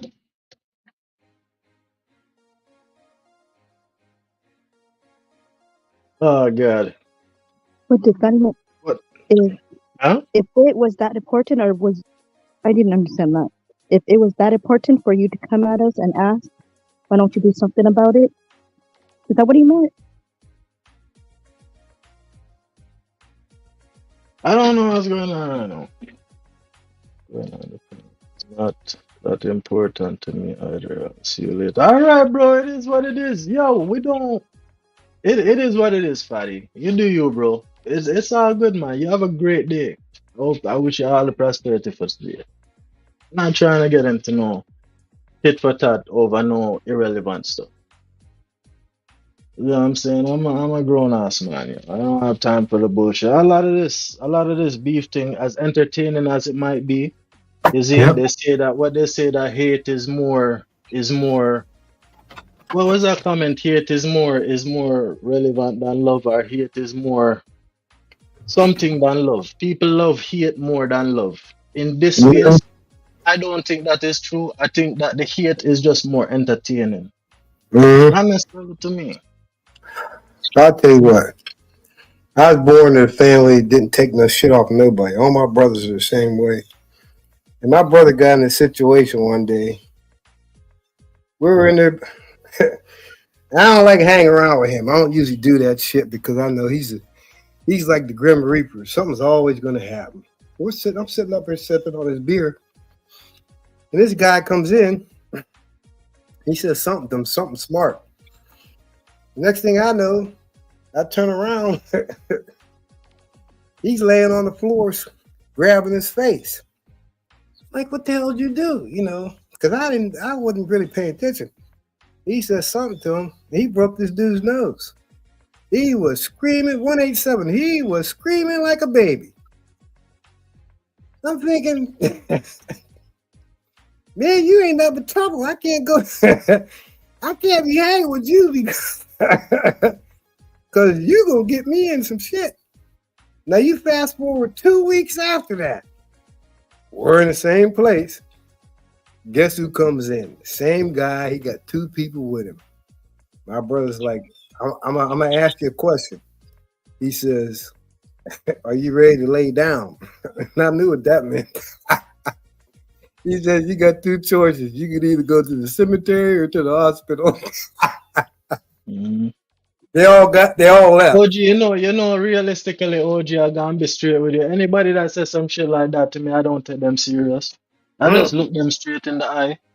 Because let me tell you something. You see my same friend that passed away. I remember Yep. one day, I tell the story up here already. One day, this is a little bit after he became a police officer and he got his bike and whatever. We went to a bar and he was talking to a friend of his outside the bar, and I went in to go buy 2 Guinness, right? And Right as I go to the bar, there's a guy sitting there having a drink, and his woman is right next to him. So when I go there now, the woman like she turn around and she look at me and she say, "Hello, you look nice, brown skin." I'ma say, "Hey, what's up, mommy?" So I said that to her, and then the guy turned around and say, "Yo, why you chatting to my girl? Why you chatting to my girl? Get up!" And pull gun out of his waist. He was drunk, right? Pull a gun out of his waist, bro. Yo, Popcat, without a word of lie, bro. I said, "Hey, man, hey, bro, don't do it. Don't do it." Yo, my friend, my best friend, right behind this guy. Press his steel to the back of his head, man. I say, "Yo, bro, don't do it." Yeah, it's gonna take him Man, out. they, I look at friendship different, man. And this right here, this in the chat making me feel some kind of way now, bro. I'm not gonna lie to you. Yeah, you're right. People are crazy. You know, and I always told my brother that. I was like, hey man, you gotta roll different because these guys is out here carrying guns now. They ain't talking with the fist no more. They're talking with pistols. You're gonna lose. I always told him that. And 187, we have so many conversations about you gotta change the way you roll, man, because there's only 3 of us left. That's it. I don't want to lose another brother behind no bullshit. You know, it just don't make no sense. Leave these dudes alone. But he's just got a reputation where people like messing with him, and then they get on the shitty end of the stick and they don't like that shit. You know, so I'm like, hey, man, you got to roll different. He's still the same way today. He ain't changed his mind. He's something. He's something. I mean, that's the way he's wired, man. He can't. And then the one that's older than him, he owns his own business. He's totally the opposite. He's not like neither one of us. He's married, you know, he's got a wife, he's got a business, and he don't want to be in all that stuff. he's like, I got a wife and I got a business. I ain't got time to be fooling around with all that stuff. You know, he's totally different, you know. And we're all wired different, but we're all brothers, but we all have a different outlook on things, you know. But they look up to me for advice on certain things, and like I tell them, you know, they're trying to get me into something. I'm like, I ain't getting into that. My health ain't right, and I don't feel like, you know, doing something like that. But they don't understand that. You know, you still got it in you and all. Nah, man, I ain't about that shit no more. You know, but we've gotten closer in many ways. We've gotten a lot closer. So we spend a lot of time. We try to spend as much time with each other as possible. Going down his ice cream store, hanging out, helping him out and all that stuff with his business and all that shit. And this is what I do behind the scenes. I don't say nothing to nobody. You know, if he needs my support in anything, I'm there for him. So now he wants to build another addition to his building that sell like barbecue ribs and stuff. And I'm all for that. You know, if you figure you can make it, man, I got you 110%. You know, that's the way I look at it. You know, and that's what we kind of do. That's kind of what my life consists of now. He gives me other things to look forward to. You know, I got on there and hang out. And let's say we were all down there, he wouldn't charge you for nothing because any of my friends don't have to pay for nothing down there. And that's the way my family is. If you're family to us, you're family to everybody, and that's the way we look. You know, don't get in your pocket for nothing. And that's the way we were raised. You know, always give. And that's what my brother does. He gives young kids ice cream. He just gives it. And I hear this out in the streets, you know. My daughter went down there and he gave her all this, and he said, just give me $1. You know, that's the way he is. That's the way he is. We were raised to give, you know. To the people unfortunate, you give. And my mother taught us that. You just give. And that's the way it is. Some people they're not like that today. It's a different society. And it's not like that today. And Mrs. OG's the same way. If she cooks dinner and she cooks too much food, she'll call my brother up or she'll go to my neighbor, and that's the way she is. You know, a lot of people are not like that, man. They're too much caught up in self, and that's the way they are, you know. But like you said, people don't want to get out there. They don't want to get outside and see what's out there. They're so wrapped up on this goddamn internet shit. That's all they know. They don't know nothing about the outside life, you know. But that's what life's all about. To be enjoyed, you know. That's what Mrs. OG does. She goes down to casino with her sister, and that's kind of like she does. I don't tell her what to do. She does what she wants. I ain't her boss. You do what you want. I don't control what she does. She does what she wants. I don't be doing all that. I don't lay no damn parameters down and say you're gonna do this or this. Nah, I don't roll like that. I ain't no dictator. That's crazy. That's just stupid, you know. Then they wonder why they have toxic relationships. Be telling somebody what to do, this and this. Man, get the hell out of here. You know, that's crazy. She don't even tell me that. She can make suggestions, but that don't mean I'm gonna listen. You know. But it's funny, man. It's funny. But what are you gonna do? 21 years. What do? You can't change after 21 years. Shit. I just roll with the punches, man. You know. That's the way I do it. And get this. She got this is funny. She got a Jeep. She won't drive her Jeep, but she drives my car. Well, yours is easier to get in and out of. Okay, and I'm just going to drive your car. Okay, fine. I don't tell I care. You know, I mean, hey, there's a time, you know, one day she was driving and she hit somebody's mirror. She knocked the cover off the mirror. I guess she's all shook up, thinking I'm gonna be mad. I'm like, just put the damn thing on and keep going. I care. It's just you don't understand. It's a material thing. It can be fixed. You worrying about all that shit. Yeah, but I thought I ain't worried about all that shit. You know, what the hell I care? That's what I look at. Yeah, you know, it's what I'm saying. Women are sensitive, you know, in many ways. You know, but I ain't ranting and raving over that. I mean, that's crazy. You know, I've never yet had my son come to me complaining about his girlfriend, but his mother does. I don't like her. Oh, she got to be up under him all the time. So what? Scared. I know what it is. They scared he gonna find somebody else and she gonna be out. That's funny. That's really funny though. That's wild. It is, just to hear her talk and all that. And I told her, I'm just a normal person. And she heard so much about me that she wanted to meet me. I said, why you want to meet me for? I ain't nobody, you know? So I was like, wow, you know, it's just the way I am. I don't know. I'm wired like that. That's how I raised my son, you know. But, I don't know. As a football coach, I was different. I always cuss and swear, but that don't mean he has to do it. You know. Mm-hmm. You know, I would always say, "Knock the fucking snot out their nose." He's like, "Why'd you say that, Dad?" I got into their heads, and that's the way I was wired. You know. But you got to understand where I coached at was pretty much all African American. Some of the teams we played were white. Now you knew what that meant. I knew what it meant too, and I told them that, you know, you're still going to have certain people out here that don't care for black people, but you got to go out there and set the precedent that they ain't coming in here and taking shit. You know, that you gonna kick their ass and go keep moving, and that's the way it was over there. And I didn't like it, but I seen how things were, and I'm gonna tell you something. We had to get police escort in and out of many places because there were predominantly all white people there. I'm serious.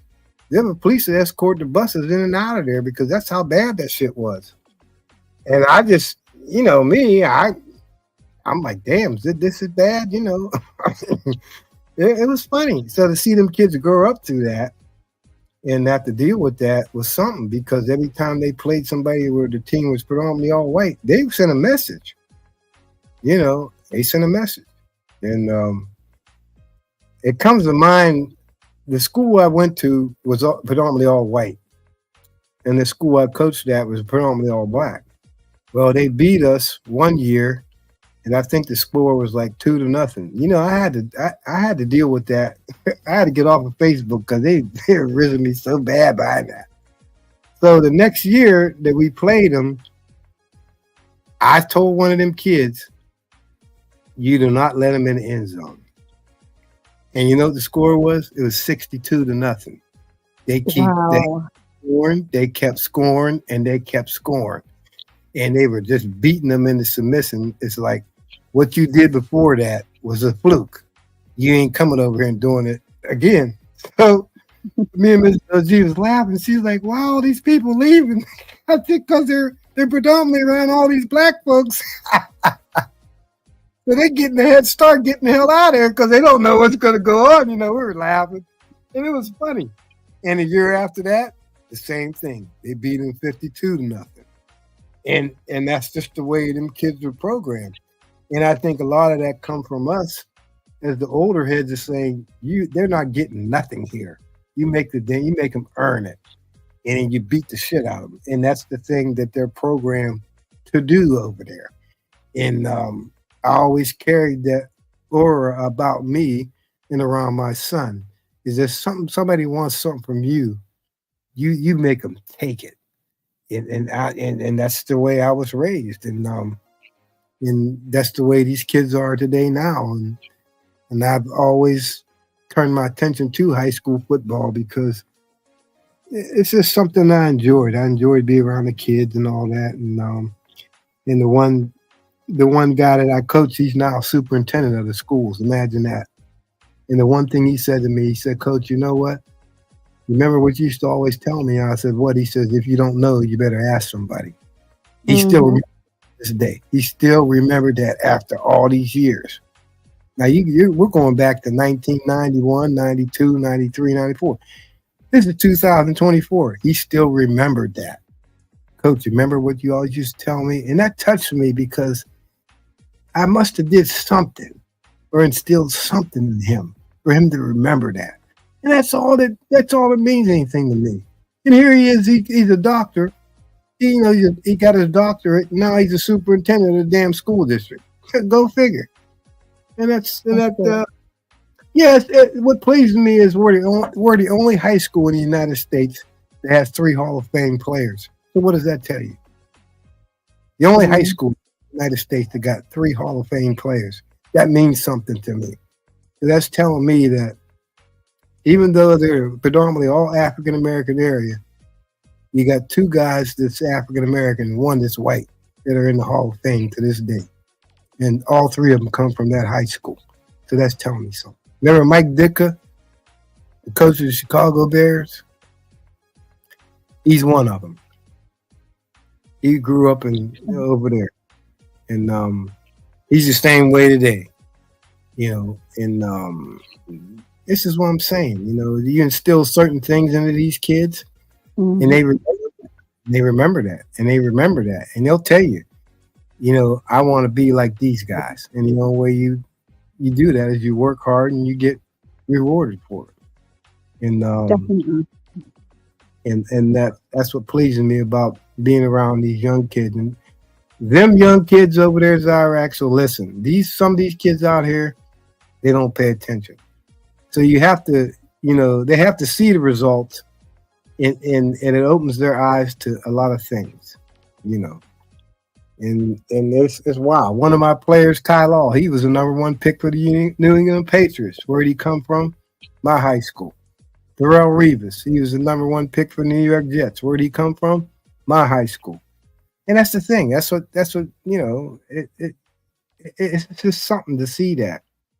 Where these guys come from a predominantly all black area, and it wasn't rich in a lot of things. The area is like, it's sort of like the ghetto, but these guys made it.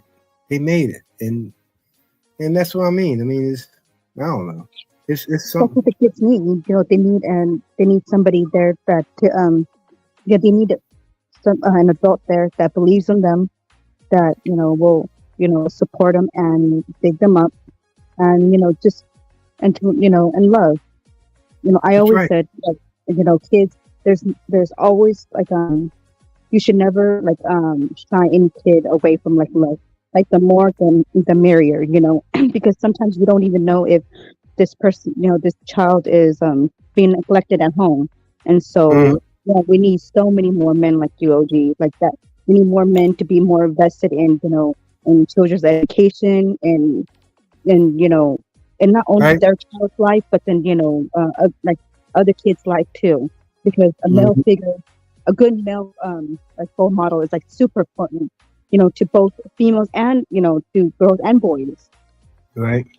When my mother passed away, Zyrax, the coaching staff come to my mother's funeral, you know, and my sister's like, "This looks like the mafia coming in there." I'm like, "What the hell are you talking about?" Because they're Italian dudes, you know, Greek, they're all rolling in there, and I'm like, "Nah, that's Frank and them guys." And that goes to show you the closeness, you know. Even though I was a coach, but they knew my mother. They was around my mother, and it was like, wow, you know, it kind of touches you in a way where you know it was the love. It didn't matter the race. It was the closeness Mhm. you had with one another. You know, I mean, it was wow. So it was you know, it was something. So I'll be you right never, back. all right, you never forget where you come from. And I always told them kids that when they see me cry one day because we lost in the championship, and they said, "Coach, are you crying?" I'm like, "Yeah, I'm crying. I'm human," you know. And I guess they thought it was stupid to cry, but I'm like, man, no. I mean, you guys put in all this work. I hurt for you guys, you know. And I guess Mhm. after that, you know, when we started losing, then I see all them players, tears are streaming down their face, you know. I'm thinking they're talking about me. Look at you guys, you know. But I, I guess it just showed them that I was a human, but I also had a good heart too, because I would go around and I would drive around there and pick up these kids and take them home because they're hanging on the corners. You shouldn't do this. You know, go home. Let me give you a ride home. This is what I did. And I didn't have to do it, but I did it out of kindness of my heart. And just like, man, you guys got to come to reality. There's too much shooting and stuff going on over there. And don't you know, like 3 or 4 weeks later, one of the players got shot in the leg. Come on, you know, his season's done. He's done. All behind what? Just sitting there somewhere you shouldn't be at. Go home. And this is what we try to preach to them. Don't be out there and be into something that you know you're gonna get yourself in trouble. But you know And what, OG? Sometimes you know, being outside is, you know, is better than inside. I'm sure that's why they're out there. I think if it was safer inside, most of them would stay inside. But I'm assuming you know maybe inside is more toxic than outside, which is why they would hang out you know outside. I'm not saying all, but I'm just saying you know like some you know maybe a small you know minority.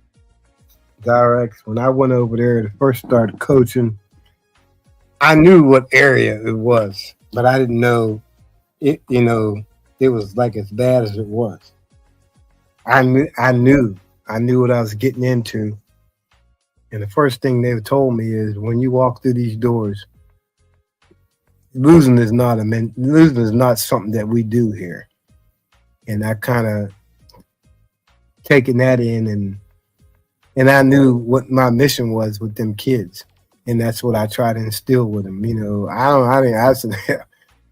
would always say, knock the damn quarterback out. When you knock him out, they ain't got a chance. That's the way I was. I just had that mindset and beat the shit out of them, and that's the way I was. With my son, it was different. So I could turn that off and be a father, but when it come time to be a coach, I had a different switch. And I don't think my son can understand that, but as he got older, he pretty much understood where I was coming from. It's just like being a parent. When I say don't do that, I mean don't do that. And it's just the way it was with them kids. That's how you had to coach them. You know, sometimes you give them that love, sometimes you got to give them that tough love. But they knew the difference. You know, they knew. And I would talk to them, Mhm. crying, and man, it's okay, man. You know what? It's okay. There's always the next time. Don't worry about it. You guys worry about that stuff. But I would pull different pranks. I was a prankster. I was. They were all be in school, and I went to this store and bought 2 stuffed chickens, and I put them in a garbage bag, and I threw it by the field house where they would go in to get ready for practice. So somebody brought the bag inside, and they're like, "What the hell are these chickens doing in here?" And I was saying, "Oh, that's what they think about us." Right off the bat, I put that in their head that the next team we're up against, that's what they think we are. I'm gonna tell you something. The 50-50 was $850, which means what? There was so many damn people in that damn place, you couldn't get a seat. This is what, you create this stuff, It's like, is that what they think about us? I said, you hear what I'm saying? Somebody dropped them chickens off. That's all they needed. It was fun for me because I was like sitting back loving every minute of it. It was funny, And my son was like, "Why'd you do that, Dad?" I said, "Just sit back and watch." We beat the shit out of him. But you gotta put that thing in their head. And I was always like that. I did that. I did it. One game I went and I put tampons on the damn mirror in the locker room before they got in there. I did it. And they're looking at me, "Coach, what's this?" I said, "Man, it looks like something females use." "What do you mean, Coach?" And I was explaining to them. I said, "I guess they're saying these guys are pussies, I was something though, and this is shit I pulled. I was a character, and the head coach knew that shit. You know how I was, and I got into their head behind that stuff. And then after that, you couldn't tell them nothing because they knew, hey, this is it, And it was, and we could be, like I said, we could be out of the game. And I remember this. When my mother passed away, I took 2 weeks off. And I went back to this game that it was our arch rivals. And they were kicking our butt. And then the next thing I know, it started raining, And I was soaking wet. And one of the coaches says, you better pray up to your mother and tell her to send down a prayer, And it was funny. The next damn play, they fumbled the ball. We recovered the fumble, went in and won the damn game. Unbelievable. It's just stuff like that. It's like, hey, you better pray up to your mother and tell her we need a prayer down there because we're losing. I looked at him like, what the hell you mean? Next thing I know, everybody screaming, fumble, fumble. I said, there goes your gift right there. It was funny. But my mother was an inspiration to these guys. That's the thing. She was an inspiration. And it was something. Yeah, it was something. But I enjoyed it. She enjoyed it. And that's the thing. My mother was involved in all that stuff. And I would take her to games. That meant something. But she'd be over there cheering and all that crap. My mother wore dentures. This is funny. My mother wore dentures. And at that time, I don't think she put denture cream in. Every time my mother would talk, the dentures would click, So she said, why we ain't scoring nothing? I said, if you quit giving the plays away, maybe they could score. She said, what do you mean? I said, your dentures are clicking. You give them the plays away. It was funny as hell, and that's the way I was, I was always kidded, my mother's like, oh, shut up, It was funny, but like I said, these are the things I remember and enjoy because it was all family thing, when I coached, my brother and my sister, they would always show up, my mother, and she was like a mother of the team. Bring him out here. I want to give him a hug. I'm like, come on, Mom. Nah, bring him out here. They would all come out. Hey, Mom, how you doing? Man, stuff like that. That meant something to her, And it was wild. But I enjoyed it. But like I said, the way my mother raised me is the way I coach them kids, And you got to give them certain type of guidance. And some of them kids come from single parent homes. Mm-hmm. Some of the parents broke. I mean, I'm being serious. The way they lived, the living conditions, you wouldn't believe it. They all lived in like a projects and all that. It was terrible. It was just terrible. But to hear somebody's mother come up to me later on and say, aren't you Coach so-and-so? I'm like, yes, ma'am. And give me a hug. Oh, my goodness. My son talks about you and this, and this. Oh, okay, ma'am. After them football games 187, I have to go incognito. I wouldn't wear some of the team shit. I would sit there with Mrs. OG incognito. And I would sit there, and next thing I know, one of the coaches would see me and say, "Hey, Coach so-and-so." Everybody's looking, you know. I'm like, damn, now they're gonna come over here and pester the hell out of me. You know, I ain't gonna watch the game. And that's what I dealt with. So I always felt when you mean something to somebody and they notice you, and I really don't like to be, I like to just go over there and enjoy the game, you know. And that's what I like to do. But my son, sometimes he just gets out of pocket. And my son's a trip, you know. And he'll see somebody and say, "Hey, aren't you Coach so-and-so?" "Yeah, where's he at?" I'm like, "Why you bring them damn kids over here?" You know, it's just wild. It's wild.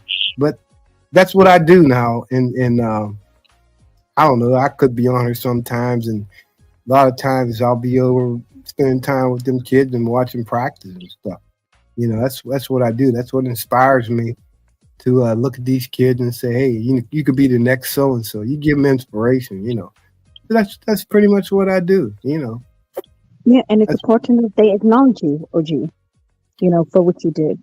You know, I know you said, "Oh, you know, sometimes it feels like they're bothering me," but you know, you should definitely, you know, yeah, like they should, you know, come up to you and thank you, and you know, and tell you that like you made a, you know, difference in their kid's life, or, Right. and so yeah, The you're a superintendent good does. person. If I call him up, I got him on speed dial, and I start talking, he knows automatically who I am and how you doing, coach, and how's your family and all that. When you gonna come over to see me? I'm like, man, you're too busy. Now, what they did with that stadium is they named that stadium Heinz Field. Heinz Field used to be the Pittsburgh Steelers. Somebody bought the rights to, and they named the Pittsburgh Steelers Acrisure. Now, our stadium over there is named Heinz Field. That is amazing. You got to be, them kids ought to be proud because, I'm being serious because the shithole we played in is not like it is now. It's totally, they put all kind of money in over there. You got artificial turf. You got a brand new stands. You got a brand new, and this has all come from what? Exposure. That's what it come from. And these kids, and I told them, look at that. Look at what you guys created here. I didn't, you did. And it all come from hard work, you know. And then when you're winning, that's what people notice. And they used to tell us 187 News. They'd tell us somebody got on national TV and said this: Al Clifford is the most depressed area around here.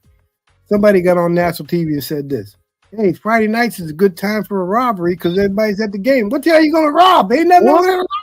Ain't nothing to get us. You ain't getting nothing out of But hold on. Let's not even dig into the logic of it, right? Somebody went on the news and said that.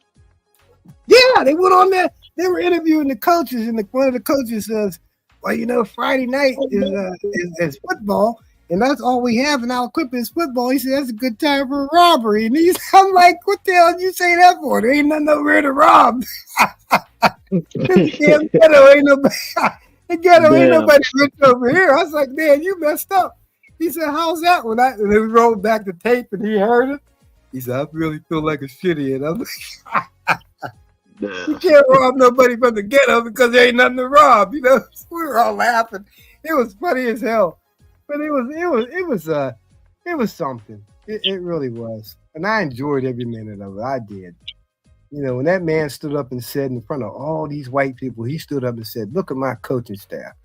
We have Italians, we have Greeks, we have African Americans." I mean, he went down the list, and I'm like, I can't believe he's saying this. And then they're all looking at him like, what the hell? And, you know, and he said some things that I kind of just, I don't know, I didn't like because another school district didn't want to hire me because I was black. And he said it. He said, "You didn't want him because he's black, but that's okay. We'll take him." And that was a slight against them. And after that, that school district was never the same because every time we played him, that's a vengeance he had. He would beat the shit. He would beat the hell out of that school district every time he played him. He said, "Guess who's on the list?" And I didn't see the list. And I would look at the list and I'm like, oh. He said, "I got something for her ass." You know what I mean? We kicked her ass. That's the way we were. That's the way we were programmed to do, you know. When we had something against you, you're in trouble. You know. leave it to prankster OG. OG was good at pulling pranks. I always had something for them kids though, and I enjoyed that. That was my enjoyment of coaching, going through life and shit. And I still live back at today, It's like I tell Mrs. OG, I'll go upside your head. She's like, I wish you would. Fair enough, man. Hey, you guys watching the fight tomorrow?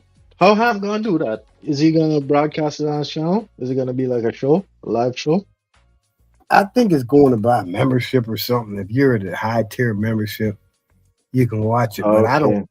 don't know how that is. I have a membership over there, but I don't know if my membership's that high to see it. I don't know. I think that's crazy, But he posted it later. I don't know. I just know what he said, or somebody was saying that it depends on the membership or something like that. And I don't know. I'm really not into all that. I don't think that's. I know they're doing it for fun, but I really don't. I'd have to have a vengeance against somebody to just, That's what I look. I could spar with somebody like You as could? as friend in the competition. I could do that. I used to practice judo and Muay Thai. I love to fight. Damn. I don't know. Now, when they push the fat man to that point, and the fat man says, "You come over here, I'll choke you out." Yeah, I can believe it. I believe it. I believe it. I mean, if you ever got that, if he got his hands on you, I believe that shit. I remember him saying that. If we ever meet in person, I'd choke you out. I believe it too. Yeah. I believe he I would do don't it. I don't believe in threatening people still. But the one thing that I couldn't do necessarily is a boxing match. It would have to be like kickboxing. I'd have to be able to use my feet. Because Sure.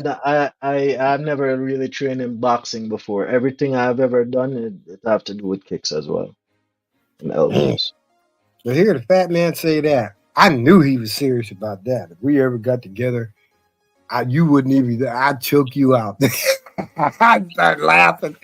I was like, damn, I believe it though. I believe it. Fatty, I think Fatty's more or less. I don't know how he put it. He's not much of a boxer, but once he puts it like, how's that stuff they got on He probably TV? just uses size to his advantage, which would be a logical thing to do. Yeah, But that man. shit don't always work out. Because the harder they come, the harder they fall. But once he puts his hands on you, man, choke you out. Oh, man. Nah, bro. Like choking, I would never go into a fight to just choke somebody. Like you get fucked up like that, man. Unless it's like a rear naked choke. You Yes. hold him, you have somebody in a submission hold, then that's different. But I like think putting that's your what he meant. hands to grab somebody's throat, no. I think that's what he meant, though. If he got his hands on you, I'll choke Hey, you out. you gotta get me there first, man. You gotta get me there first. And if you get me there, you better hold me there because I like judo, being on the ground. I don't have no problem being on the ground. I love ground and pound. Once I get you there, I'm not gonna want to choke you out. I'm gonna want to beat on you. And that's the thing about Fantastic and Hemp. I don't know how that's gonna go. Because I think it will be good. I don't know, because it all depends on who's better shape. You can run out of gas and throw them punches. I put some money on Hamp. I think Hamp got it. Seriously? Yeah. I think what Mr. Fantastic got is the reach. Yeah. I think from what I see in him hitting the bag and shit, he looked kind of sluggish. Yeah, I know. And Hamp is more like stocky, and I'm not sure how tall he is, but he looked more stocky and short. He looked more like a Mike Tyson, but a little bit more bulky. Like Joe Frazier and Muhammad Ali. You know how he kept him off. Kept jabbing that head. The more Frazier come in there, I've got something for you now. I mean, he tapped that head so bad, Joe Frazier's eyes was closed, he couldn't even see. He was jabbing him so bad. I remember that. Pat, pat, pat, pat. You gonna get some of this medicine now. You sure you want to come in here? But I got my money on Hamp, though. I think Hamp got it. It's hard for me to choose, though, because both of them, but And neither one of them talking. That's what makes it odd because nobody's talking no shit.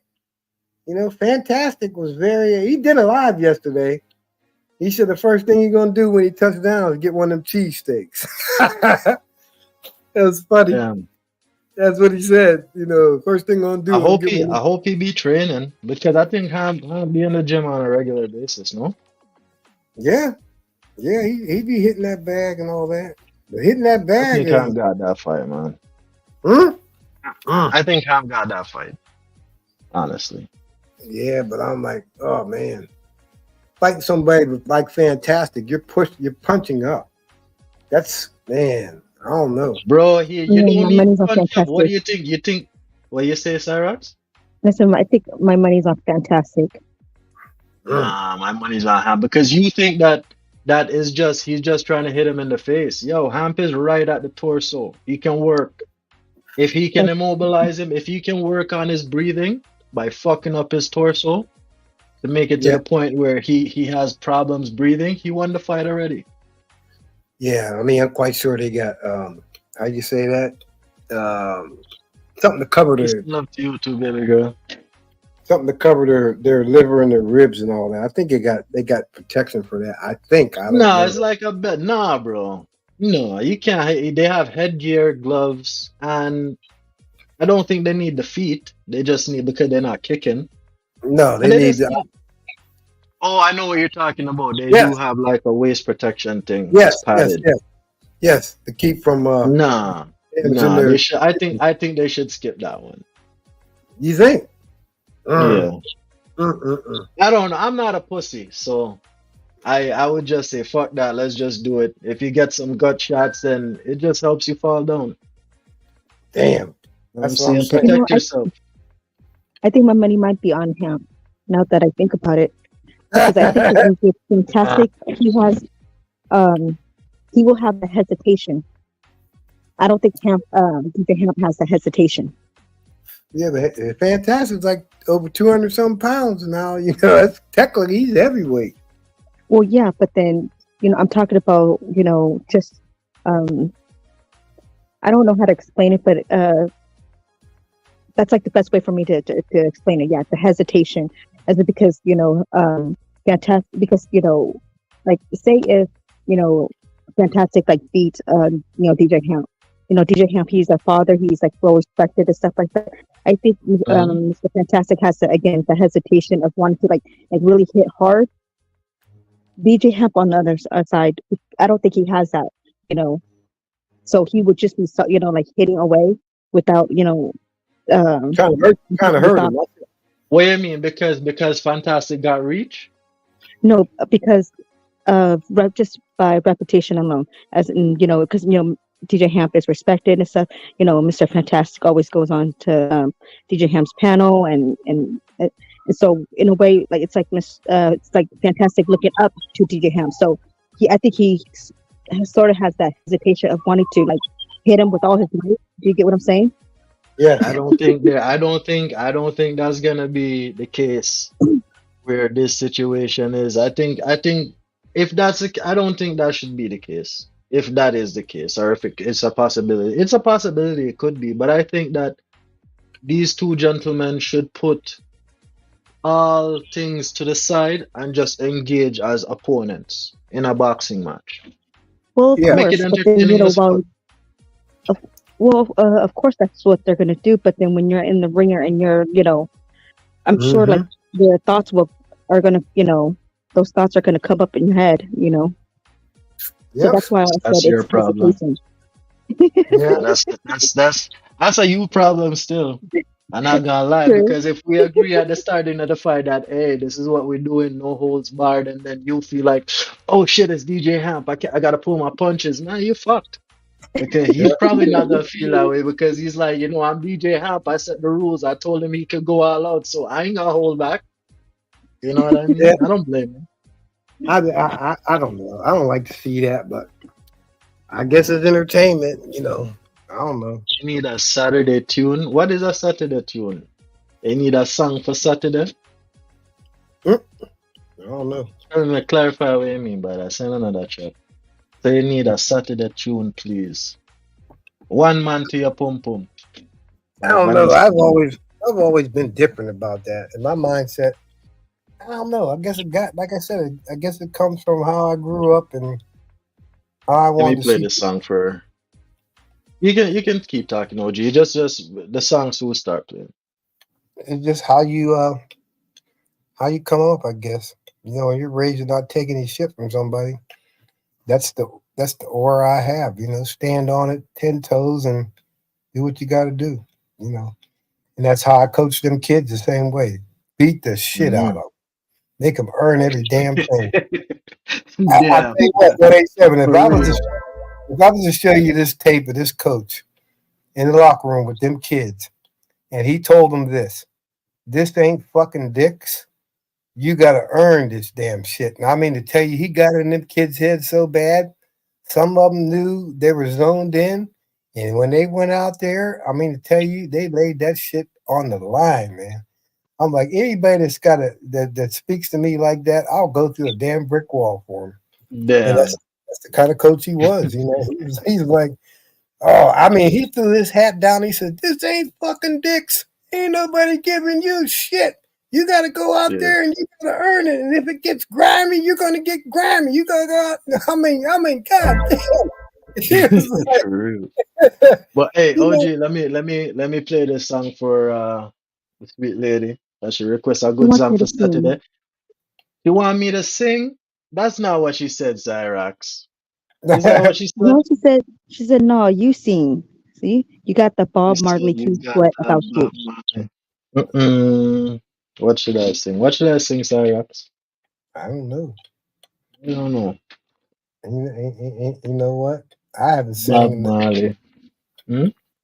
I haven't Bob sang. Marley, Keith Sweat. Bob Marley, Keith Sweat. All right, I get Lenny Kravitz. You get in my car. I turn on the radio. I'm holding you close, but you're telling me no.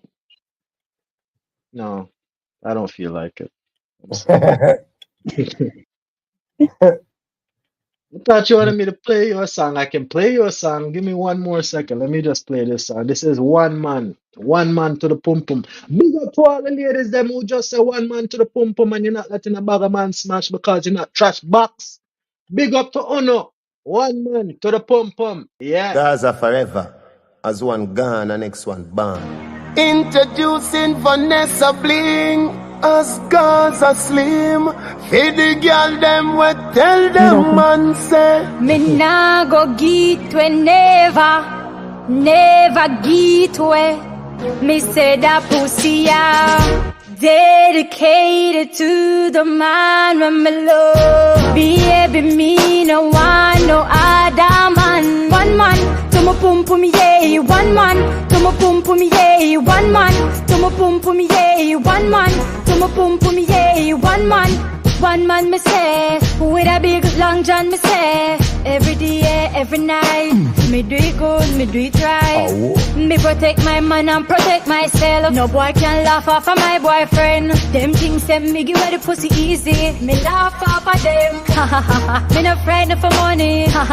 Me no frightened for bling. No waste of time calling. Y'all gonna hear the same fucking thing. That pussy, yeah, dedicated to the man. One man to the pum pum. Yeah, that you say. What you mean? Hey, and I want you pay attention to that song, Cyrax. It's very graphic, but the message is positive because you hear what she say. Nobody can take her man for fool. She protect her man and she protect herself. Meaning she not giving away no pussy. One man to the pum pum. Yeah. That's right. One One man. favorite song. One man. Yeah. Yeah, man. Just go open that door. I'll put something on you. I'll put you in that damn helicopter and it's over.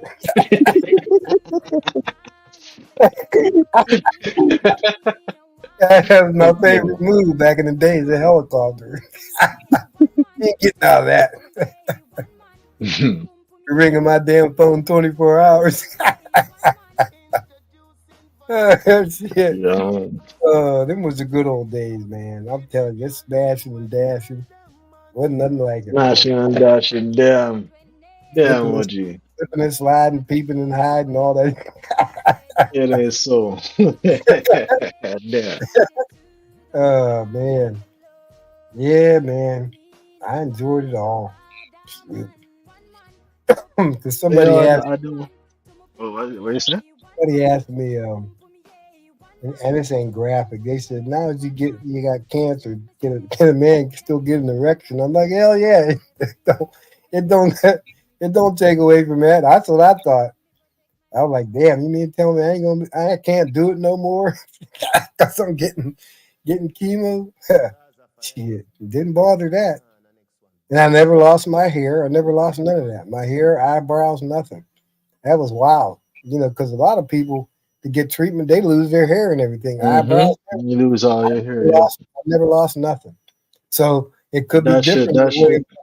Yeah, it could be different in the way of That vibration. shit is dangerous though, chemotherapy, because that shit don't just, it's not just killing the cancer, that shit's killing you essentially, man. Yeah, It's destroying your body in hopes that it kills the cancer as well. I believe that's how it works. it attacks the organs, and I know what to look for. It's your creatine levels or something like that. So I know Mm-hmm. automatically what to go to see see how high my levels are. So if they get a certain level, they'll put you in the hospital for that shit. So you gotta just drink plenty of water and stay hydrated and kind of wash Mm-hmm. that shit off. So I've been pretty good. My levels been good. And like I said, my last checkup, he told me everything was good. So thank God for that. But Yeah, like man. I said, I'm you pleased. gotta have a good But, team. hmm? You gotta have a good team. If you got a good team that's on it, man, I'm just blessed to have a good team of doctors, man. I'm really blessed at that. I really For am. sure, man. I'm pleased, but please look up that thing that I tell you about, Yes. OG. Please do not make a whole heap of time pass. Do some research, call some people, get in touch with somebody. They have an office. And you have several people, but he is the most reputable person. And I think his daughter is doing it now because the government kill him, Hmm. right? So please look into that and take care of yourself, OG. Yeah, I'll do that Big because man.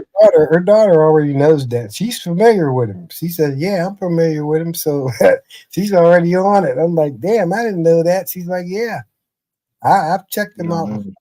So yeah, I mean, yeah, I'll have to do that. But I mean, other than that, I'm feeling all right. It's like everyday aches and pains, man. It's just I never woke up Hey, ever a day not want to be entertained by you guys. It's not a day I ever woke up and say that I don't want to get on here or I don't want to communicate. I never felt like that. So like I said, alright, elevated mind healing. You say you've been juicing fruits and vegetables. That's good, right? mhm, Because that's very good because you get a lot of the nutrients out of it. However, you also need the fiber that you're yeah, stripping from the fruit in order to just get the juice. You need that because when you're just consuming the juice by itself, your body is just absorbing the sugar. When you right, eat the fruits with the sugar and the fiber, then the body have to break down the fiber in order to unlock the sugar. And it does it gradually instead of your body just getting a sugar rush one time. So be right. careful with the juicing. The juicing is very good, but vegetables, you want to mix vegetables in with your fruits so you balance it out. So it's not just a bunch of sugars. Okay, vegetables will have a little bit of sugars as well, but they more have other nutrients that your body requires as well that you can pair with the fruits. Mrs. OG always cooks vegetables with our dinner. Always broccoli, whether it be broccoli, and the majority is broccoli and string beans, and she's good Hmm. for that. She is good for that. When she does that, it's always vegetables in there. I'm like, what I gotta But eat this stuff for? okay. But one thing you're gonna have to consider when you look up this doctor say everything in the OG is that they don't eat meat. They don't fuck with meat and they don't fuck with dairy products. They more eat like edible herbs and stuff. They feed Yes. your body with things that will heal your body on a cellular level. That is what they focus on. Hmm. Yeah. Because the first thing why you have to adjust your diet is the foods that you eat that you put into your body on a regular basis, they also contribute to your ailments as well. You know that, right? Yeah.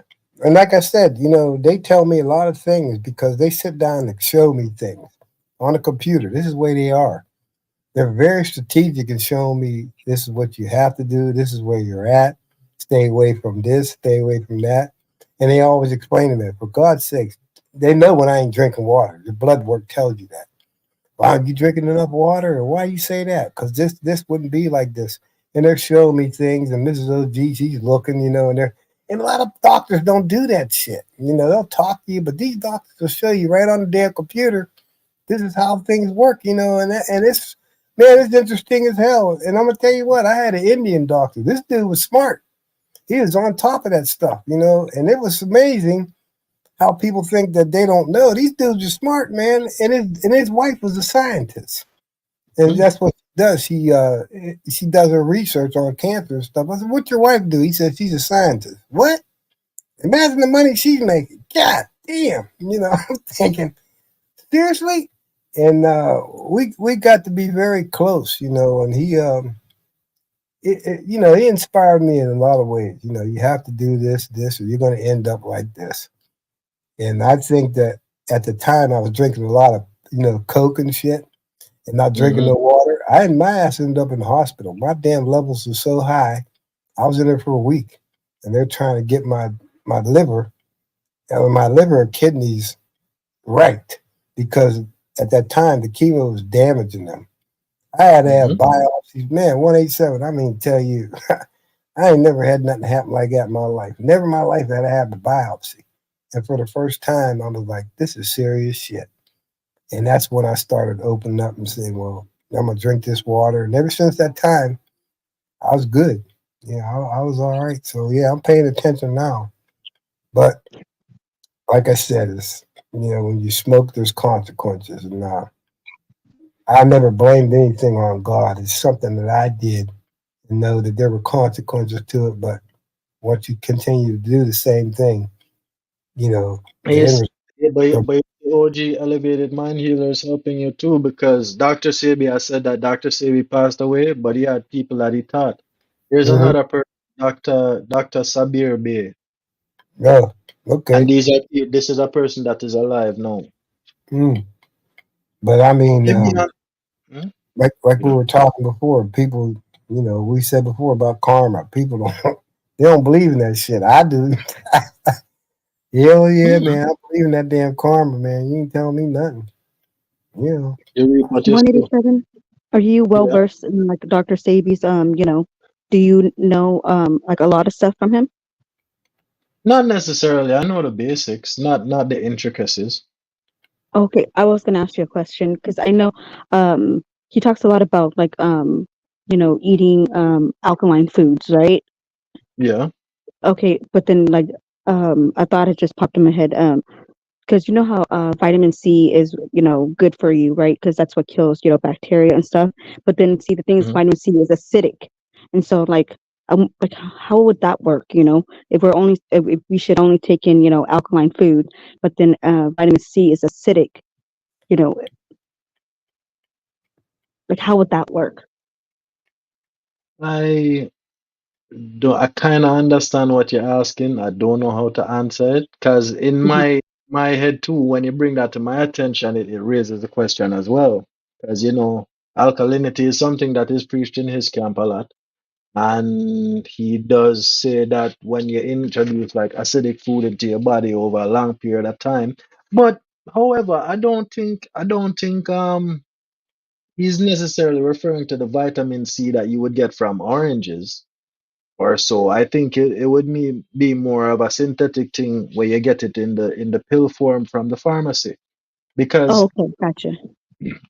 just like sugars, you have natural sugars that occur in fruits, right? Mm-hmm. So and then you have the Synthetic. produced sugar. Mm-hmm. Exactly. But the difference is the sugar that you can buy in the store, that is just raw sugar. The sugar that you Right. get Mm-hmm. from fruits, it comes with fibers and you have the juice and all kind of nutrients that it comes with it, right? Mm-hmm. So that is more healthy for your body to break down. instead of just the raw sugar, because even like he associates some diseases with mucus buildup in the body, which can be associated with consumption of sugar, right? In like large quantities, because everything that we eat nowadays have sugar in it. Right. Yeah. Corn syrup too. Is it corn syrup? Yeah. Yeah, corn Yep. syrup. Yeah. Yeah. You just have to watch what you eat, man. Like the Yeah. sugar thing, I drink my coffee. I like coffee. I drink it black. I will put like honey in my tea. I still do buy like cane sugar, but I mostly just use it for my tea. I don't really eat a lot of sugar like that. I cut down on candy and stuff like that. I don't really eat a lot of it anymore. Mm. Yeah, man. Yeah, I don't. I got all kind of vitamin C pills, but I don't take them. Yeah, I don't take them, and I'm like, eh. But I always watch. I got a chart, and on my chart that I have, it gives me everything about my blood levels, and I know as long as I'm in the green, I'm good. When I see it's going up somewhere, like your glucose and all that, that's always going to be high with me. But they never said anything about my glucose. It's about the other numbers that they're more concerned about than that. And that's the liver and the kidneys. That's what they focus in on. Everything else, they never said anything. But I remember I didn't have a beer for 4 years, and I asked him, I said, "Hey, is it okay if I have a beer or drink?" He's like, "Yeah, man, I had that Yingling and I was sick as a dog." Mrs. OG's like, "What's the matter?" I'm like, "I don't think I need this stuff." I got sick because I stopped drinking. I didn't drink anymore. And I thought that mixing the alcohol with chemo ain't a good thing because they told me in the beginning, you don't want to drink while you're getting chemo. And I'm like, okay. So I was like, well, no more Jack Daniels and Coke. I guess that's out, So I took that one Yingling and got cute, and I was sick as a dog. I was like, I don't think I'm gonna do this. I'll leave that alone. But weed's different. I don't, I'm like, hey, you want to smoke it? Go ahead and smoke it. I Ain't nothing can wrong. I can smoke I can smoke weed. Like I don't feel feeling high on Right. marijuana specifically is different from feeling drunk to me. To me, Yes. when I am drunk, I don't have no control over what I'm doing. I'm stumbling all over the fucking place.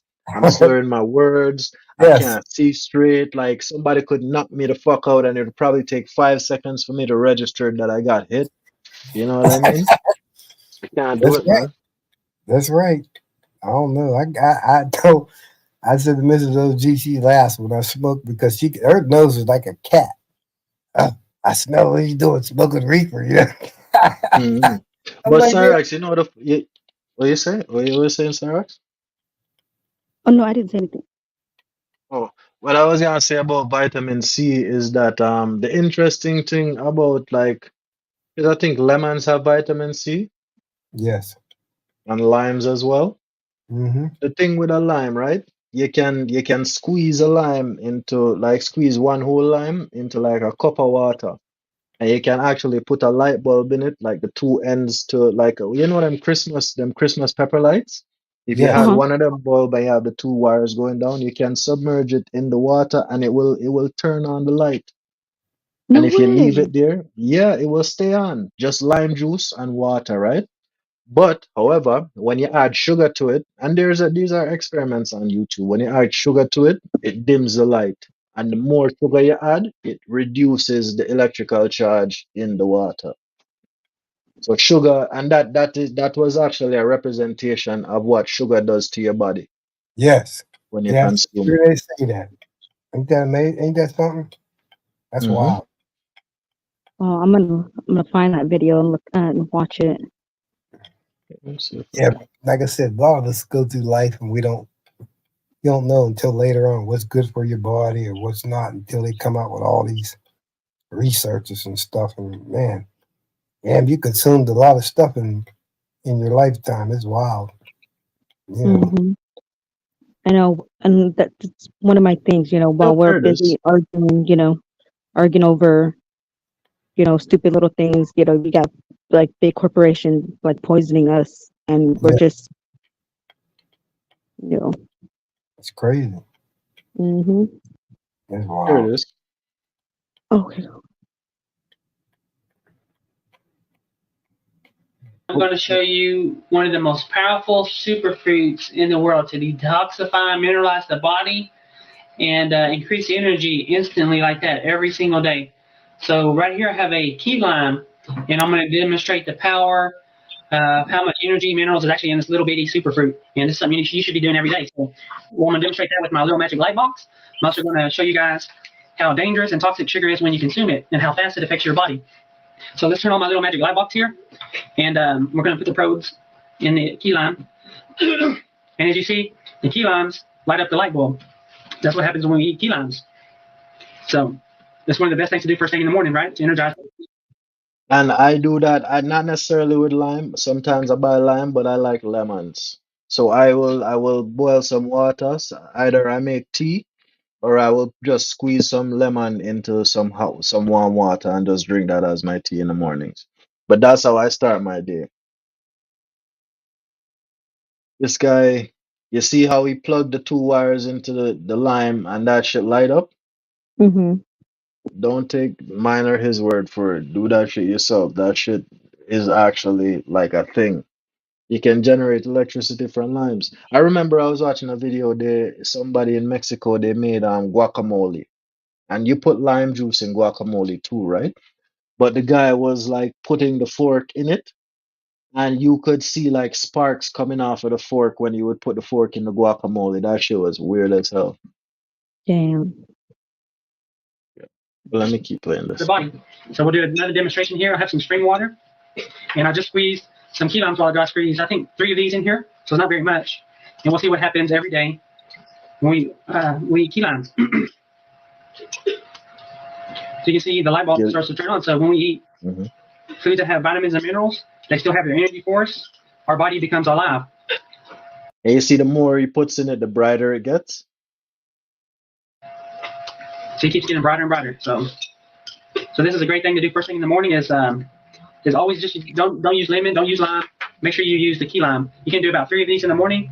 Another great thing to do is do it at night. It helps stimulate the bowel naturally. So if you're constipated or something like that, Don't do no motherfucking 3 key limes. Don't do no 3 key limes. Them limes sour as fuck. Do 1 lime. Start out fresh because your teeth gonna be chalky and dry, and you gonna that shit not gonna go well. Do 1 lime, in a cup of water, and you're good. and we're going to see how fast sugar actually affects our body. So I haven't just let this my little light bulb sit here. I don't know how long this lasts, but it looks like it'll last a long time. So make sure you guys juice your key limes in the morning, and a good time to do this at night before you go to bed. So here's a tablespoon of sugar, and look how fast it affected our light bulb. You see that shit, Cyrax? Wow. Let me play that again. Make sure you guys juice your key limes in the morning, and a good time to do this at night before you go to bed. So here's a tablespoon of sugar, and look how fast it affected our light bulb already. Our energy level is already down. Damn. That's 2 tablespoons. Well, less than 2. Here's about 3/4 of another tablespoon. And look at it, completely put out the light bulb. So sugar, diabetes, weight gain, this actually will kill you. So this will bring you to life, and this will kill you. So tomorrow. All them people drinking lemonade and limeade, you know exactly what you're doing. You're putting life and death in the same cup. That's exactly what happens. Every time you eat sugar, that's what happens. And if you gotta eat sugar, eat fruits. I love fruits, strawberries especially. Mm-hmm.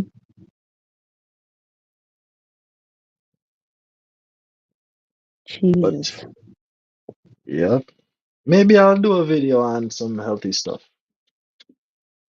and we explore these things because there's so many things that I could go into that shows you. Even like one thing that Dr. Sebi talks about is the food pyramid, and he explains that the foods that are advertised to us in that food pyramid are the foods that are most harmful to us.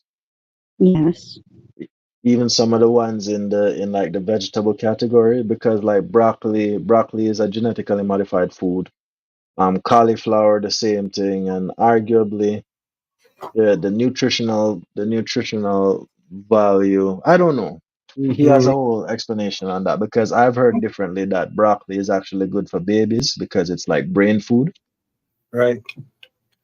Mrs. OG was impressed. She's like, look at that light. Yeah, man, but but look at that sugar. The sugar is the important part because when you put the sugar in your body, that's exactly what happened. When you start to feel groggy and drained of energy in the daytime, you know, Yes. to pay attention to what you're putting inside your body because usually that can affect how it works. Isn't that something though? Did that guy Mm. say that do it once in the morning and once at night, or just once in the morning? You can do it once in the morning and once at night. You can Oh, even okay. drink it throughout the day. But if you Wow. drink it in the morning is the best time because it's like you just wake. I usually drink something warm in the morning, just like any phlegm or Right. anything off my throat, or I get the gas out of my system. I either fart or I burp it out or whatever. But some kind of warm beverage in the morning is good to help you start your day, and warm beverage at night to help you sleep. Yeah. I Whether it be can't drink warm coffee. water. What you say? Coffee at night, I'll be still awake. Coffee don't have that effect on me. I can drink coffee and then just go to bed. Me Oh, I too. can't do that. I'll be I've up, done it man. several times. And I don't have that effect. I like the taste of it. I like the Mhm. bitterness of it and the robustness of it. But the caffeine and oh my God, I feel so wired. I got a coffee rush. Mhm. I don't get that. I know it At doesn't have night, that effect on me either. at night it does. I'll be up all night, man. I mean, I remember 187.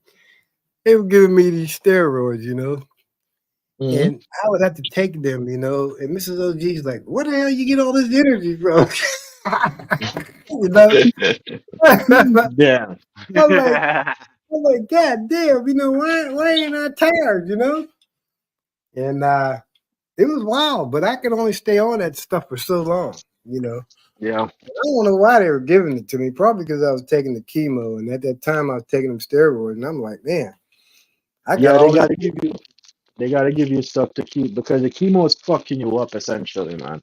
They gotta give Mm-hmm. you stuff to kind of because steroids is like a thing. How I look at steroids is like the guys that take it for bodybuilding, right? Yes, They take it so that it's not necessarily that it makes them get bigger. It just they don't feel the burn when they repping all them weights, so they can push it a little bit harder.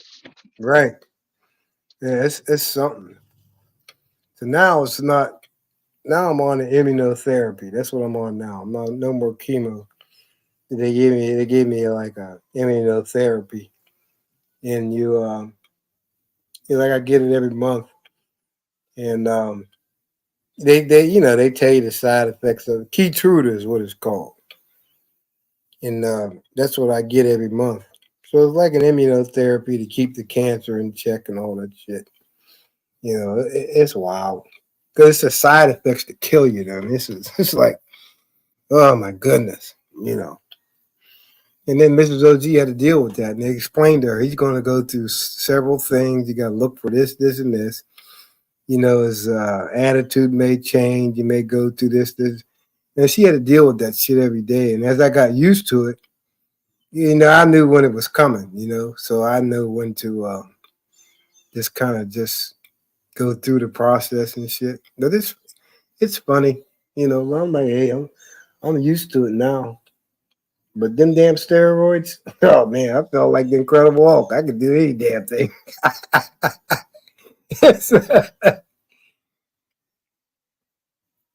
Yeah, you gonna mute. You're muted. No, I'm saying you gotta take that. You gotta take the meds anyway. The energy is just a consequence of it. Fucking make it count.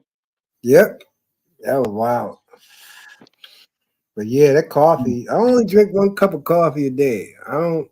I used to drink more than that, but I'm like, no, 1 cup of coffee, and that's all I would have. But when I was working, my boss used to get on me because she didn't like me smoking. So no matter what I did to try to cover up the smell, if I walked in her office, how you doing? Out there smoking. I told you don't need that shit. I'm like, how the hell you know? It was funny. because she's like 5 foot. But I'm gonna tell you something. For a woman that was 5 foot, man, she had an aura about her. I ain't taking no shit off of nobody, and and she kind of honed me in on, raising my level up. That's the way she was. And I'm like, I would come home and say, Mrs. OG, this goddamn woman's crazy, You know, I mean, what the hell she talking like this? Mrs. OG's like, this is the way she's trying to groom you to be a certain type of person, to be a supervisor, to be an individual where you can't be on one side or the other. You got to stay in the middle. And that's how we communicate together. And you know what? It ended up, she's just like my mother. So I would always call her mother, not in front of my coworkers, but in front of each other. Ah, come on, mother. Don't mother me, all that shit. It was wild. That's messed up. That was wild. We would have and when we still stay in contact to this day. And she would get mad if I didn't call her. She would get pissed off. What's wrong? Don't you love me anymore? I'm like, oh, come on, mother. Now she don't want to hear that shit. And that relationship took a while for us to, because we used to bump heads all the time. She would come in front of my employees. You know what she say? I'll send you home. And I'd like, well, go ahead and send me home. I don't give a shit. Them guys are like, they were running for cover. Because I can't believe you talking to her like that. This lady is HR. How can you do this? But they didn't know the relationship that we had one another. And then after a few hours, she would call me over there. Well, I think a lot about you, and I loved you like my own son, and I knew where she's coming from though. But it was wild. I mean, the conversations we were having, we would be bickering. It was funny. We laughed to this day. We'll talk about it and we would laugh. And she didn't give a shit. That's the way she was. And that's the way I am today. She's like, you can't be on one side or the other. You got to just stay in the middle. When you're in the supervisory position, you have to stay in the middle. You got to call it like it is, and then that's what you do. And you just, whatever it is. And that's the way it was, man. It was wild. But I didn't give a shit. I was like, I was wild, man. That was wild. It was because the CEO and I were very close, and we would talk all the time. He would tell me, he said, "This is the way I want things done, and I want things done this way," and that's the way I did it. I didn't go against that. So when we would talk with one another, we'd be huddling, and everybody be looking. So they would say, "What was you talking about?" I said, "Go over and ask him." They be scared to death. He wasn't gonna do that. What did he say? I said, "Go up and ask him what he said." His office is right up there. Go ahead. Shit, they weren't going up there. And that's the way it was. It was wild. But we were all like very close. You know what I mean? We were all on the same page of what was needed for the company, and that's what you did. You didn't. They wasn't going for that shit. It's like us, untouchables. It's like we're one another. We're family, and outside of that, don't talk negative about one another, and cap on one another. And that's the way it was, and that's why I am the way I am. I'm in this family, and I'm going to stand up for this family, and I'm going to represent this family, and that means going other places. Like Fatty says, you can't go other places and act an ass, and then be over here. You can't do that because you're not representing the untouchables right. You know what I'm saying? And I was never like that. And that's the way I've always carried myself. I'm like, hey, he's right. Don't be fucking getting on somebody else and you're acting like an ass. Say that again, OG. When I would go to different places, it's like when you go someplace, I want you to act like an untouchable. You ain't over there to act a fool and act like an ass. Trying to embarrass everybody. You're embarrassing everybody, not only yourself, but me and everybody else. So just act like an untouchable. And that's what I do. You get on people's panels, you don't know them, but you don't go over there acting a damn fool. And you don't, it's just not, you don't want to be painted in that light, in other words, you know what I'm saying? Like you go one place and you act one way, you go one place and you act another. That's not me. I'm going to be the way I am everywhere. Now, I'm not going to change. You talking about 187 or witch doctor, I'm calling your ass out. That's the way you can boot me off all you want, but I'm gonna tell you, you know, that's how you're supposed to do it. You know, yeah, I'm like you. I ain't gonna sit someplace and let somebody talk shit on my damn people, and you ain't gonna say nothing. That's bullshit. No, That's no, true. no. You know what I'm saying? So that's the way I was. You know, and that's the way I was on my job. You got something to say about my boss? Go over there and tell her. Don't tell me. Go tell her. But they were scared. They were scared because he had that power. You know, that power. All she got to say is you're fired. That's it. So Mm-hmm. that's the way it was. I was salary, which means I didn't have no union protecting me. I was salary. That means I could lose my job tomorrow. Ain't a damn thing nobody gonna help me out with. That's on me. But that's the way I rolled down there. You know, I would tell them, you got a problem, go over there and tell her. And if she would tell them, you know, I would say, go and get some of that medicine. And I would laugh. It'd be funny. You know, it would be funny as hell. But that's the thing, you know, I love her to death, man, because she changed me in many ways. She did salary wise. She would give me raises and shit. And I would get raises for the rest of the guys. You know, they would whine and cry. I ain't making enough money. So I would go over there and sit down with her and explain to her why I think they deserve this money and everything. And know what happens? I'd have a, you know, a conference with her boss and her and the CEO. And they said, yeah, give them guys a raise. And that's all it took. Just going over and laying it all out and being sincere about stuff. And that's all it took. And then when I left, you know what they said? One of the coworkers called me up. We ain't had a damn raise since you left. Ain't my Yeah, fault. that's Yeah. fucked up. You know Yeah, what they're I blaming mean? it on you, Top Cat. They're like, nigga, you left and fucked it up for us, man. Yep. And then after I left, Yeah. she left. And then after she left, they started, you know, changing everything. And I said, see, you guys had it good, but you didn't want it that way. You know, you wanted to push back and look how it is now. You know, but yeah, they were crying. You know, man, we ain't had a raise since you left. What you want me to do? Get That's somebody over fucked there to up. open their mouth. Mhm. You know, that's the But yeah, thing, people. OG, Hmm. I was just gonna wrap it up. I just Man, looked up and seen like 5 hours and 20 minutes. I didn't expect to stay up here this long. But it was fun, man. I enjoyed hmm. kicking it with you, man. You got any Oh, final words, OG? no, I enjoyed this, man. This is like you know, like I said, when we get up here and talk like this, I enjoy it. I enjoyed it a lot. Mhm. I want everybody to see what I'm about, though. This is what I'm saying. It's just I'm just explaining what the way I am, and so people pretty much know. You know, there's Can I more to be me.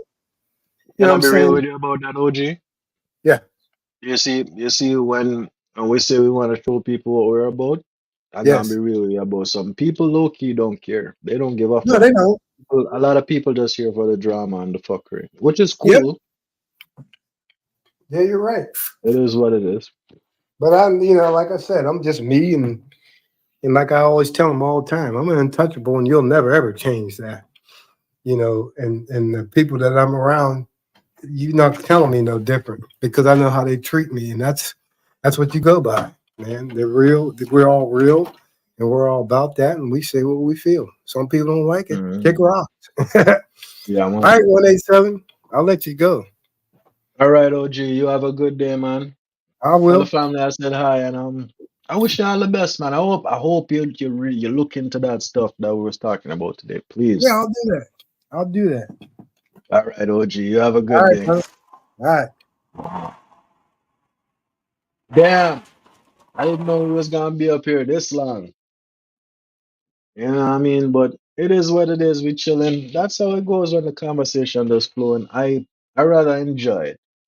That was one of the things I liked about Fight Club. People could just come and sit down and talk and hash things out. Some things happen that I don't necessarily agree with. I don't agree with all of this. You know what I mean? Like, it's irrelevant fucking people. Who the fuck is this bitch? Who the fuck is this bitch? Who the fuck is this bitch? Fucking nobody. Irrelevance is a hell of a thing. Enjoy it. That was the only thing I had to say to that bitch. Who the fuck is she?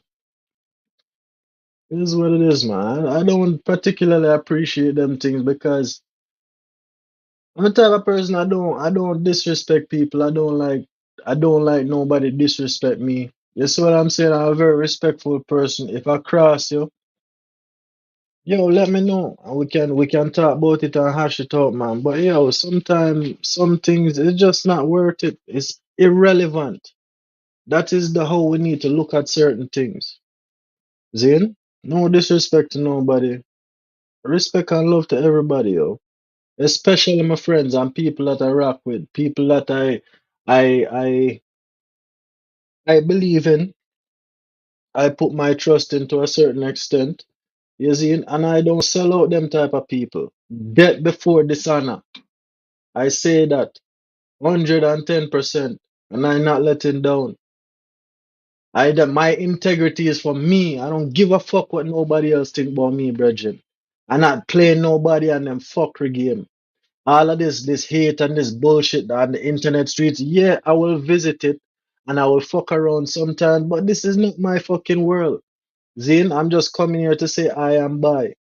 All of this bullshit that people want to come and shiesty bomb, these are fucking trolls. Don't pay these people no fucking mind. Irrelevance will be irrelevant.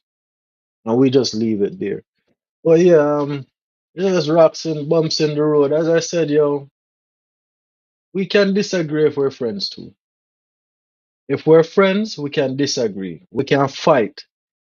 I can knock you the fuck out. You can knock me the fuck out. You see what I'm saying? But yo, we have to realize that sometimes some things not worth it. So big up to everybody. Big up to all the untouchables. Big up to my brethren and big up to my sisters, all the beautiful, sexy ladies. You know, you guys are the only ones I really want to big up right now. Elevated mind healing. I hope you're having a lovely day. Damn, I like your picture too. You light skin. I thought you were dark skin. Mm. And big up to the OG. Salute, brother. Yeah, man. Salute to the OG. Please like, share, subscribe. Tell a friend to tell a friend so we can all be friends and chill on the ends. You know? And fatty. Bumbleclot, brethren. Let's be friends, man. And not let these irrelevant motherfucking people come in the way. Even though I might have did some shit. You seen that I could have did different? These are irrelevant fucking people. These are irrelevant motherfucking people. Let's leave them in where they are.